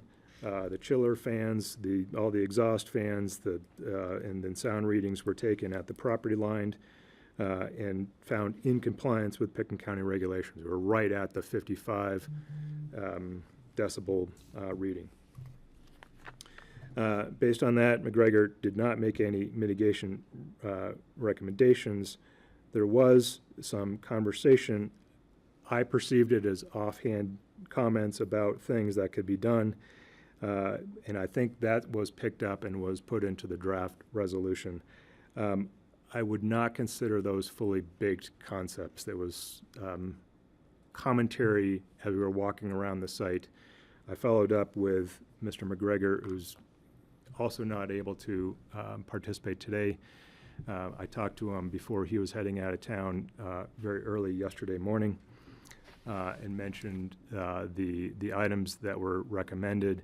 The first one he said, oh, no, I would do a something, and he just started going off about something else. So I don't have comfort in that these are fully baked, doable, the best things to do. I would want to hear from Stuart and to have more confidence around these. Readings with everything off were then taken, and they were less than 45 decibels at the property line. And at that point, the background noise was the predominant noise. And again, the testing was done late at night, so the context sounds were as low as we could expect. Sound readings were taken inside the 24 Eddy Lane residence, the neighbor residence. With everything turned on was at 17 decibels. And 17 is far below the county limit, and Mr. McGregor reported in his report that the acoustical environment was very quiet. I wanted to flip over to a graphic that I thought was helpful. I just pulled it off the internet. Tom's probably seen a million of these things. This is from the, let's see, MD Hearing. It's all the charts have the same information. This one just seemed to be graphically a little more simple. So in the center there, the 50 and 60 is, I think the county regulation is at 55. So you see there that 60 is normal conversation / dishwasher. Probably depends on which dishwasher you get. 50 is described as moderate rainfall. 40 is described as a refrigerator or a quiet office. 30 is described as a whisper. 20 is leaves rustling or a ticking watch, which no one has anymore, but a ticking watch. And 10 is described as normal breathing. So a reading of 17 puts you somewhere in between that 10 and 20, somewhere between normal breathing, closer to a ticking watch or rustling leaves, but far less than a whisper. And again, as Commissioner Child mentioned, there's a logarithmic scale. So, the difference between normal breathing up to a ticking watch is a sense that it's a doubling of the sound level.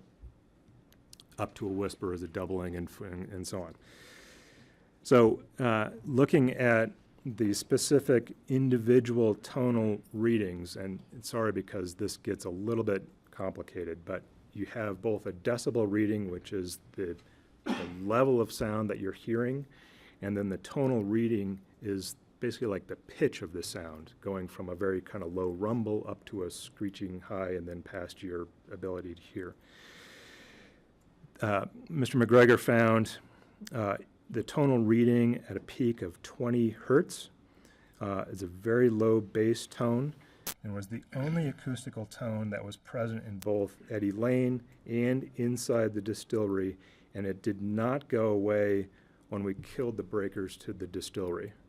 So that 20 hertz tone, and that's what he spoke to the last time he was here and he spoke to you. It did not go away and the breakers were turned off. So turned off all the breakers, that's tonal sound, 20 hertz was still there. And Mr. McGregor called out 3 things that could be the source. First was it could be an off-site source. Could be nothing to do with the distillery. It's just a sound that exists in the neighborhood from some other thing, and you turn off the distillery, and of course you still have the sound. He did note that the sound was higher in 24 Eddy Lane than within the distillery affordable housing. So and the distillery's affordable housing is closer, and he thought the opposite should be true if it was coming from the distillery. He secondly thought it could be coming from the emergency lighting or emergency alarm system. Those stayed on when we closed the main breakers, so it could be from that. And then third, he thought, well, it could be from the Holy Cross transformer. He opined in that first report that he did not think the transformer was the source, given that the sound readings at the surface of the transformer, holding the machine like right at the transformer, it was the same as it was reporting in the 24 Eddy Lane residence. So that's what he reported in his first sound study. He received that. You had some commentary, I think, in your last meeting right before receiving that with Mr. McGregor. He followed up with a second report, a very short report, issued August 14th, and this was a follow-up on those emergency backup systems, the lighting and the alarm system, and reviewed the manufacturer specs and the battery systems and everything related to that componentry, and decided and opined that the battery backup system cannot be generating the 20 hertz. I think he was expecting to see some large battery thing or some sort of inverter capacitor or something or other. These are like little tiny batteries that you could probably buy at Ace Hardware or something. They're like half the size of a motorcycle battery. That was his second report, just focused on that. The third report was issued September 5th after a site visit on August 28th. I think we'd mentioned this the last time I was here was August 28th. We were going to be doing the sound study that night. And this was focused on the Holy Cross transformer. Holy Cross personnel came out and examined the transformer earlier. They've stated that their transformer is brand new. It's operating according to their specifications and that there's nothing wrong with the transformer. I've stood next to the transformer a few times, and I think you have when you did your site visit.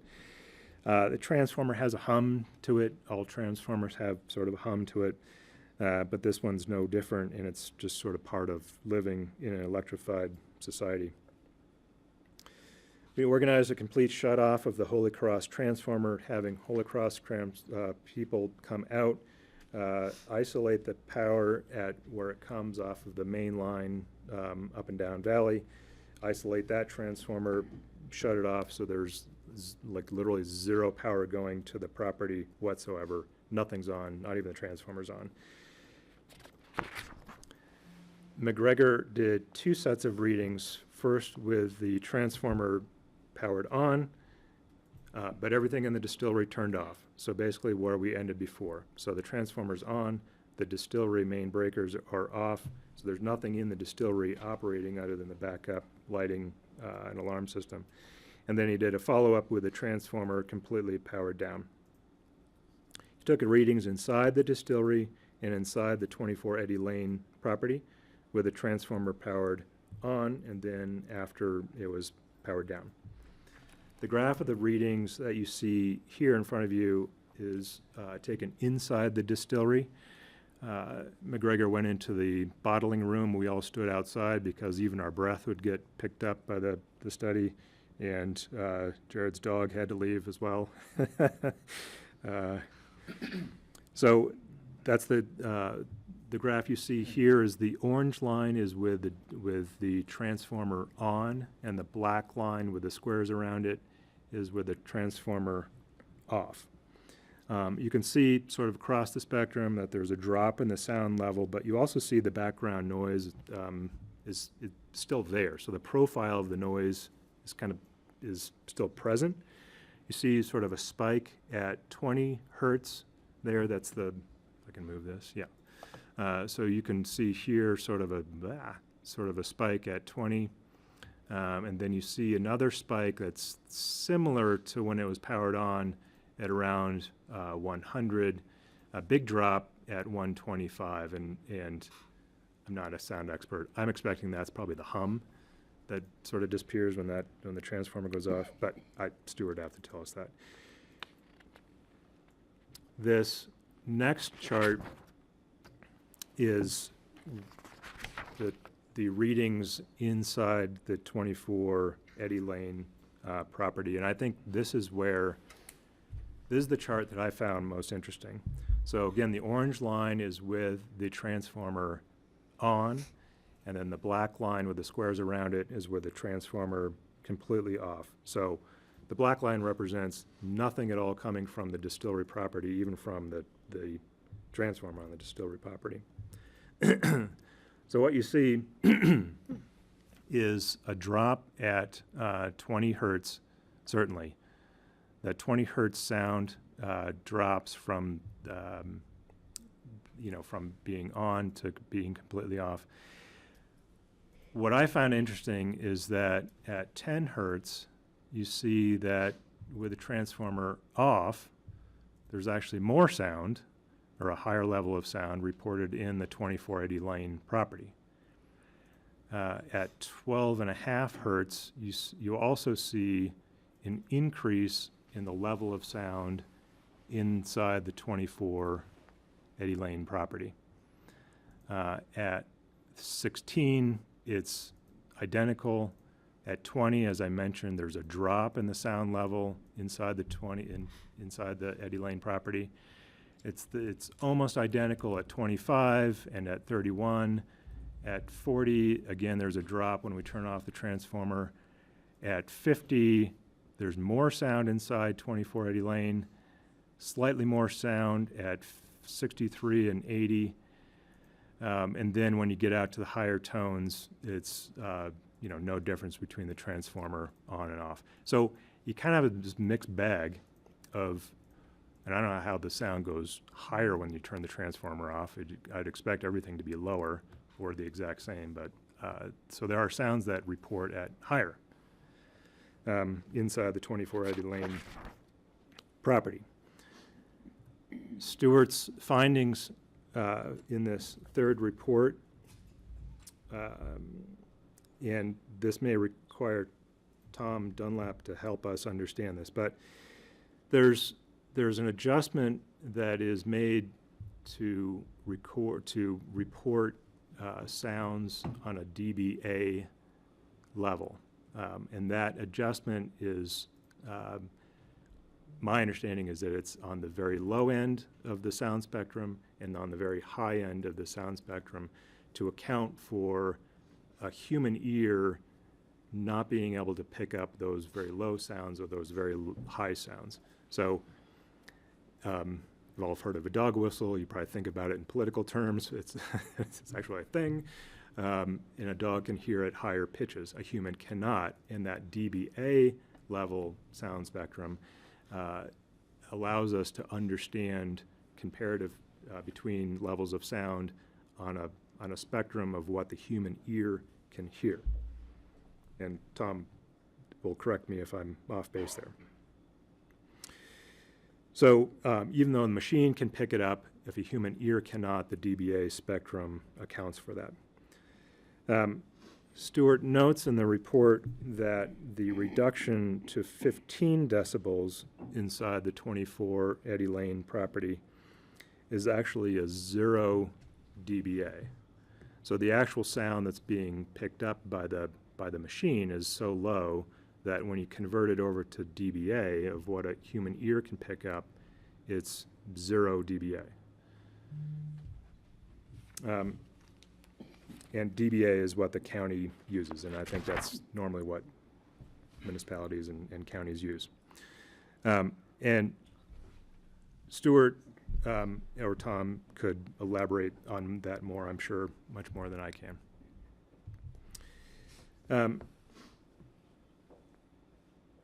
And that's both with the transformer energized and de-energized. He's reporting that the sound inside the 2480 lane is actually at 0 dBA.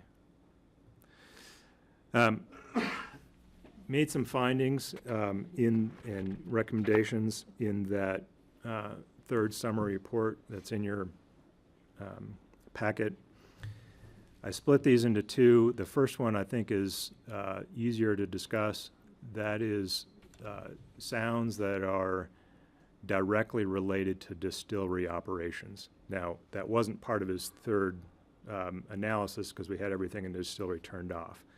But he circled back on the distillery operations and reported that he's not recommending sound mitigations strategies be required of the distillery operations. A sort of repeat of what was in his first report. And then he goes on to talk about the readings that are related to the transformer. And I apologize because I know the board hates it when applicants do this, but I'm going to read you this paragraph and make sure it's on the record. He says, all readings both of the transformer energized and de-energized demonstrated sound levels across the spectrum to be significantly below recognized industry limits below the Pickens County standard of 50 dBA. This is regarding the sounds coming from the transformer. There are no applicable sound level standards or industry guidelines that are unique to low-frequency tones. There is ambiguity regarding whether the de-energizing the Holy Cross transformer resulted in inaudibility of low-frequency tones by the resident of 2480 Lane. It is not certain, however, whether the low-frequency tones measured within 2480 Lane residents are partially or solely sourced from the Holy Cross transformer located on the distillery property. The data do not provide any guidance on the nature, scope, or placement of potential sound intervention strategies, whether they would have any effect on reducing the low-frequency tones reported by the resident of 2480 Lane, or if such reductions would be satisfactory to that resident. Based on these findings, EDI is not recommending noise mitigation strategies be required for the Holy Cross transformer located on the distillery property. Again, apologize for reading that in front of you. So I think here's where we're at. From our perspective and our client's perspective, the sound studies were clear and Stuart's recommendations were that no mitigation measures were warranted. If that's not acceptable to the county, we'll need to know what is acceptable and have a mutual clarity around expectations. And I think this goes back to the discussion you were having right before I started speaking. I asked Stuart yesterday about the actual ability to achieve the 4 to 5 decibel reduction for the distillery equipment. I think it is true when we were sort of chatting, although it was midnight, he said, look, you could probably achieve a 4 to 5 decibel reduction by doing blah, blah, blah, blah. So and he said that's what it should do. So then I followed up and I said, would engineering dynamics be willing to back that statement? He said, no. So from my perspective, for me to be able to say that this is what we can do, this is what Emma Fields can do, we need to be able to back that statement. If engineering dynamics can't or won't, then I have some serious hesitation in saying that this is exactly what we can do. So I cannot say with certainty that we could reduce it by that much. Unless engineering dynamics is able to back that statement. It's far preferable for us to identify a list of physical installations that we're actually commit to those installations. it's easy for us to identify that we need to build a fence, review the specifications with the county to make sure that it's a fence of sufficient quality, have Stuart talk with Tom and county staff, we all agree on it. This is what Matt is looking for. He wants to understand, well, what is the thing? He's concerned about where does it go? How much does it cost? What does it look like? And is it conclusive? From my perspective, that's black and white. I can go out there and see that the fence is done. County staff can go out there and say, and report back to the county, yes, it was installed at the height and dimensions and specifications. So that is highly preferable. I don't really have hesitation around engineering dynamics saying to the county, this is what I expect it to be able to accomplish. I believe Stuart when he says, I think it can be lower, 4 to 5 lower. But unless he's willing to back that, then I can't put Emma Fields in a position where they're guaranteeing it. When it comes to the transformer, it's important to us that we're all clear that the transformer is there. It's a Holy Cross facility. We have limited or basically no things we can do with it, with the transformer itself. Holy Cross has looked at it, as I said, there's nothing wrong with the transformer. If the county goes down the path of revoking the special use permit because there's a transformer there, first of all, the attorneys are going to have to take over at that point. But second, the transformer is still there. And any use that comes into the building, even the building being fallow, the transformer is going to be there and doing its transformer thing. So Matt is particularly leery of an open-ended requirement with no idea what success looks like. And the wording of the resolution as it stands, as presented, just says, do something. And I can't in good conscience agree to that because I don't know what that something is. It's not a criterion. We asked for what is the standard. There's no specific standard, and I just can't put Emma Fields in that position where they're subject to was essentially an arbitrary criterion.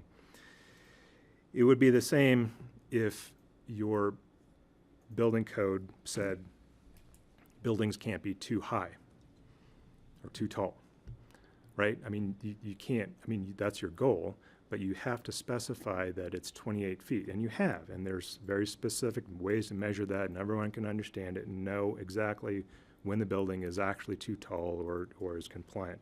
So that it's similar to what you deal with across all land use. So what I'd like to do, what our team would like to do, is continue this hearing. I know that it's been a long process. I know that there's a level of frustration here. I would like to be able to provide to the county a proposal, or at least a response to the staff proposal that we know is buildable. It will achieve a specific set of goals that we agree on. We know what success looks like, and have Stewart's buy-off or advice into that.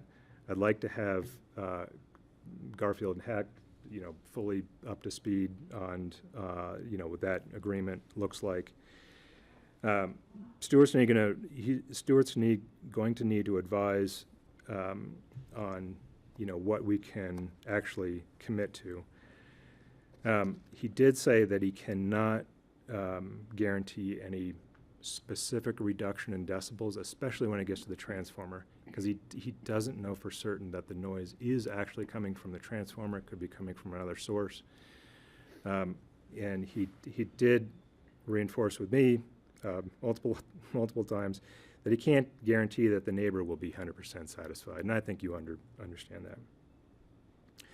that. You saw with the sounds being both quieter and louder with the transformer on and off, that there could be sources from other levels, but understanding we're down into the, somewhere below whispering level or below watch ticking level.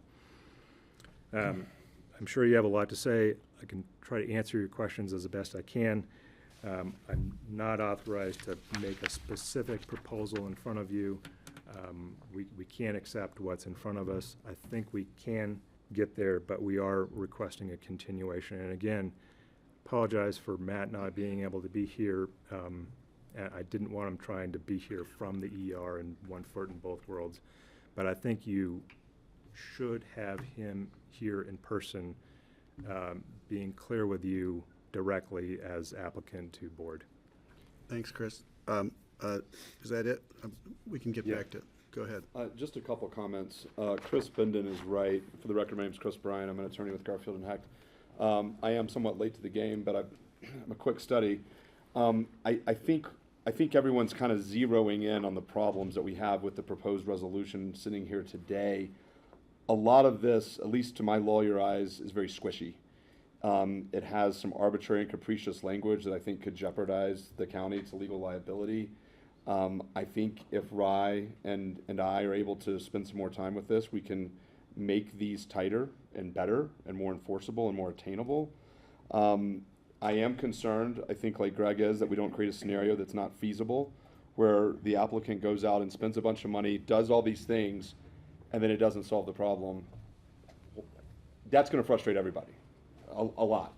And I don't want to do that. It's what I want. It's what I think we should all commit to do, is follow the science here.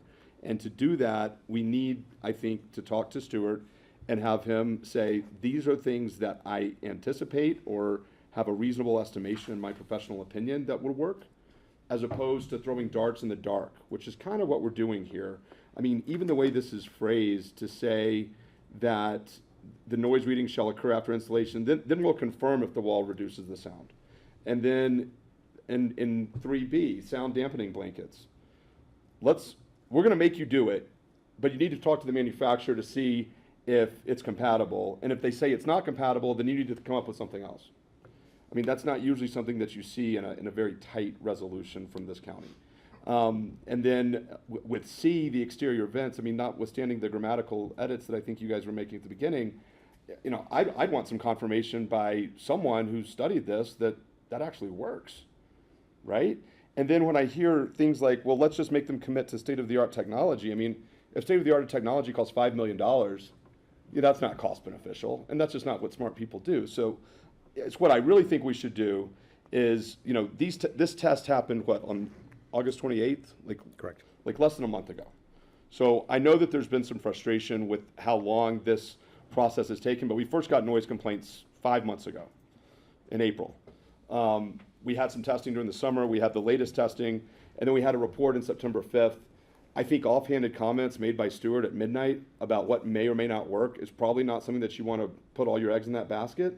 I think if we have more time, October 23rd is reasonable. It's less than a month away. 28 days, actually. If we have that amount of time, then we can work with the attorneys to make some language that's attainable. We can talk to experts who know this kind of thing and see what's feasible.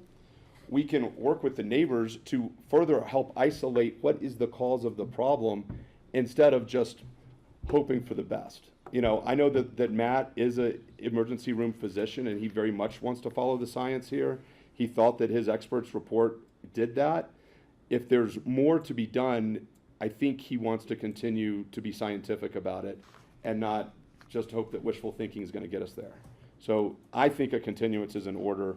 And if we're going to do this, and if we're going to spend the time and money and effort to do it, let's do it right. And I think 28 more days is not an unreasonable thing. And I'll note also, at least from my review of the packet, the applicants never asked for a continuance. Previous continuances were either necessitated by testing or requested by staff. So I don't think this is unreasonable or unduly delayed. Great, thanks, Chris. Chris, I just want to make sure I understood what you said, that you would come up with a proposal to try to solve, you know, to do absolute best to reduce the sound levels. I thought I heard you say that would be that you guys would be coming up with that. Is that what you said? You know, I'd split them into two items. On the items that are related to distillery operations, that's where we measure at 55. I want to hesitate in that Matt works in a sort of binary world. And he sees a measurement at 55 and a requirement or a standard at 55 as compliant. The limit is 55, he measures at 55, equals compliance. My perception from sitting through all these is that that's not good enough to this board. So the reason I hesitate is I think you would want to hear from Matt that he's intending to do things. But the things to do and how they're measured and what they are, I think we need to sit jointly with county staff and come up with reasonable installations that are responsive, so that if the board says you need to install these things, that I have confidence that we can actually do it. And then secondly, on the transformer piece, I think we'd want to understand if we're measuring at 17 dBA dB inside the neighbor's residence and translate it to a dBA scale, if that's reading at 0, are we expected to do something regarding noise that's emanating from the transformer? And if so, then I'd have that conversation with Matt. We'd sit again with Pickens County staff and come up with what we think is an actual doable list of things.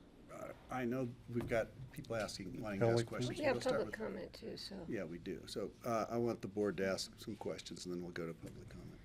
Thank you. Thank you, gentlemen. I like you both personally. However, my blood is running about the color of my jumpsuit right now with where we are at today. And I think that if anyone was listening to this, they would think that you guys are being a very calmly, reasonably presenting, a scientific scenario. What I am hearing is a fairly significant rewrite of the actual history of how we've gotten here and the process and procedure that has taken place to arrive today. Today was the day for Matt Patel and your engineer to show up. Today was the day.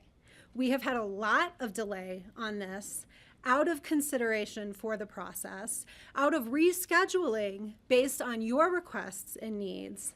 And where are they? Instead, you've lawyered up and brought a lawyer here. I am super frustrated. We have a resolution in front of us with conditions because you guys offered none. Because you guys are holding on to the position that we should ignore neighbors who have complained about their experience of your operation. I voted in favor of this, and I am now deeply regretting it. And remember, when this came to us, this was an unzoned property. We could have very easily said, you know what, this is going to be residential. We're leaving this at residential. Instead, we were willing to buy in to your vision, your client's vision for what could happen here, which I thought was a good vision, and I thought was an appropriate location for it, okay? So to say that we're imposing standards, we can impose standards because this was an unzoned property. We allowed this use by decisions of this board and retained the right to continue to put conditions on how that use was going to move forward. And I am not feeling a very collaborative approach here. So we are here today not hearing from the people who apparently we need to hear from to make decisions, or for you guys to be able to and authorized to make decisions. And I'm very frustrated by that. Because we've known this problem has been going on. We have been hearing these complaints. We have had, literally people in tears about their experience here. And I don't feel like it's appropriate for us to sit here and continue to do nothing and to continue to not figure out a plan for relief. In the absence of your willingness to create that plan, we have had our staff create that plan. Rye is our attorney. He has advised us on how we have gotten here today. And I'm going to rely on his advice as our attorney to do that. So I'm not interested in a continuance to where you now decide you want to sit with our staff and come up with reasonable solutions. This is what should have been the conversation all along, and we're just asking to wait and put off and put off and put off, and it's not acceptable. Today was the day to figure it out. Thanks, Kelly. Appreciate your candor. Steve. So, first statement, if this was so important why is Dr. Patel not here today? Same thing that Kelly said.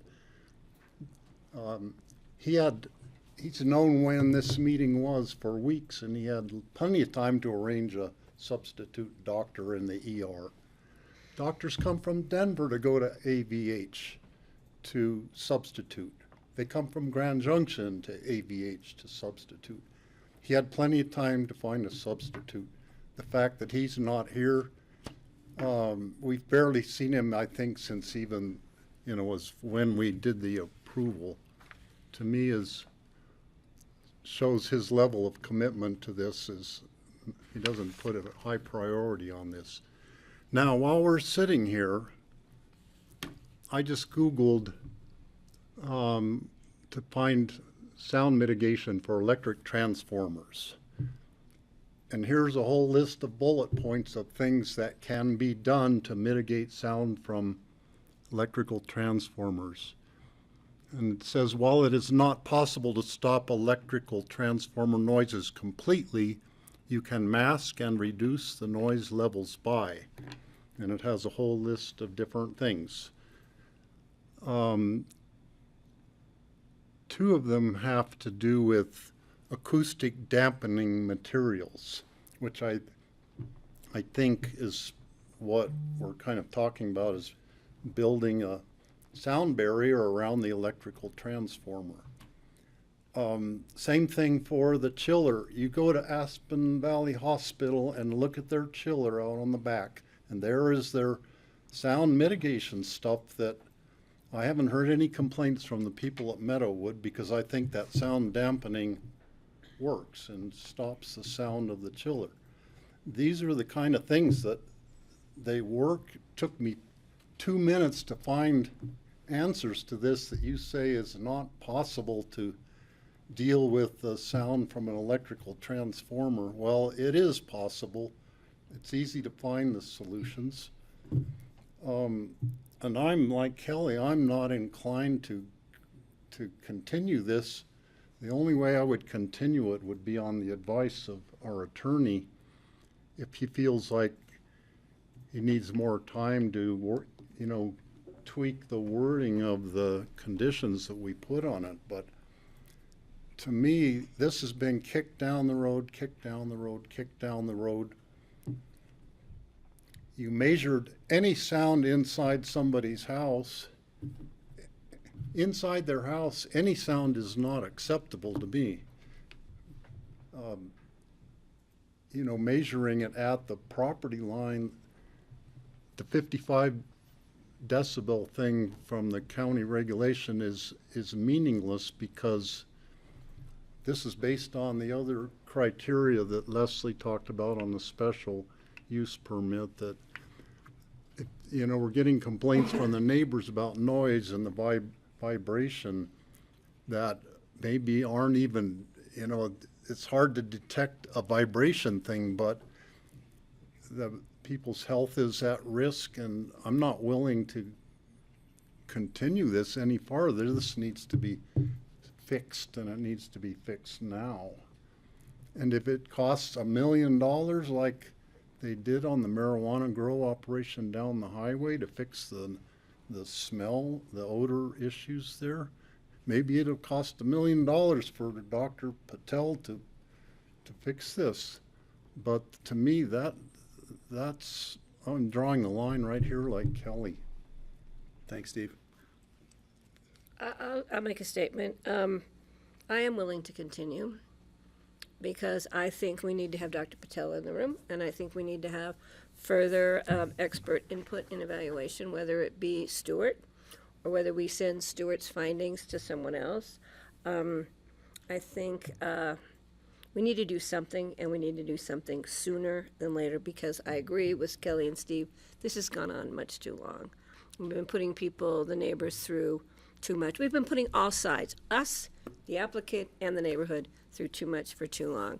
So I want us to do it right. I don't want to rush it through today without fine-tuning the language in the reso, without getting something in writing as to what the mitigation's going to be and what the efforts will be.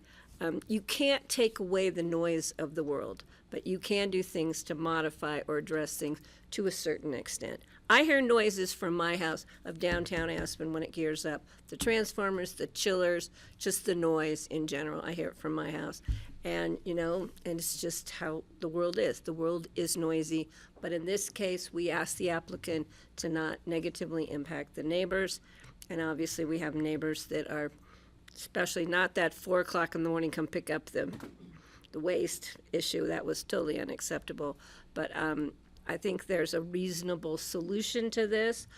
I don't think it's before us now, but we had to push the envelope today to get you guys awake and realize we're going to do something. Either you have some control over it, or we're going to take control, and you're going to have to live with it one way or the other.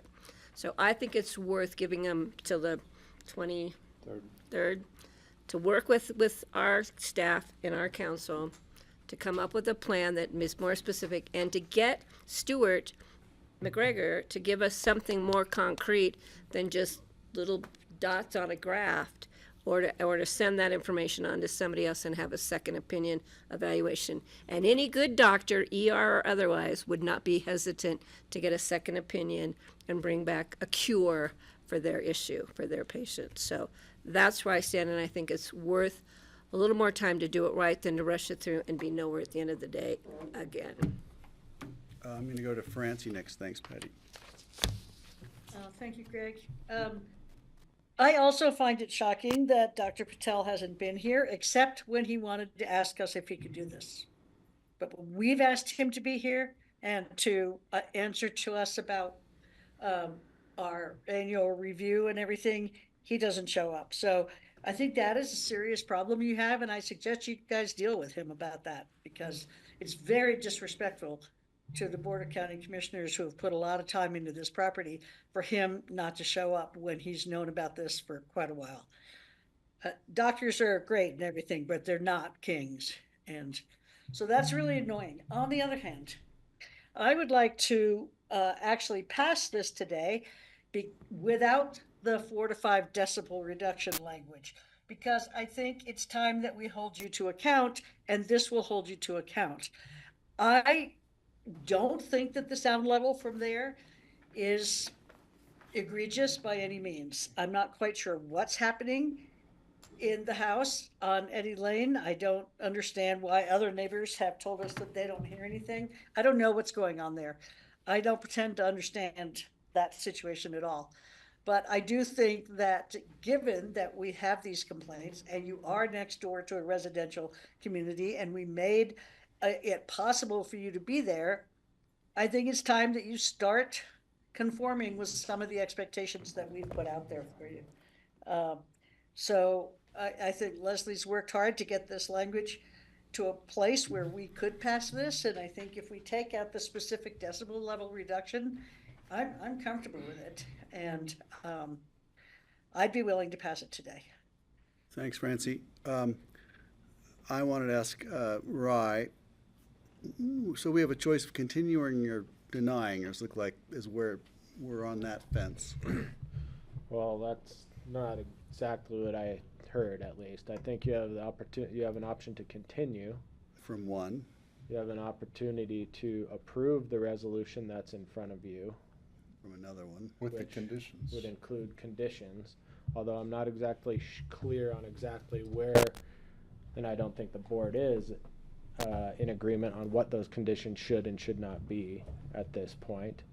Or you could deny the annual review, presumably that would remove their special review permit. I haven't heard anybody suggest that at this point.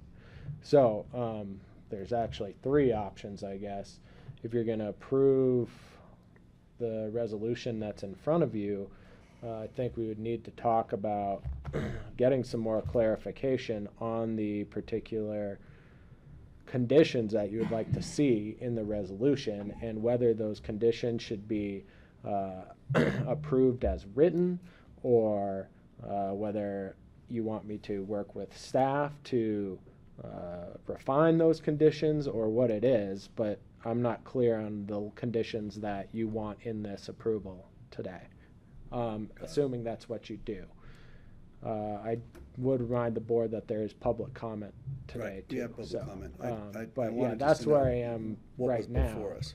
If the board's gonna approve it, I believe it would be necessary to refine the conditions upon which you want to approve the annual review.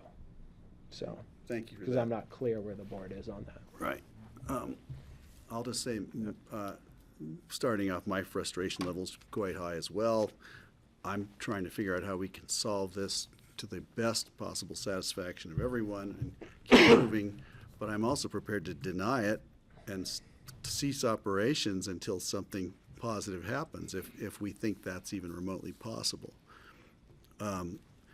With that, I'm going to open up public comment, and I want to open the floor. If anybody would like to make a comment, we're going to limit it to 3 minutes. And raise your hand and you can come on down. And Elizabeth McCracken. I see one back here. Come on down.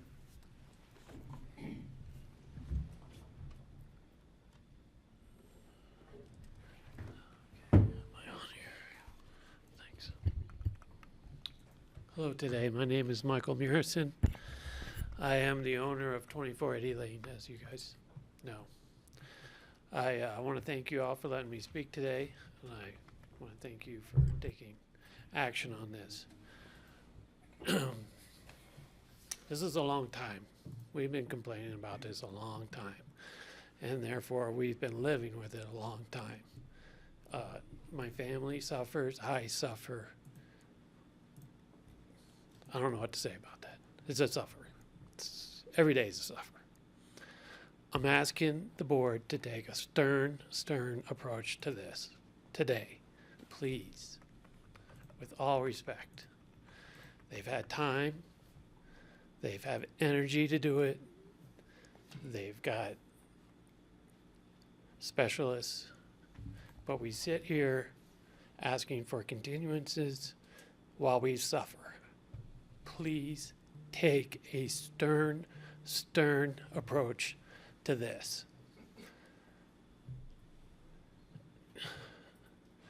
I don't know how else to ask. I don't know what else to say.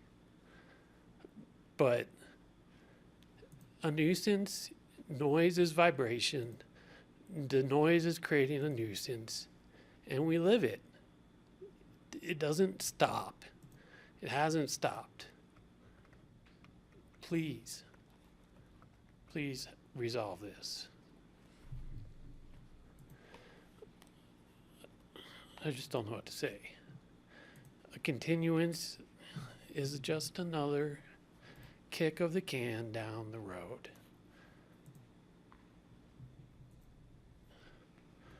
Mitigation is necessary to resolve this.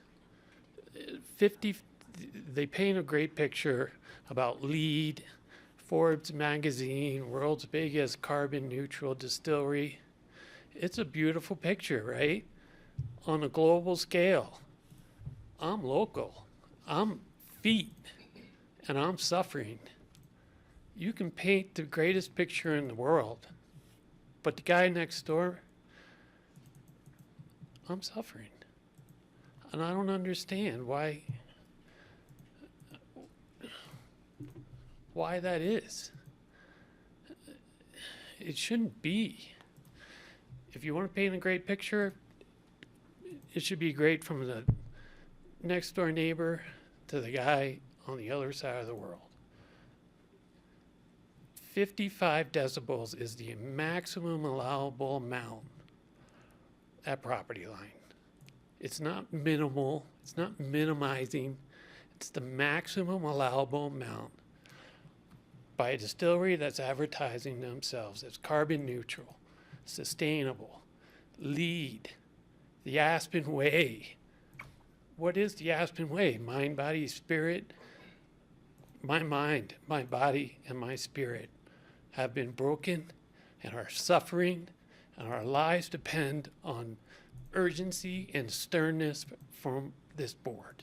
Please take my request sincerely. Thank you. Thank you. Thanks for your comment. Do we have any other public comment? I don't see any in the room. I'm going to ask for online. Let's see. Who's hand? We've got Lawrence Bond. Thank you. For the record, Lawrence Bond with Carp New Hanlon. I would probably defer to have Elizabeth McCracken. She has her hand raised as well. If she's on video, go first. I think my comments might be more practical compared to hers. So if Elizabeth's available, I would ask her to go first. I'll indulge you. Elizabeth, are you there? I am. Can you hear me, Greg? Yeah. Do you have video as well, or is it just audio? You know, I'd rather not be seen. I haven't slept in months and I'm shaking right now. So if you could just go with my voice, I would appreciate that. Got it. Okay. Elizabeth, please go ahead. All right. Thank you all for being here today. Elizabeth McCracken, 24 Eddy Lane. First of all, I want to correct the couple comments that said the first noise complaints. Hard time hearing her. At the end of November. That came. Hey, Elizabeth, you're breaking up on us. I don't know if you're moving or somewhere we can't really hear Not you. the start of our first noise complaint. Hold on, take it off.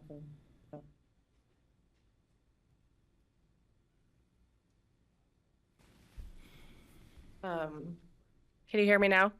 We can, yeah. We'll give it a shot.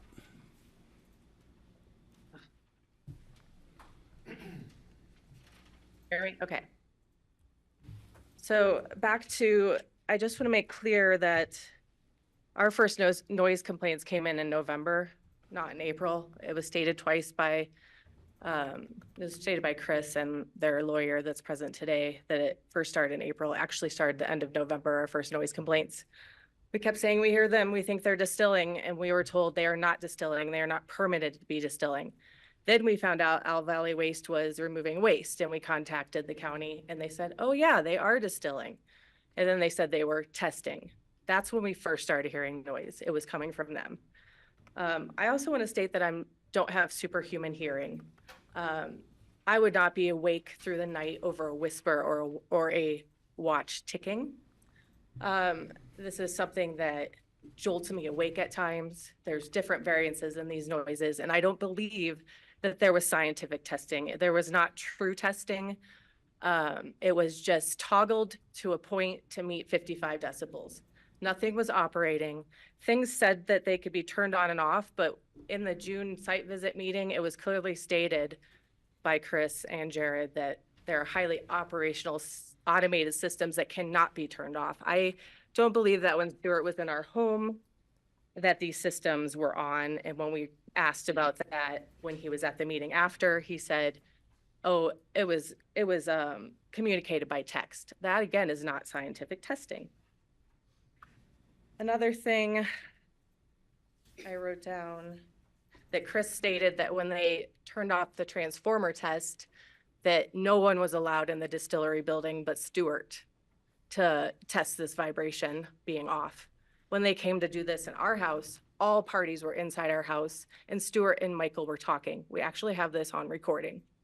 They were talking, and so those spikes and levels that Chris was saying were interesting, him not being an expert, are also interesting to me today that he pointed that out when it said even a breath could be heard. Even Jared's dog had to leave.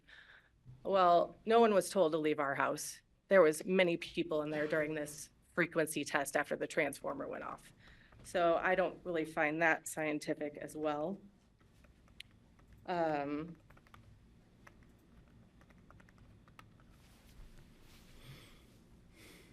I just, my nervous system is completely fried at this point. Also Francie said that we're the only ones hearing this. We actually have neighbors on the property line that hear the fans in their home now, and they have emailed that to the board. So I just want to clarify that we are not the only home, and this started when they started. I don't know what else to say. I want to stay in my home. I belong in my home. I belong in this community, and there is nowhere else for me to go. There is no housing. It is pulling us from our jobs, this community, and our son from our school. I do not support a continuance. I support mitigation now. A continuance for them is procrastination. Continuance for me is suffering. I can't function anymore, and I've had enough. And I really appreciate all the hard work everybody has done with this. And I appreciate your support. I appreciate you listening to me. I would not be here today if I was not hearing this in my home, if it wasn't affecting my health. I have anxiety, I have depression, I can't sleep. I hope this can be fixed starting today. I cannot wait another minute. I am done, thank you. Thanks, Elizabeth. Thank you for your comment. Thanks for making the effort. Okay, Lawrence, I see you, if you're still in the queue. Yes. Thank you very much. As you can tell, my clients are very upset. They've been living with this since November, where numerous complaints have been filed, and these constant noise and vibration interruptions have really altered their lives. And we're doubly upset today to be, continuing to discuss this, asking for additional time, additional studies. From the beginning, when we filed the formal complaint with the board, or my letter to the board, we asked for some real material mitigation strategies, and we even proposed some which are not dissimilar from what staff has requested today. So we do oppose the continuance, and we believe that proper language can be worked out now. I also believe that, amendments to the resolution could occur if other additional mitigation strategies are proposed or alternatives are proposed by Mr. McGregor. To date, we've made no progress, and we need to move forward. We're just very upset that this has continued to lag. I don't think it's any fault of the boards whatsoever, but it's now almost October, and we've been appearing before you and writing letters since April. So we'd like to see this move forward and mitigation strategies begin. The time for additional studies is over. Stewart's findings, as we just heard from Ms. McCracken, are not conclusive. My clients are not convinced that the report has any value while they continue to suffer in their homes. They hear it, they feel it. They have an inability to continue to live in their homes. And now's the time to damper the sound and mitigate. From the beginning, we've continually requested specific mitigation strategies. Staff has now has the guidance of Stewart, has the guidance of Tom Dunlop, who's an expert on audible noises, have suggested 4 different mitigation strategies. And I'm here now to ask that the board order and recommend that these mitigation strategies be implemented with specific deadlines so that my clients can have some resolution and move on with their lives. We agree with what has been proposed in the proposed resolutions that's in the board's packets today. And we'd like to see that implemented with subsequent noise readings. These mitigation strategies appear to be based on expert recommendations, and we see no rationale for continuance of this matter. So thank you very much for your consideration, and we'd be willing to work with the board as well on specific language, but I think what is proposed today is a great first step. Thanks, Lawrence. Anybody else online or in the room like to comment on this? Not seeing anybody, I'm bringing it back. Okay, so we have to figure it out what we're going to do, and what's the best course forward. Steve? So there's one way I would agree to continuing it to October 23rd, and that is if place is shut down today until the sound mitigation things are installed. And if it takes an October 23rd meeting to figure out what exactly would be required, but I think it should be shut down today and made quiet for the benefit of the neighbors. And I picked that up, the comment about, because it was last November that we first heard, it wasn't April. We've been misled by both of your statements. That's almost a year at this point. And so that's what I think. Somehow we shut it down today. Yeah, that's what I got. Then start doing the mitigation things. We need sound walls around the chiller, need a sound wall around the electrical transformer, or they would have the option of moving it to the other end of the building, but I think you should probably still put a sound wall around it. Those kind of mitigation things are gonna cost some money, but that's where I am. Patty and then Kelly. I'd like to call for an executive session. I think we need to have legal counsel, legal advice as to what it means if we shut it down, if we continue. I think there's an unanswered question there for me. Okay, thank you. Well, Make a motion to go into executive session for purposes of attorney counsel pursuant to 402/46B. if you have That's a good guess, but I don't think it was right. ABCDE. So that would be for the purpose of discussion with counsel. Oh, I'm sorry. For the purpose of discussion with counsel to discuss the Emma Fields annual review application, and that's 24-6-4024B. Huh. I'll second. We have Thank you, a Kelly. second. I'm going to call the question. All in favor? Aye. Aye. We Okay, have, so you guys can stay in the room, we we're leave. upstairs.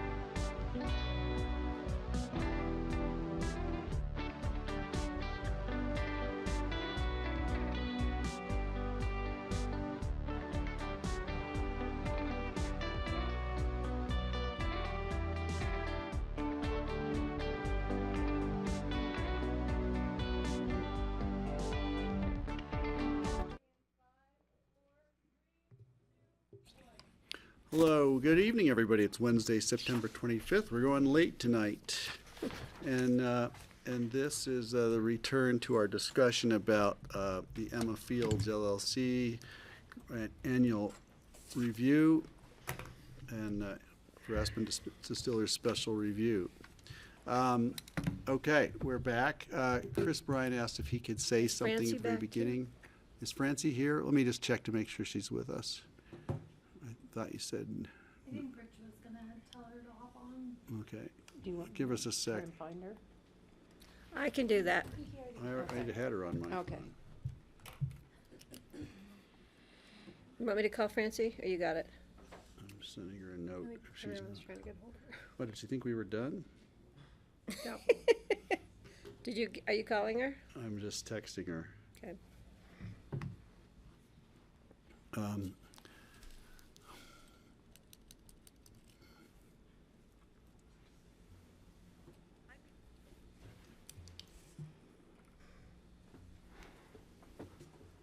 She needs to be promoted, she says. She's been She promoted? wants to be chair. That's what I was gonna say. You can have it, Francie. You can have it. Okay, there she is. Okay. Are we back?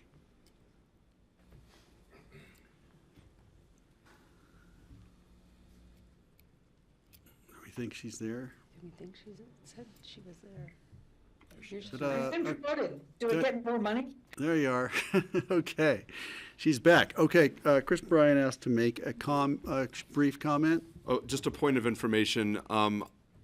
Given the commissioner's statements about their dissatisfaction with Dr. Patel not being here, I did get a chance to speak with him while you were in executive session, and he said that he had planned to be at the meeting on September 11th when it was originally noticed for, but that staff had requested that it be continued to tonight, and he had already committed to working shifts at the hospital, and that's why he couldn't be here. It wasn't a sign of disrespect. So I just wanted to be that on the record because many of you made a point Upset to about say that. that. Yeah. Thank So I just you. wanted to I clarify appreciate that. you for clarifying that, and thank you.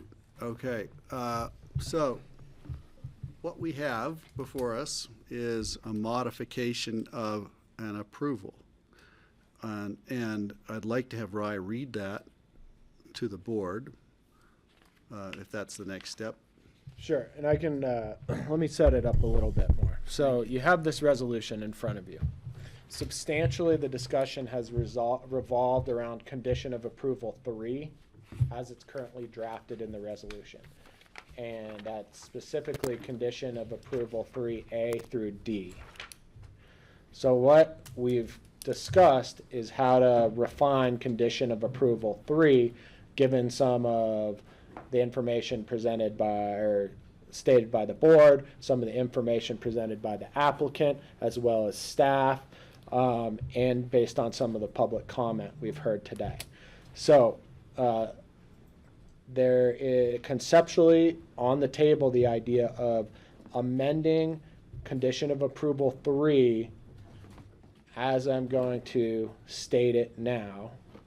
And drafting on the fly is always inartful, so I'm happy to hear comments from the board.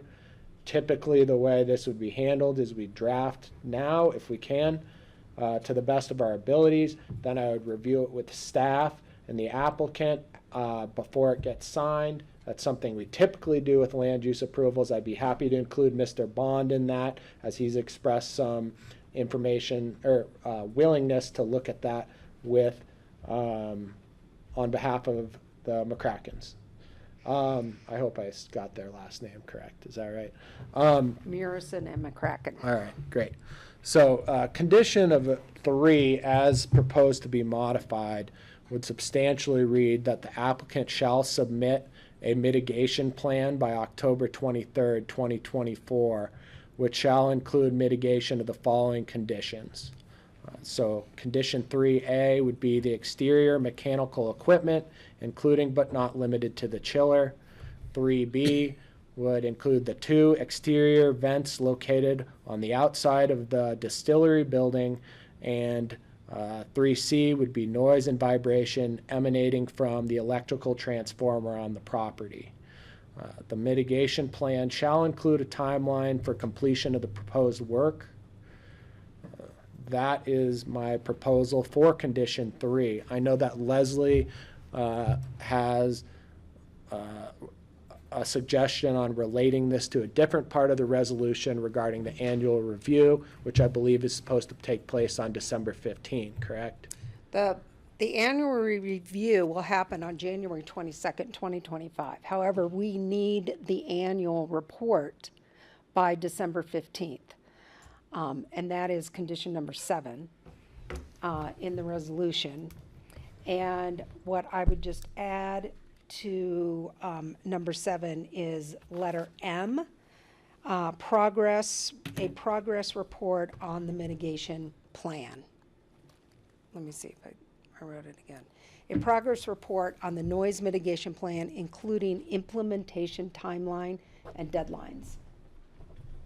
So that will be in the report that comes to staff on December 15th. We need that ahead of time to prepare our resolutions and on January 22nd, you will have your annual review at a public hearing. Right, Patty. I have just one question. What are we doing about the 4 to 5 decibels? Are we leaving that language in, or are we taking it? What the stated condition the previously stated condition that the noise reduction shall include a 4 to 5 decibel reduction, staff has provided that should not be included and perhaps not at all, but not included in this particular resolution, and should be addressed as part of the exterior mechanical equipment noise reduction, or the overall noise reduction in 3A through C. The intent of the board is to review the mitigation plan submitted on for the October 23rd, 2024 meeting. Now, and approve that mitigation through an approve that mitigation plan through an informal resolution of the BoCC.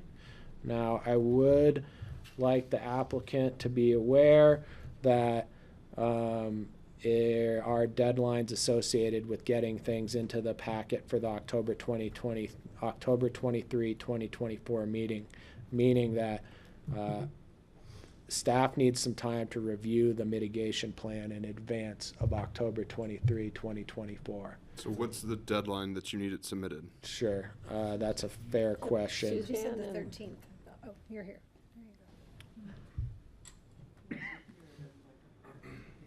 Yeah, well, our deadline to the board, our packet deadline is October 14th.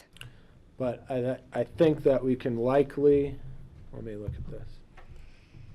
I think that if we had something from, the packet goes out on October 18th for that meeting.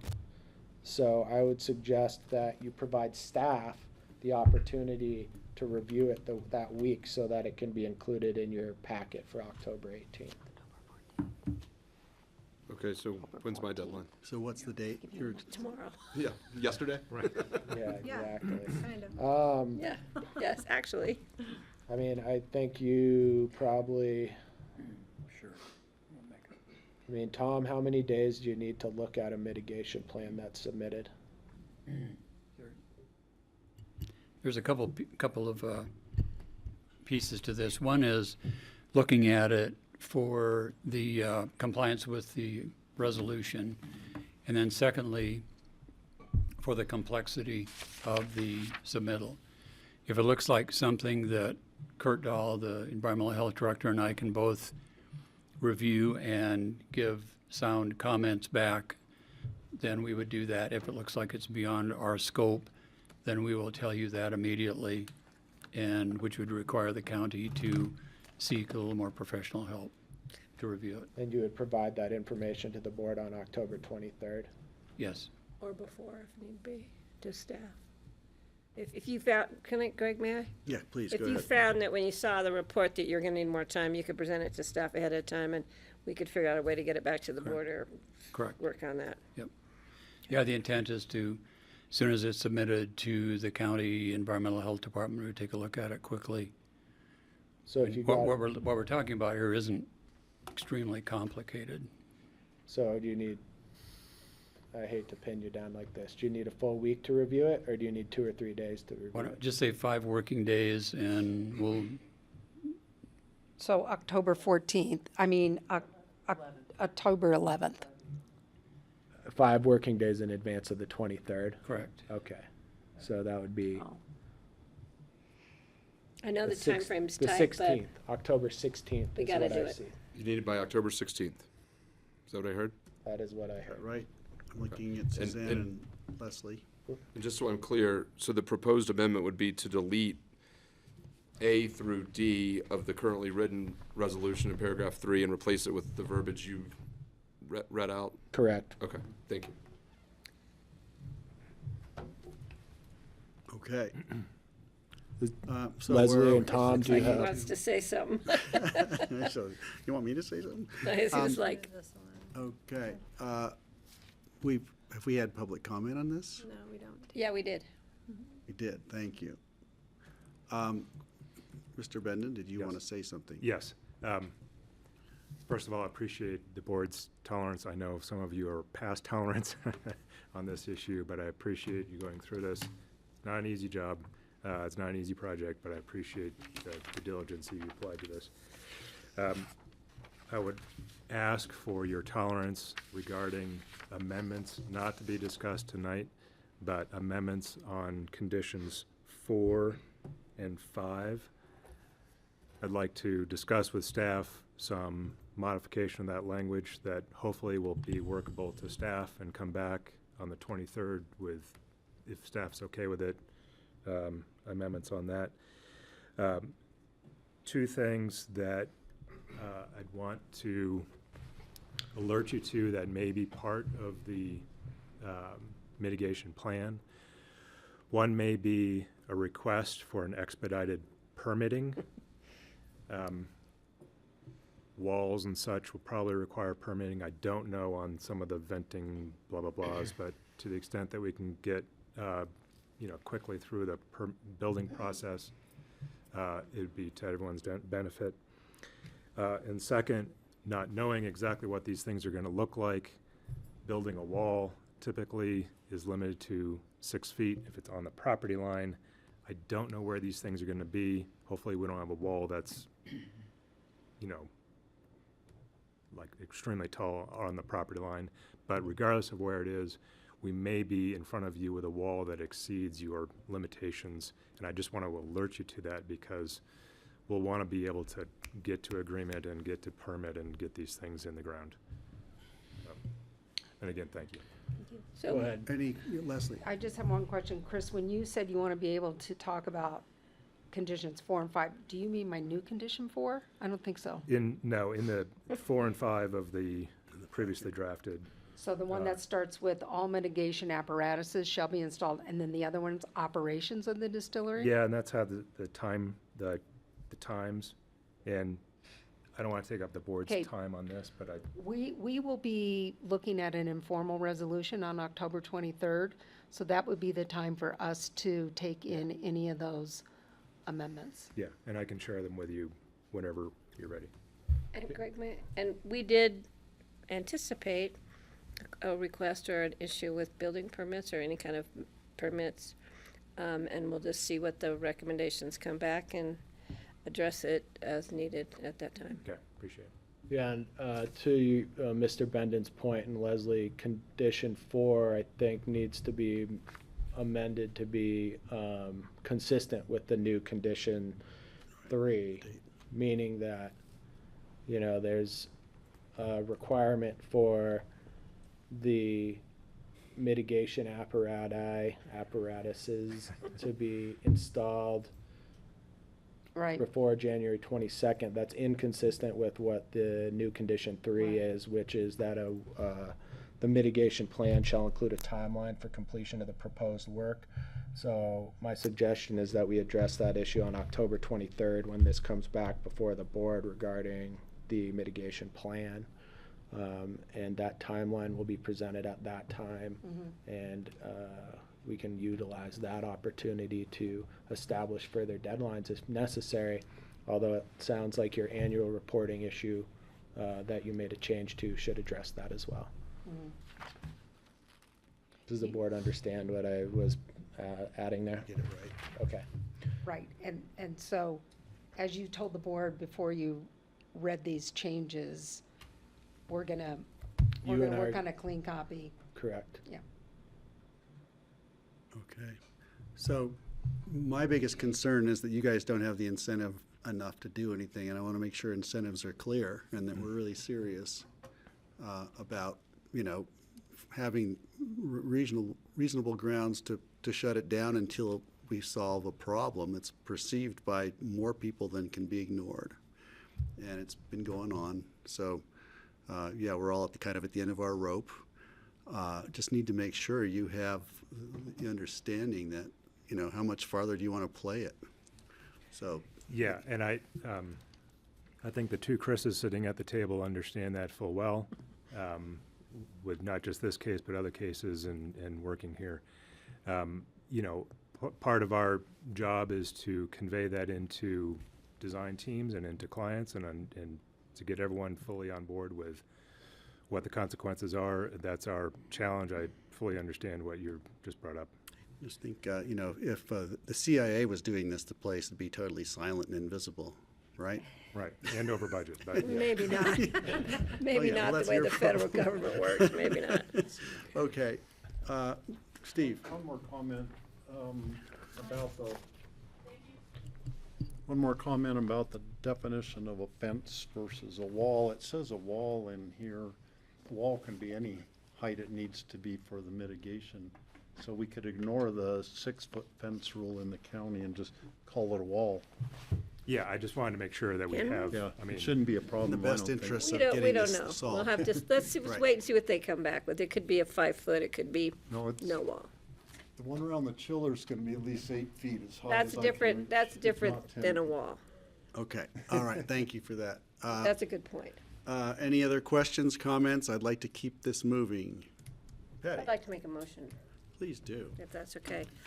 I want to make a motion to approve the annual Emma Fields Distillery Special Review with new conditions as added in the resolution of approval with specified mitigation efforts and timeframes.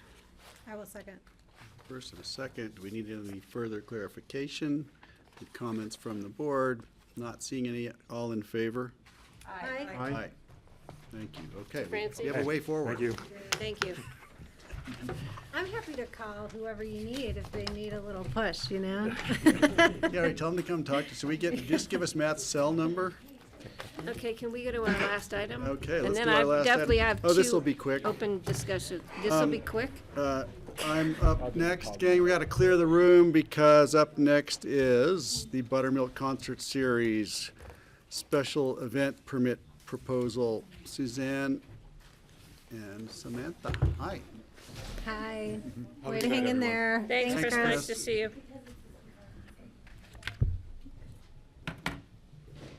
Okay, we've got some other applicants in the room, I think. You guys want to come up and join us up here?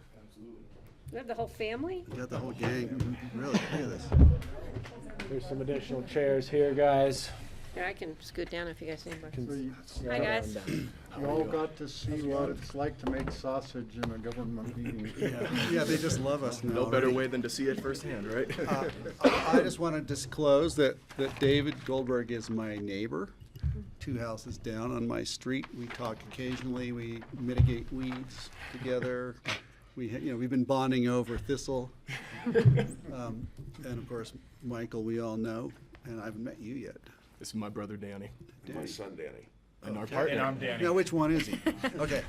I don't have to Different house, disclose different that my days. children went to school with you guys, Right, so yeah, okay. that Just goes wanted to way be back too way far. back. Okay, thank you. Let's get started on this. I know everybody's at the end of their ropes.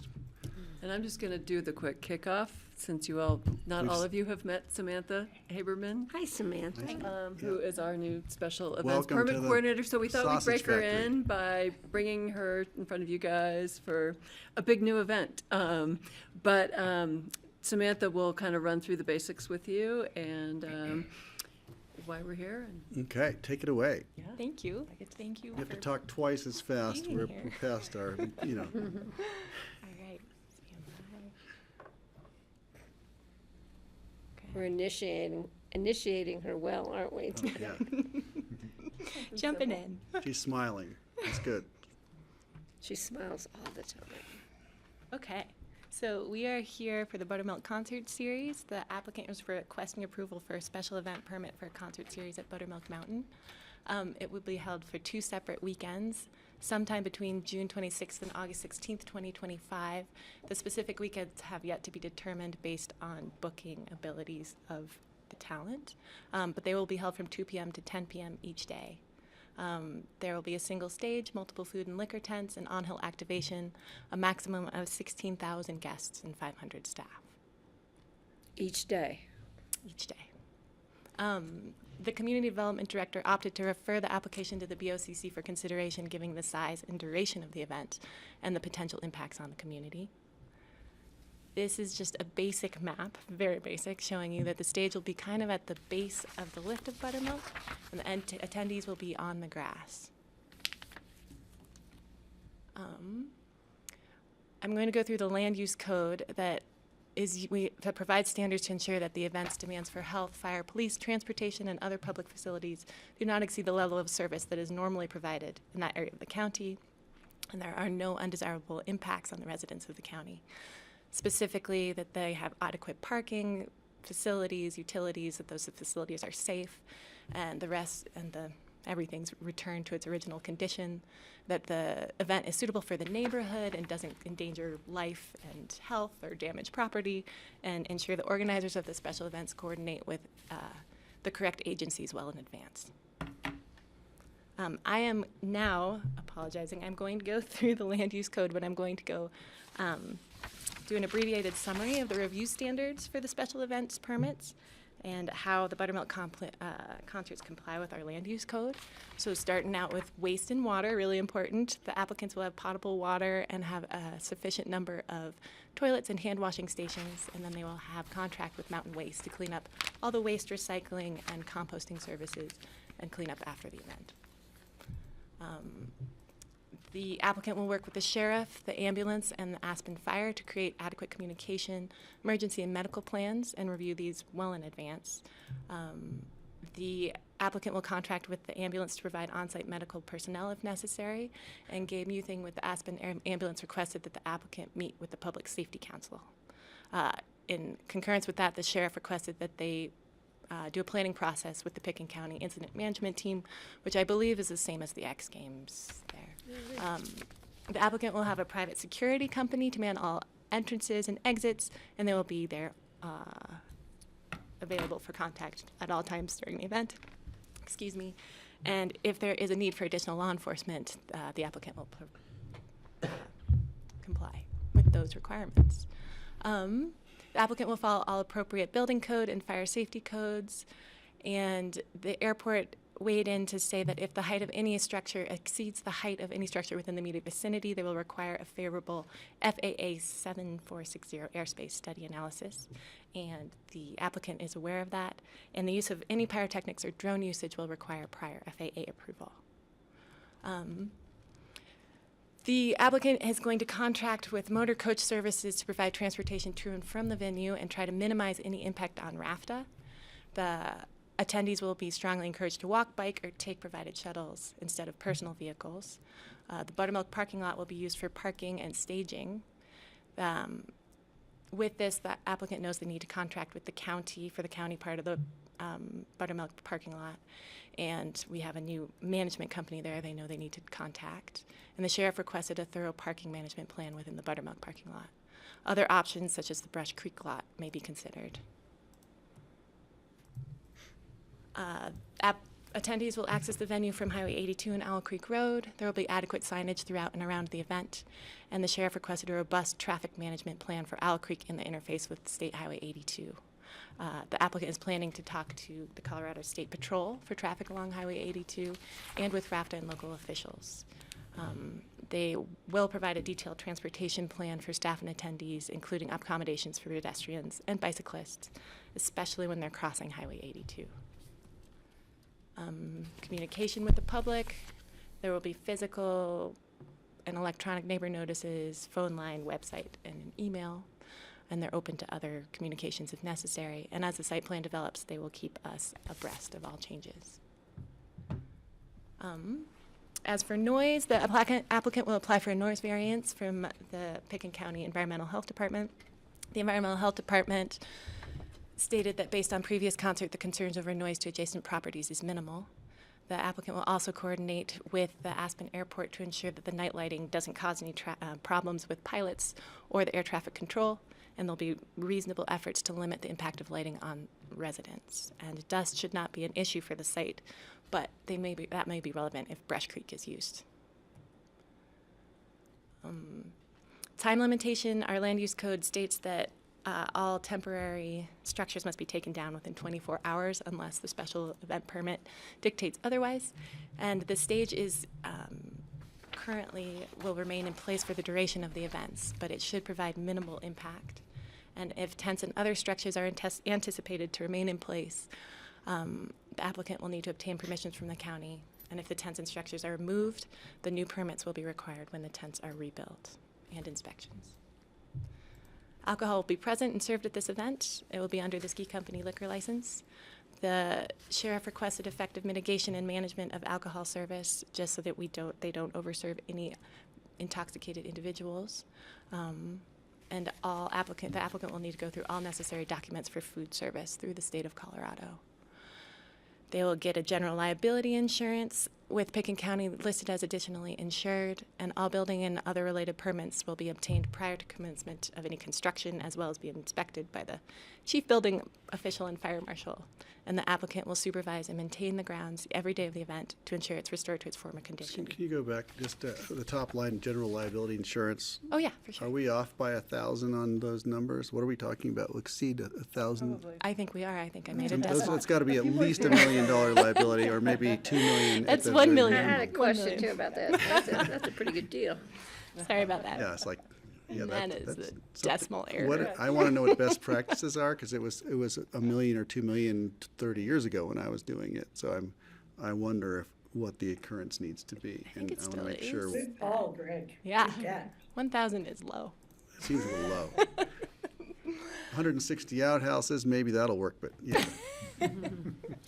Okay, keep going. This area is subject to the Buttermilk Master Plan, the Aspen Area Community Plan, and the West of Maroon Creek Master Plan. The Buttermilk Master Plan requires a special event permit for any event at Buttermilk with more than 500 people at one time, also any multi-day event, and also any event that is based outside on the mountain, which is what the applicant is applying for, the special event permit. And then the Aspen Area Community Plan, this concert fits in with the ideals of encouraging activities and community events that broaden the area's attractiveness as a destination. And it would require that they implement zero waste. And then to comply with the WOMP, the proposed event should develop and implement a transportation plan that decreases personal vehicular traffic, which they plan to do. As for neighborhood compatibility, the base of Buttermilk has been used for large events in the past, including X Games and most recently a large concert in 2019. The applicant has received permission from the Aspen Skiing Company to use Buttermilk Mountain for this event. APSHA asked for information on how the housing will be provided for the required additional personnel during peak season, and the applicant is planning on using local staffing, I believe, and securing lodging for visiting staff through local hotels. The Metro District and the HOA associations adjacent to this site have not voiced any concerns, and all tickets will be sold in advance to the public with discounted tickets of 50% or more to Roaring Fork Valley residents. That is all. The staff recommends BOC approval to direct staff to issue a special event permit to Belly Up Concerts LLC for the Buttermilk Concert Series 2025. Right, well, I see Francie's hand up, I see other hands up. Thank you for that.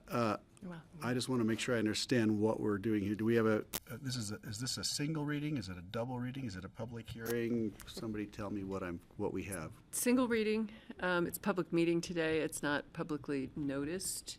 And again, just to make sure, right, today you're directing us to move forward with the permit. Obviously, we anticipate a lot more detail on all of those plans that Samantha mentioned in terms of safety, security, all of those kinds of things. So we would still be fully reviewing the permit and then issuing the permit, which I sign off on and Alex Burchetta from the Sheriff's Office signs off on, once all of those more detailed plans have been reviewed. But obviously, we wanted to come to you early in the process now because it is a big new event. So you'll be coming back to us after all the other approvals, or is this is it?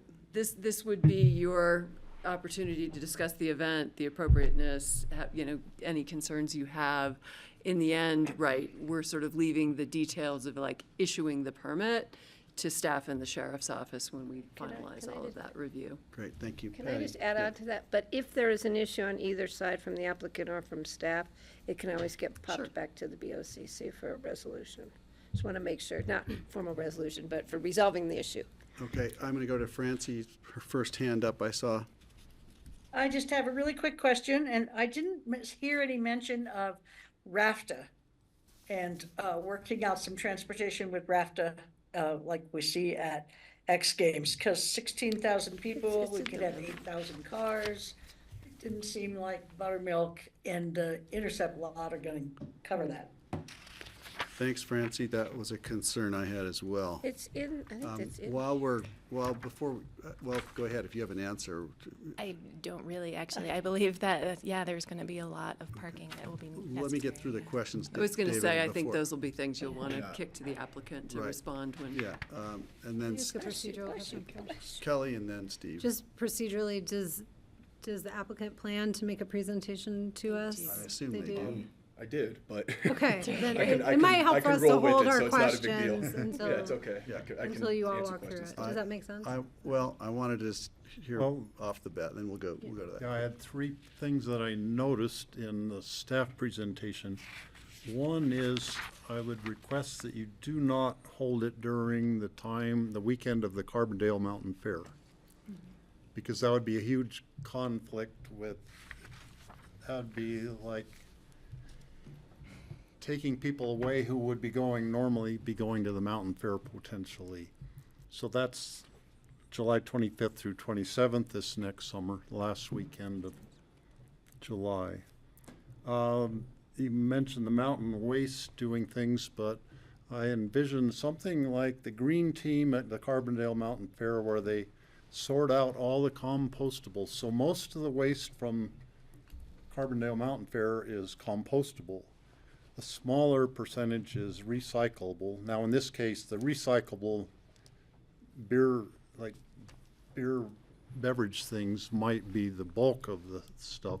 And then the landfill waste, the stuff that just has to be buried in the landfill, is the very minimal part. But there are actually people sorting that out to make sure that happens. So you might consider doing something like that. They do that at Food and Wine, and they do it at Jazz Aspen. Then, Except some- in terms of making sure not serving people who've had too much to drink, I think if you had tips trained servers, which maybe that's part of it, but you didn't, you just mentioned that they were aware of that, but that would be a good way to make sure all the servers are properly trained to recognize a drunk person. I think they have to be. Shouldn't get any more. And that's all I have. That's all I have for now. Anything else? Okay, I'm gonna wait. I'm I'm gonna gonna go wait till to after we David's give you the presentation. opportunity. I'll be quick. Essentially, we've been working on this several years now with SkiCo, and we have a deal in place with them to be able to do 2 weekends next summer with them. This would be at the base of the mountain. This would be facing up, the stage would be facing up the mountain as well too. maximum sellable capacity, as touched on by staff here, would be 16,000. We know that we can fit that from a safety standpoint, from our calculations, and from a comfortability standpoint as well too. We also know that for the economy of scale that we need for the artists that we would be targeting for this, that's in the realm of what would make this actually work. That's also including the one that we do have confirmed for next year, permitting, of course, and pending that we have the permit as well on that. There's a demand for outdoor music, especially in the summer, and that void from large-scale touring acts exists here. You can see that increased desire is growing throughout other mountain towns and throughout other cities throughout the country in terms of the summer and outdoor music events that take place with that. Trying to not be redundant while I go through this. We believe ACRA and Snowmass Tourism share some similar sentiments as us, that this would be a benefit to our community. As touched on as well too, we would be doing similar to what we do with Palm Tree, which is a 50% or more discount for Roaring Fork Valley locals. Obviously that is something that we have to manage, and it's a difficult one to make sure that those end up in the correct hands, but we limit that through public marketing that only impacts really the local valley. So we do it in the paper, and we do it through Belly Up newsletter, through the zip codes and area codes from the people who have subscribed to that in the past as well too. That's basically the gist of it that was not already covered in there. To touch on the RAFTA portion of this, because that was something that I believe was inside of Samantha's as well too, but we planned, similar to X Games, to bringing in third-party motor coaches and not putting that inundation on RAFTA or anything along those lines. We would take that burden ourselves. I've already spoken with David Johnson about that on RAFTA, and we'll work with them in tandem to make sure that we're not inundating their system and working with them, but that's our burden. We would bring in motor coaches from the Front Range or wherever we had to actually get those people on-site and off-site as well too. We would not be encouraging driving and parking.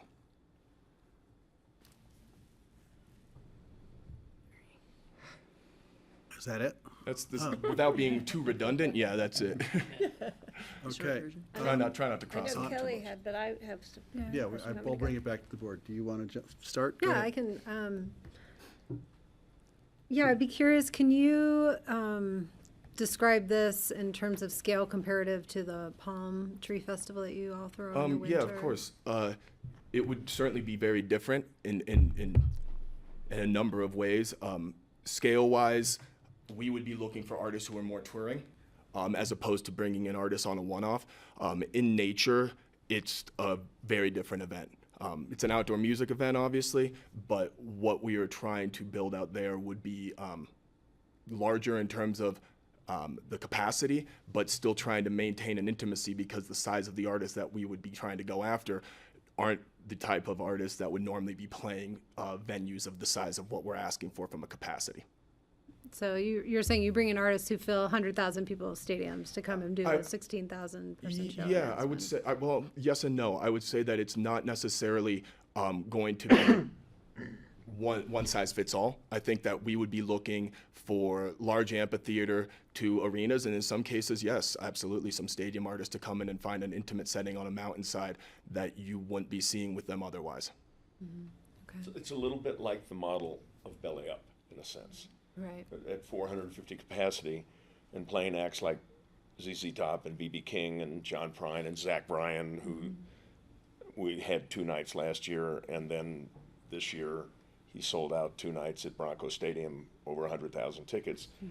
So I think intimacy is a hard concept to understand at 16,000 people, but relative to 100,000, that's in the realm of possibilities here, and that's what we do at Belly Up, is we try and sell intimacy with acts that otherwise wouldn't be playing 450. So, which is why we've been here for 20 years, I think, in one respect, because people like the intimacy. Do you have people working with you who have experience in big events over there, or consulting with folks who've run X Games, you know, and are familiar with that landscape and Absolutely. So layout? our team that we have from a production standpoint is the same team that we use, our outdoor team. It's the same team we use for Palm Tree. It's the same team that we've worked in tandem with at X Games for the last decade plus. So they know Buttermilk very well, as obviously do we with our experience there. But that's the same team from a production standpoint who's executed that at X Games and other festivals throughout the country as well too. So short answer is yes. Thank you. Patty? So having gone to Jazz Aspen, they did the coaches, which was the first time I've actually been out there when you didn't have to get on a raft bus at the Intercept lot to go up to Snowmass, and it worked well, and they were nice. And so I'm glad to see that. I have public safety concerns as far as crossing 82, but if you have Colorado Highway Patrol, they've been doing it for years out there because of X Games. But also, if people choose to walk, we need to make sure they don't walk along the side of Highway 82 past the Inn in Aspen because there's no sidewalk, there's a ditch, there's culverts, there's manholes. So we need to, that's a key thing, and I don't know if that'll be brought up in your future planning, but that's a real issue we've had. And as far as Steve already touched on the waste management, which I think answered that question for me. And 16,000 people is a lot, but you guys did a great job with Palm Tree because I live in the neighborhood. I didn't go to the event, but I watched it go up. I watched it play. I watched it come down. And I think you guys did a great job there. And I never really knew about your involvement with X Games music venues. So how many people, we didn't see X Game numbers this year as to how many people attend X Games in a day. Does anybody have a guesstimate? Is it 10? It's like 30,000, I think. Yeah, it's a lot. A day?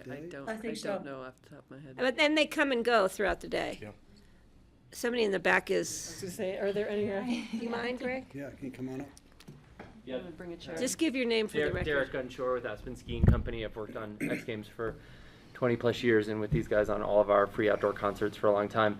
I'd say that in the peak years of X Games when we had the large concerts and all the sports going on, we've had well over 20,000 people on site in a day.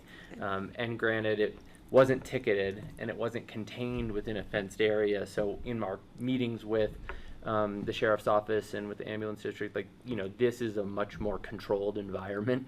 So even though it does seem like a big number, we've certainly had larger crowds out there and in a less controlled environment. So I think we're comfortable with, managing it with all the resources and infrastructure we have out there. Great, thank you, because I worked at X Games some years back and watched that too from the internal side and how they managed it. And it's pretty amazing to pull off those big events. So I was concerned about the number and the impacts to the community, but I think if the dates, and I know Greg and I have talked about this, not in relationship to this event, but in relationship to events in the valley or in the upper valley, is why does everything happen on the same October 4th evening, and how we can maybe, I don't know, and you have a lot of things to address as far as your artists and what days your artists might be available to be here.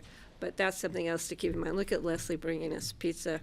She's trying to bribe her staff, and she's doing a really good job.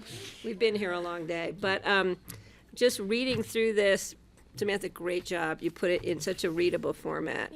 Yeah, that I thought, I'm going to have to read that packet. And it was easy to get through. And it was clear, and as was your presentation, not being redundant and, just filling in some gaps for us. But I think you've got a ways to go, but we need to get that started. And if issues come up, they might come back to the board, and we'll just have to see where it goes. But If I may, really quick, we know we have a ways to go. That's why we're here today. I know. And you're planning ahead, which is honestly, we appreciated. feel behind. That's just the nature of the music business, and especially when we talk about artists of this stature and this size. We intentionally have some vagueness on this application because we don't ever, and I apologize for anybody who's had to hear me say this before, but I don't want to be presumptuous with what's important to any specific staff department. What we've seen is successful with anything that we've done, in particular Palm Tree with most recently, because that has the most complexities to it, happening directly across from City Hall and happening in downtown Aspen.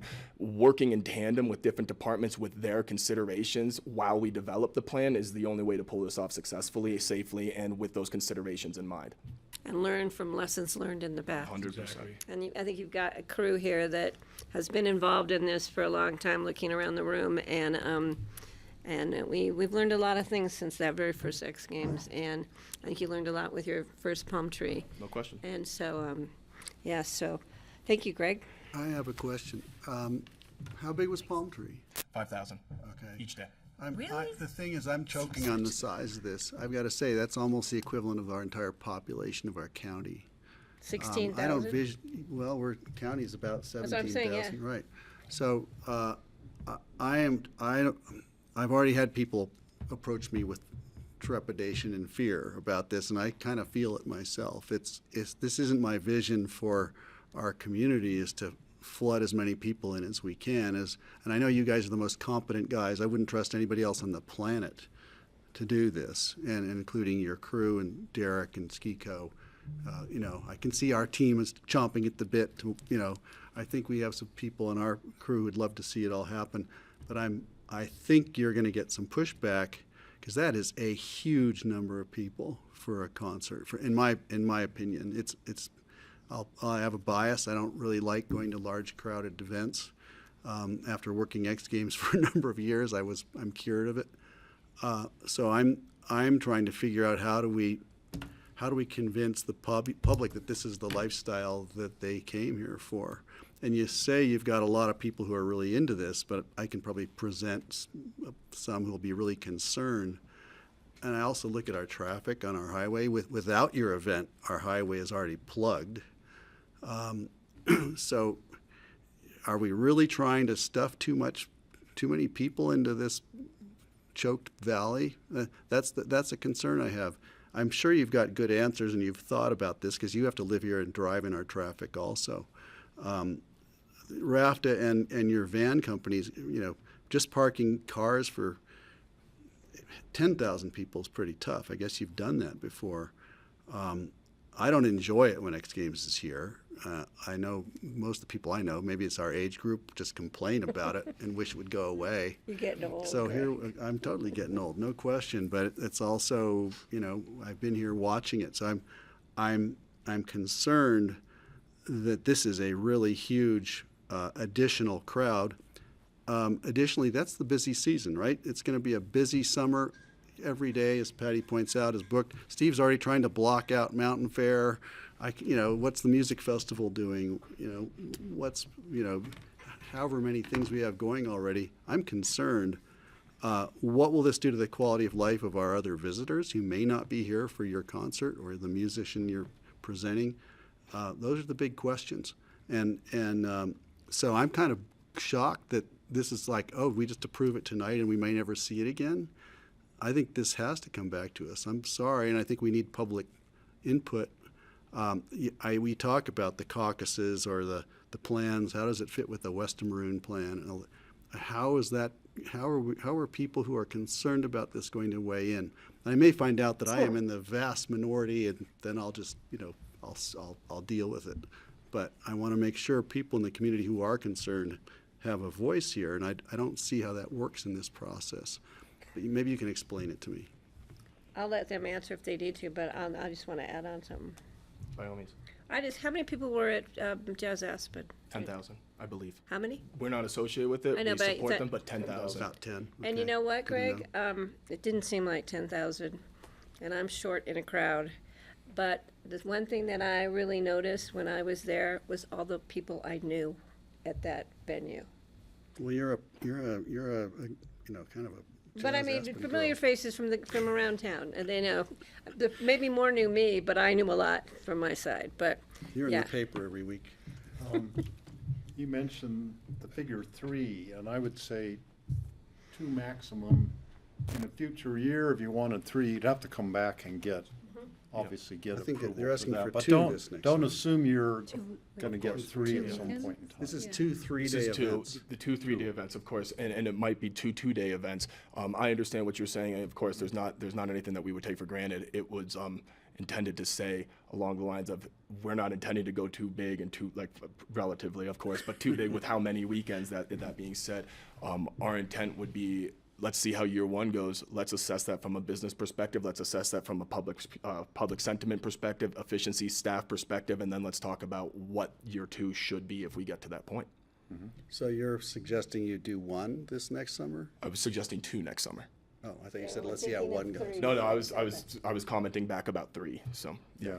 So I do the 2 really well and prove to the community and show the community what that would be like. And that would be that's our the intent. First step. Yeah, that would be our intent. And Greg, to your point about how many people are here, one of the things that we think that we've done a good job with patting ourselves on the back a little with Palm Tree is not bringing everybody in here for that event. We think that we're programmatically putting something and intend to with this as well too for people who are already in Aspen as well. Locals are a huge portion of that, of this valley and of the community as well. You're counting on all the locals to be there. Well, if every local wants to be, we certainly love that. That being said, To Eagle and Garfield. but that's part of how we would program this. The music business is filled with so many different intricacies, but part of it is the programming. That's a huge portion of it. So, making sure that we are programmatically in line with who is in this valley at that time. You're never gonna appease everybody. It's not possible. We've tried. It doesn't work. But over a period of time, try to find ways to appease as many as you can with one specific genre, specific genres. Not getting out of the lane of that is part of the goal and certainly what our plan would be. So it wouldn't be reliant on 16,000 people traveling to Aspen for this. Much like Jazz Aspen is not as well too. Perhaps not, right, yeah. Well, I would also add, keep in mind that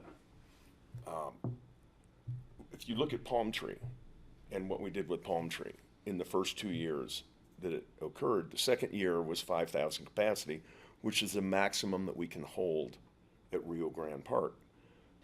It sold out. I think I'd defer, if I could, to the city to anything they could add to whether or not we were oversaturating services and whether or not there were mass complaints, because there weren't. And frankly, that's how we went back to the city and got 5 more years approved without having to go back every year, is because of the way we executed that. Which is not to say that we're taking this lightly, but I think look, you and I, you're younger than I am, but I go to a lot of these concerts, and a lot of them are 100, 110,000 people a day. Obviously, that's in a big place. But I think from a scale standpoint, we're really comfortable with this, and our intent is not to take more of a bite of this apple than we think is appropriate.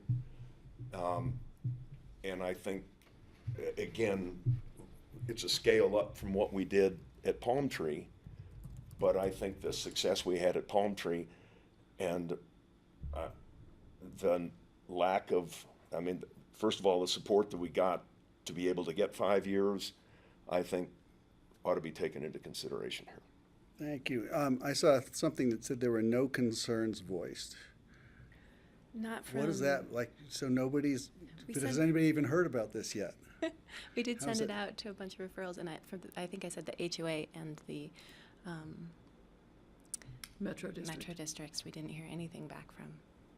Interesting, okay. So I think the memo, included the whole list of the agencies we refer to, but we also do, West Buttermilk, Metro, HOA. We also do the HOAs, on the other side of the highway to, some of that there is APCHA housing on the other side of the highway.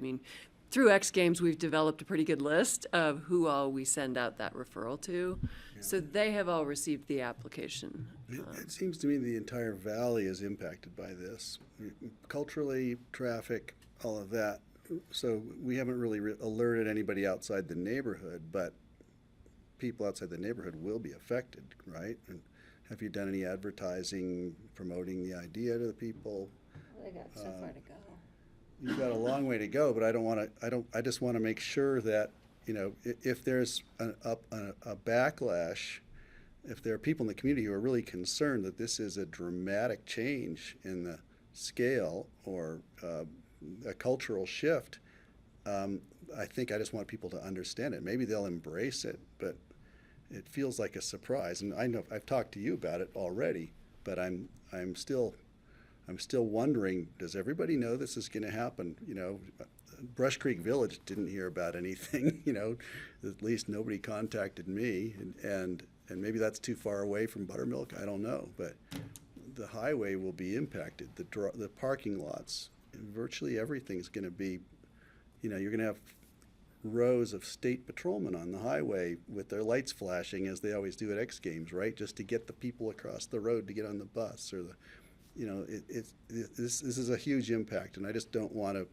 gloss over that, because when it happens, I'll be getting the calls about it, and you probably will too. Kelly, Thank you. sorry for that speech, but I just have to put it out there. I'm concerned. No, I hear that. And I'm starting to wonder, will you hear it like at the 4 p.m. music tent concert, you know, from Buttermilk? I don't know how far you hear the Palm Tree Festival from, but this seems like a bigger scale. Can this be a success if you do it for one 3-day weekend for the first year? I think it would be difficult to do it for just one. I wouldn't want to, I would need to look at it, to be completely frank. I think it would probably be difficult, and I think we've narrowed it down more than, you know, this application went in a while ago, so we've whittled it down to a 3-week period, and I don't want to say no, but I also don't want to say yes without actually doing the time to look into it. The comment about, and point taken about the impact on the 4 p.m. music, the feedback that we got, I believe, from environmental, or I can't remember which department. Yeah, but was that based off of prior concerts there, which obviously we've been involved with.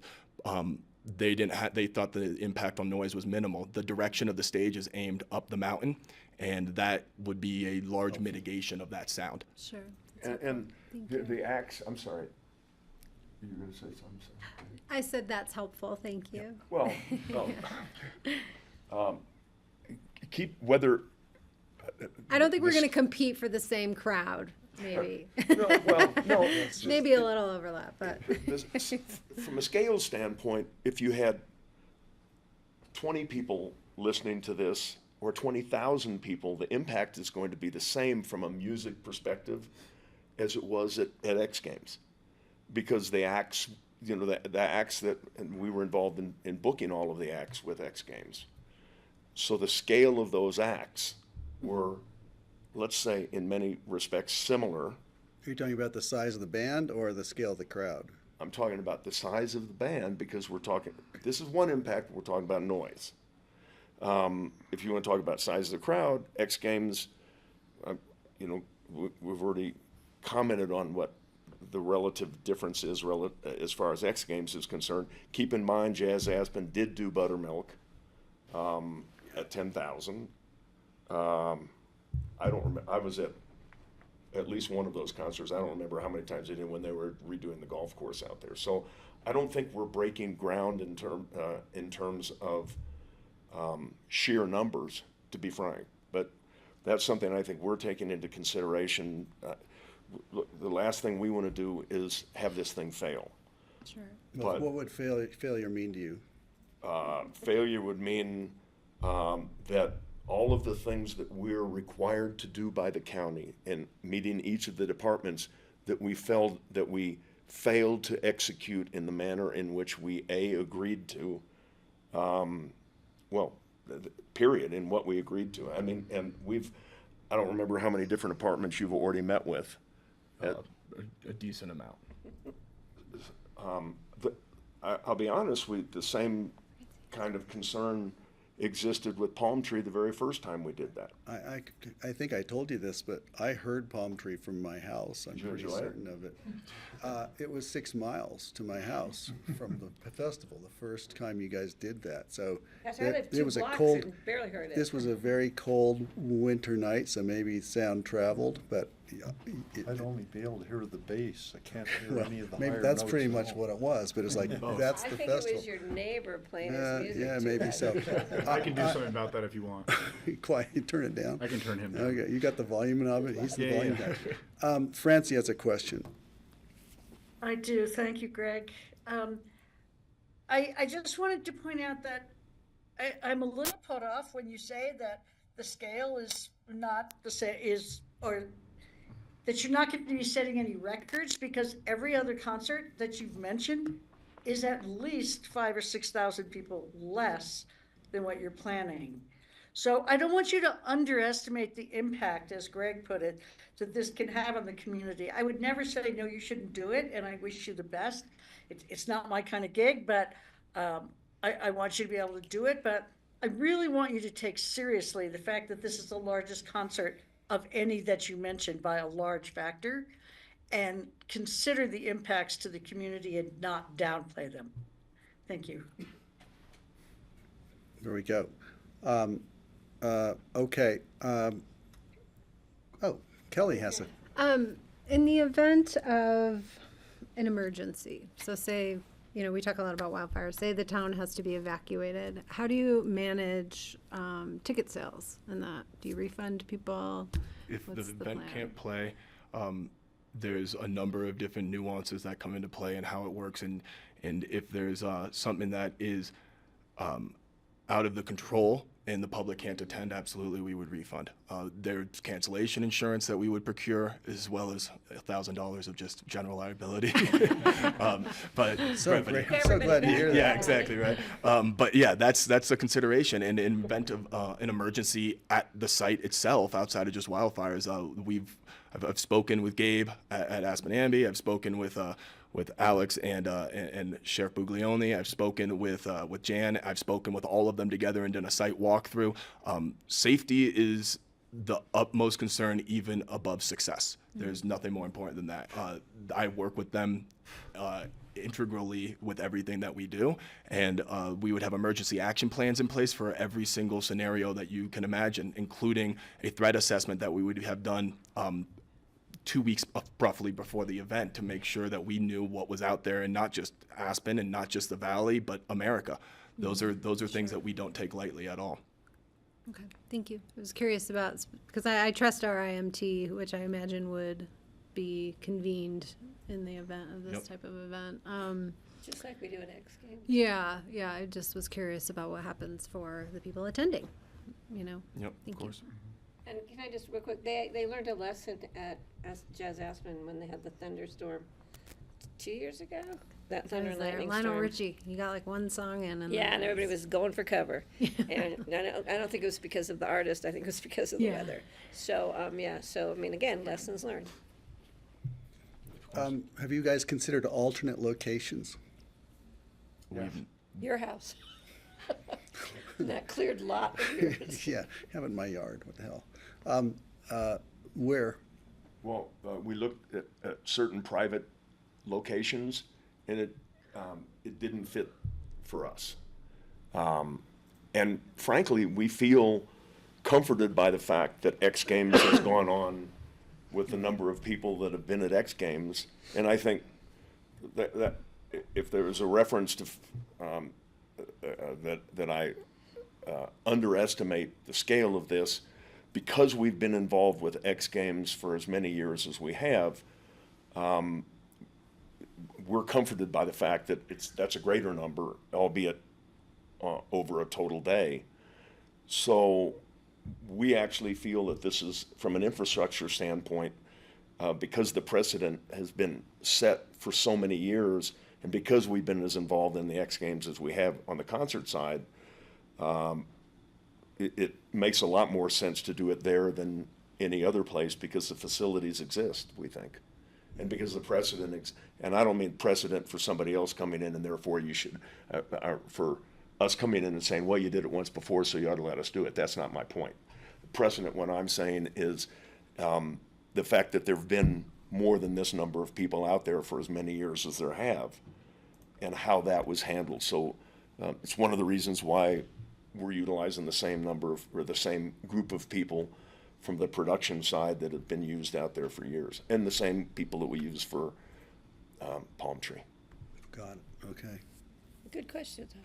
Yeah, I was just thinking, maybe Carbondale or Glenwood or, Put it at the farther fair. down the valley. Well, Hey, people wouldn't have to travel as far. Yeah, Carbondale. now Francie's backyard. She's Francie's got a got room. huge backyard.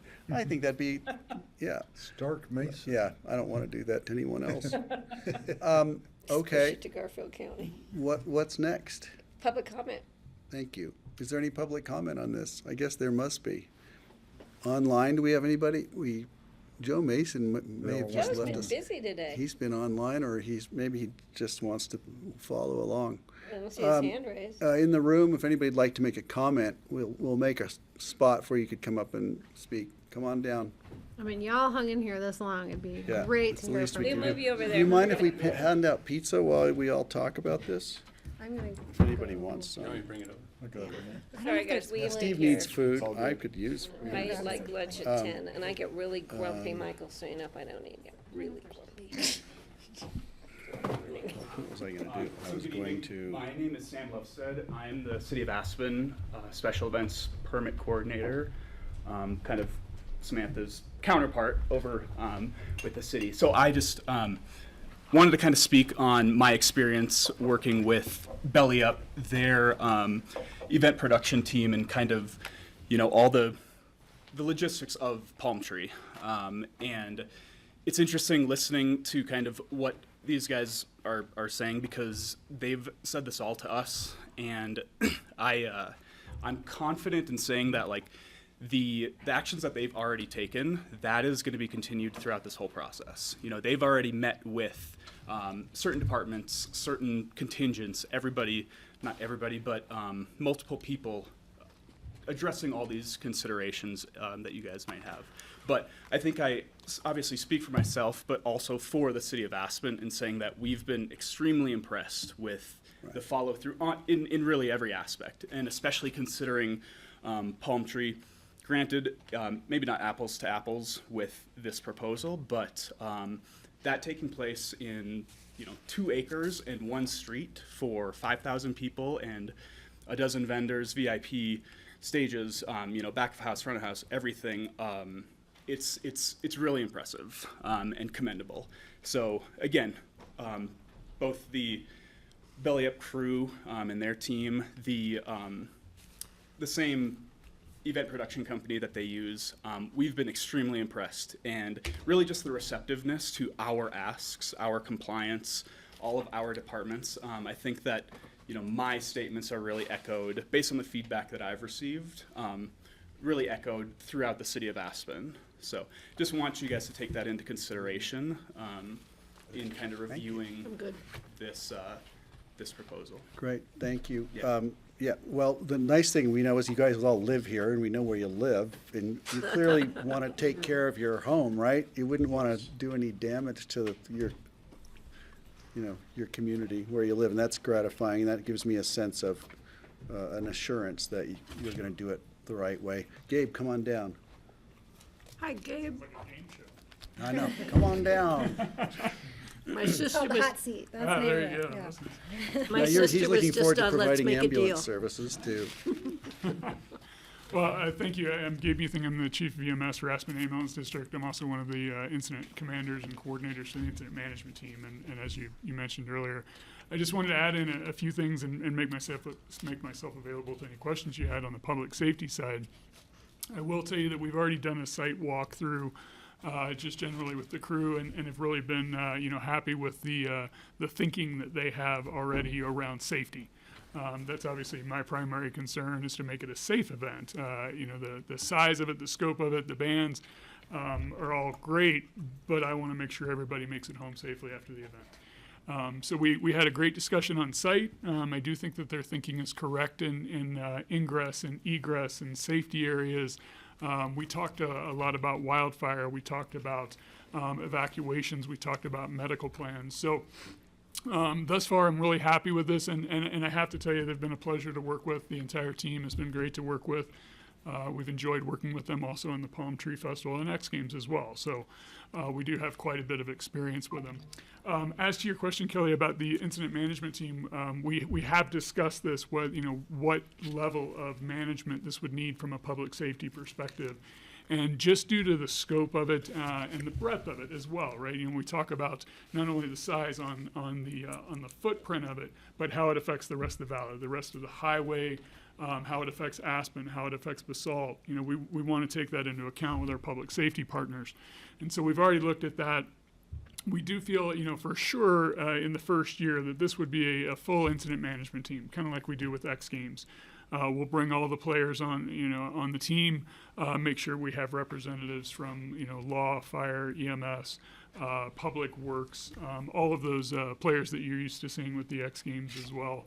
And we'll bring all those on board for that first year and use the incident management team to help manage it. I do think that there's some new complexities with holding an event there in the summer, but I also think that there's less complexities in other areas. In the scale of it and scope of it, you know, I can speak from the incident management team perspective that we're comfortable with the event, you know, and how it's been proposed thus far. So looking forward to see what the final product is, obviously, but we are comfortable with the management of it from a team perspective. Greg, I just Patty, go thought ahead. of something, an idea. And this is a great opportunity. I know they used to do this at X Games with the Forest Service, et cetera. But since, you know, it's going to be in the summer when we might have wildfire issues, well, we always have wildfire issues, to maybe have the opportunity to have some kind of information booth of some sort, to have educational material about fire-wise, fire safety, things so people know what a red flag warning, just to have, it might be a great opportunity for Picken County to be able to share that with people who obviously love to be in the mountains. And that might be just a little public service we could maybe add on to the event in some manner, just something, food for thought. It's a good idea. Yeah. So thanks, Gabe, for triggering that idea. Right. Thanks, Gabe. Anyone else? Come on down.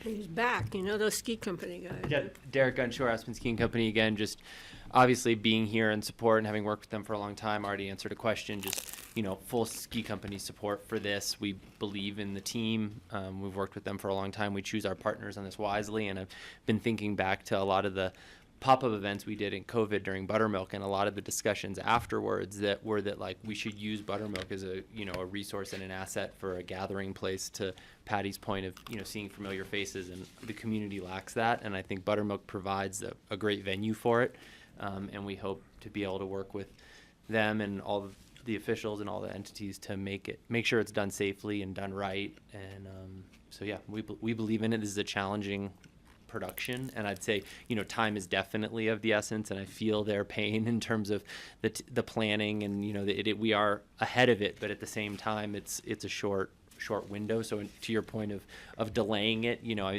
it's not like you're approving this to build a distillery forever. You know, this is a one. Oh, that hurts. sorry. This is a one-time thing, and to their point, like, you know, it's not like it's a multi-year or forever thing. So I think, like, I hear that point, and I know there is concern, and I don't think anyone is taking it lightly, but I wouldn't. A delay puts the planning further behind, which makes everything all that more challenging. And we've felt that with a lot of our events and planning that we do personally and in our collaboration with them. So I would just, you know, weigh that, and happy to answer any questions. My question for you would be, what mechanisms do you have in place? Is this considered ever probationary? Like, what if something, you know, how do you guys decide if it was a good idea or not?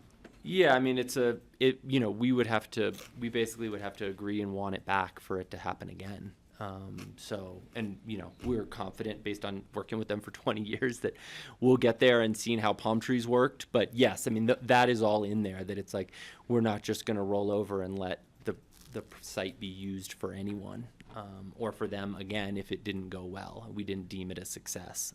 And we have struggled, you know, I mean, summer, we do have peak seasons and we do have busy pinch points, but I think the commitment from Snowmass Tourism and Julia's comment and Debbie supporting it is like, you know, the occupancy, it's not full all summer long, and there are a lot of needs for people to get out and be able to do things, and I think this is a huge amenity. And honestly, I feel like it's something that we as a community and a town lack in comparison to Park City and Vail, and David didn't touch on that in his slide, but there's infrastructure in place for more permanent concert venues in a lot of similar mountain towns. I mean, look at what Telluride Town Park has in terms of that permanent venue. And this is not a permanent venue. This is a temporary thing that we're trying out to see how it works. And I think it's an amenity that people want in the mountain towns, the people that live there and the people that travel there. I'm wondering, how big is the venue at Telluride? I don't know the capacity there. I believe it's, They get 12,000. yeah, 12,000. Really? And they have a new venue, is it Dillon or Frisco? Dylan has Yeah, one as well. you know, you're not And those are suggesting- those are publicly funded venues. Keep in mind, so a lot of that is relying on public money to fund that programming on behalf of the town. So You're not aspiring to be like them, are you? You're not going to admit that. I mean, but it's something that we've looked at and said, like, hey, we are lacking the infrastructure and the resources to have the artists that perform in those towns perform here. And I think it's us locals as music fans, we would want to see that. You know, Interesting. Kelly? I'm sorry if I missed it. What is the, Sorry. What is the footprint for food and vendors and, you know, I'm just thinking about like the Telluride festivals that have really a ton of, and even Jazz Aspen that really has sort of its own whole area. The village. That's doing food and That would be a vendors. big component of this as well. We would have a 1 or 2 food courts, or a 1A and a 1B for food court on both sides. Same with the beer garden, same with activations along those lines. This is family friendly.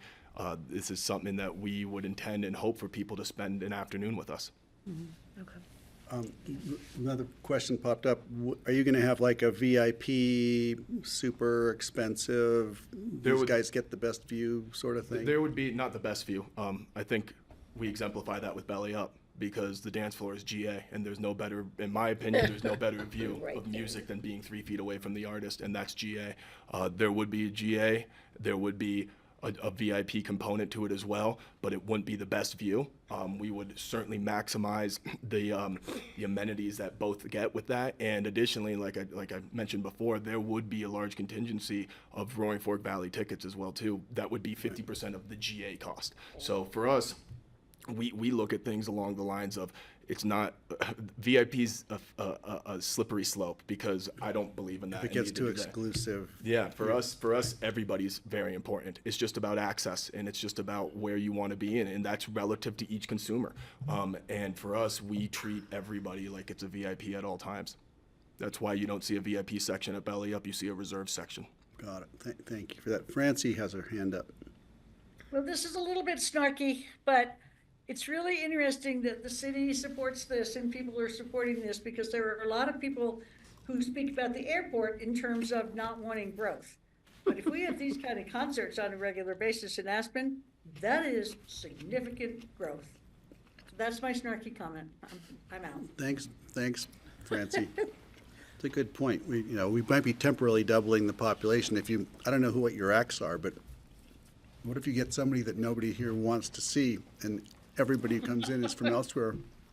We'll have doubled the size of our population. That would be a very poor business decision on my end. Yeah. Good call. It'd be a horrendous traffic jam. Okay, I don't have any Do we have any more more public? questions. Didn't see any other public comment. I don't want to leave anybody out. If you want to come up and say something, this is your chance. Thanks, Derek. Okay, I'm going to bring it back to the board. So, what is staff recommending we do? Approve. Right, Greg, you have a resolution of approval in front of you, but obviously the whole reason why it's here is because we need your input on evaluating what the impact is of this size event. So Great. again, that was not a decision I would just put my signature on a permit Got it, for. I understand. Smart. So that is why it's elevated to you to sort of give that direction of, yes, we're willing to allow this to move forward, and then complete all the steps they still need to do with the details on the permit. I want to ask my board how they feel. I would love to have check-ins. If we're going to move this forward, it just seems a little bit odd to not see you guys again for a long time. I don't know what the appropriate check-ins would be with us. I have a suggestion. Patty has a suggestion. So I would suggest that staff be comfortable in bringing this back to us when staff has enough information that they feel we can weigh into. So if you have plans that are pretty heavy duty or whatever, please schedule a work session time or something that we can just have the opportunity to be brought up to speed, to be kept in the loop. so that if something does come up, you don't have to catch up with us. We're already there. So I don't know what dates that'll be because we don't know how fast this might move along, but Can you make suggestions on that, like I think staff will know. appropriate guard roadblocks, mileposts, just to, I mean, again, it's hard to say, again, when is, the public safety team, and they're gonna all be reviewing we're not gonna bring you their detailed, those kinds of plans to review. I mean, obviously, we'll get more public input, presumably. I mean, we could come back, I don't know, early winter, I would like to February, know just to when kind those of give you plans- yeah. an An update. update. I think that would be Presumably, appropriate. at that point, you would know. Just a status of the Yeah, whatever. I mean, again, we'll know more, X number of months down the line. But again, at that point, it's more what we do with the X Games now, when we come to you each year. It's more of a, here we are, gives you an opportunity to talk about it, as opposed to, in this case, where we're actually putting a resolution in front of you, asking you to kind of give us the okay to move forward. But we can certainly do that, at any point along the way. Speaking of X Games, it always seems like their requests for permits and things come in really late. Oh, they're better than they used to be. They've gotten better, but that's like, I know there's some stress on our side about that. You'll So see you the- guys are here long in advance, and I really do appreciate that. You two are born here, is that right? We weren't born here, but both of our sons were born here. Your kids are born here, okay. Well, I look at this as like, you guys have come and asked me for the keys to my Ferrari. I was born here, this is my town. I want to protect the town. I want to protect the I used to think of it as kind of quiet and rural and bucolic. We kind of think of it that way still, even though that's probably patently false any longer. I think my daughter was responsible for helping to grow them up. Right, maybe, yeah, maybe so, yeah, I'm Maybe sure. you remember. We probably know who your, so who the nanny was. So that's where I'm coming from. It's just, this is a very personal, because I feel like this is my place to protect. So I get to be the honey badger. I have a question. Go ahead. I just want to second what you were saying, and just know from two people that, grew up in this town and got to experience the things that we did when we grew up in there, leaving and experiencing the things we did separately together in Boulder, and then separately after college, and then coming back here. This is not something that we take lightly. We love this town. We love everything about this town. We want to make sure that this town has a great vision and has a path to success, and takes not only the gentle care that it needs to have, but also the attention to detail that it deserves. So I appreciate that. And I we know don't take that lightly at all. Your dad sets a great example, has for a long time, His so I dad's getting appreciate he's that. very proud of you guys, I can tell. Yeah, good job there, Michael. I do have a question. Yeah, go ahead. So do we need to add a condition anywhere? I mean, in the reso, that this will be brought back to us for updates, and kind of as needed basis, but the board definitely would like to see progress. Is there anything we need to do to formally address that? I'll look at Suzanne and Rye, or, I don't know if we do. I don't know if you need a condition. I mean, As long as can we just certainly direct add staff one. to I do mean, that. Right, that we would, yeah, come So- back somewhere along the line with I'll wait. permitting. Kelly. What if we hear from 500 people in 2 days that are like, oh my God, I'm not sure I like this? What is recourse for us?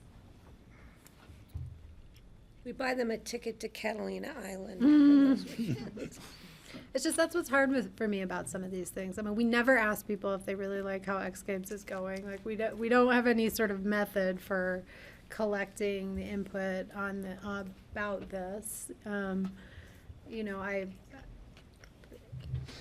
I feel comfortable in approving it. I think I would feel more comfortable if it was only one weekend to start in the first year.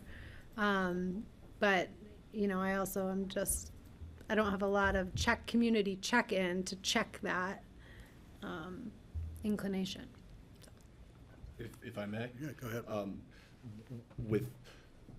I can cite Palm Tree on this one specifically, obviously understanding that all of these are intricate in their own ways.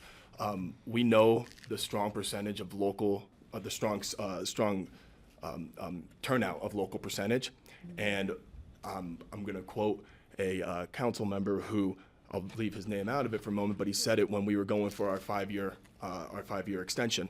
And he said something along the lines of the handful of complaints that we got were strongly outweighed by the 5,000 smiles I saw from ear to ear out there. So I fully understand the sentiment on that, and I wish that there was a way to always please everybody with the genre, with the specific nature of events, but we will also do everything in our ability to take into account every department's advice and every department's hot buttons and all of those things that also will be bringing in from the community as well too. So I certainly share that sentiment. Our goal is not to create a situation in the place that we all live where people aren't happy about it. Our goal and what we do, quite simply, and to make it really cliche, is to bring happiness to people's lives. That's why we do Belly Up. That's literally the epitome of what we try to create. So doing something along the lines of this is maybe different in scale, but it is still driven by the same nature of trying to bring happiness and joy to people, to do it communally together as well.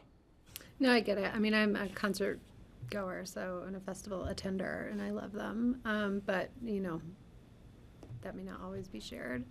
You had mentioned that you guys have narrowed the period of time down. I think we were presented with an 8-week. And I guess I just worry, like, I don't want you to compete with, like, the Jazz June Festival or, you know, 4th of July or things like that. So I am curious about. It's narrowed. I mean, we are always at the mercy of the artists, too much in this business. But in the narrow down that we have done is between middle of July and middle of August.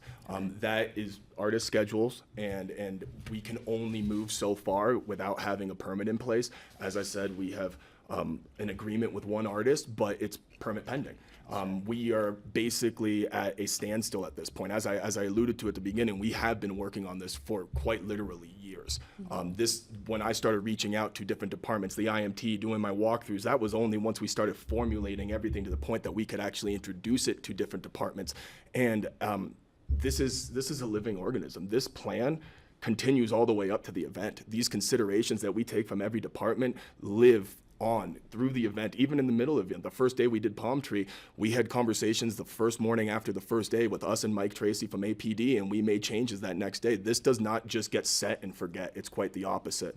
So, yeah, we're at the mercy of that. We've whittled it down to that 4-week window, and we basically are kind of at a standstill now because artists will only have so many conversations and only discuss things so much until we can say, yeah, no, that we're good to go. Yeah, sure, I get that. Got it. Thank you. Okay, Michael. But we wouldn't be conflicting at all with the June Festival with Jazz Aspen. In fact, we're one of their major venues, and we've already set the dates aside with Jim. On the other end of that, we've given assurances and taken into consideration with SKICO the impact of making sure that we stayed away from Labor Day weekend, which we'll stay well away from Labor Day weekend. So we do have to live here, as Danny said. Yeah. And so conflict is something that, you know, we want to come back. Sure. You know, we think this is additive. We want to prove our point. But I think there's no better way to prove our point than but go out and do it and take the risk. I'm hoping that we've got media coverage of this meeting, and so people really understand. I would love it if you guys would put an ad in the paper, like a big ad that announces what you have intended, just so the public knows. So we're certain. Sometimes it's so hard to get through. We think that we've alerted the public, and then nobody shows for something that's critically important. I think you're going to change that. You're my hero. How often does that happen? But it just seems that maybe selling tickets is the only way, or I would dare you guys to put an ad up and say, hey, we want to bring 16,000 people to Aspen for 6 days next summer. What do you say? We have to approve it first. Well, they could do a poll. They don't need an approval for that. So. I mean, we have to approve their application to move forward with planning the event. Right, I knew that, yeah. No, just. Anyway, I would challenge you guys to do that, just to find out. Take the pulse. You know, you might think you know. Maybe you do. I don't know. So that's why I'm concerned. I'm trying to do my due diligence here. So thank you for your patience on that. And I appreciate that.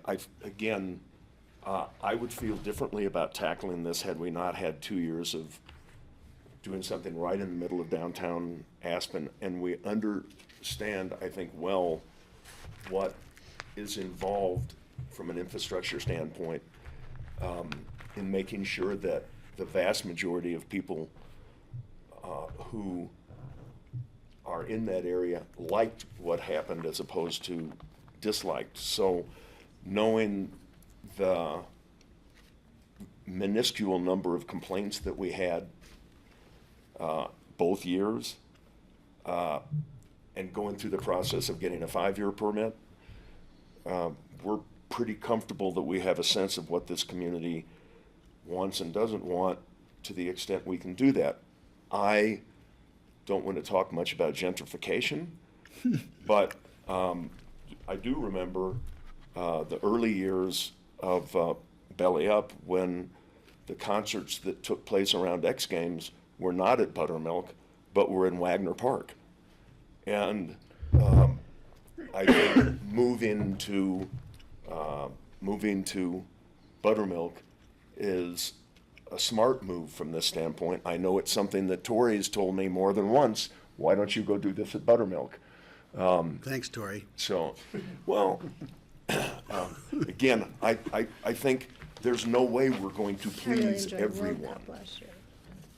Yeah. God, But I thank think we will be very vocal about this, and you know, look, I'm 35 years plus here, and they weren't born here, but we also had a home in Miami at the time, so at that time it was most convenient to have them there, but we brought them right back.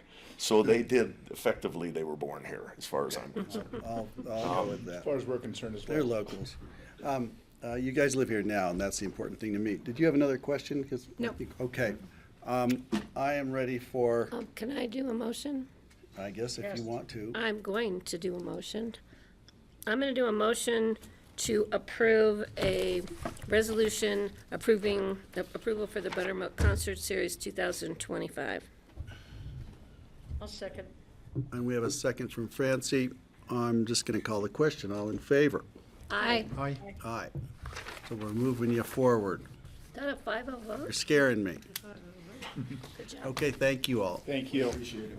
Really appreciate it. In summation, to what Michael said, our goal is to come back and be welcomed back and be wanted back. So we treat every day and every detail with that type of attention. I hear that. Thank you.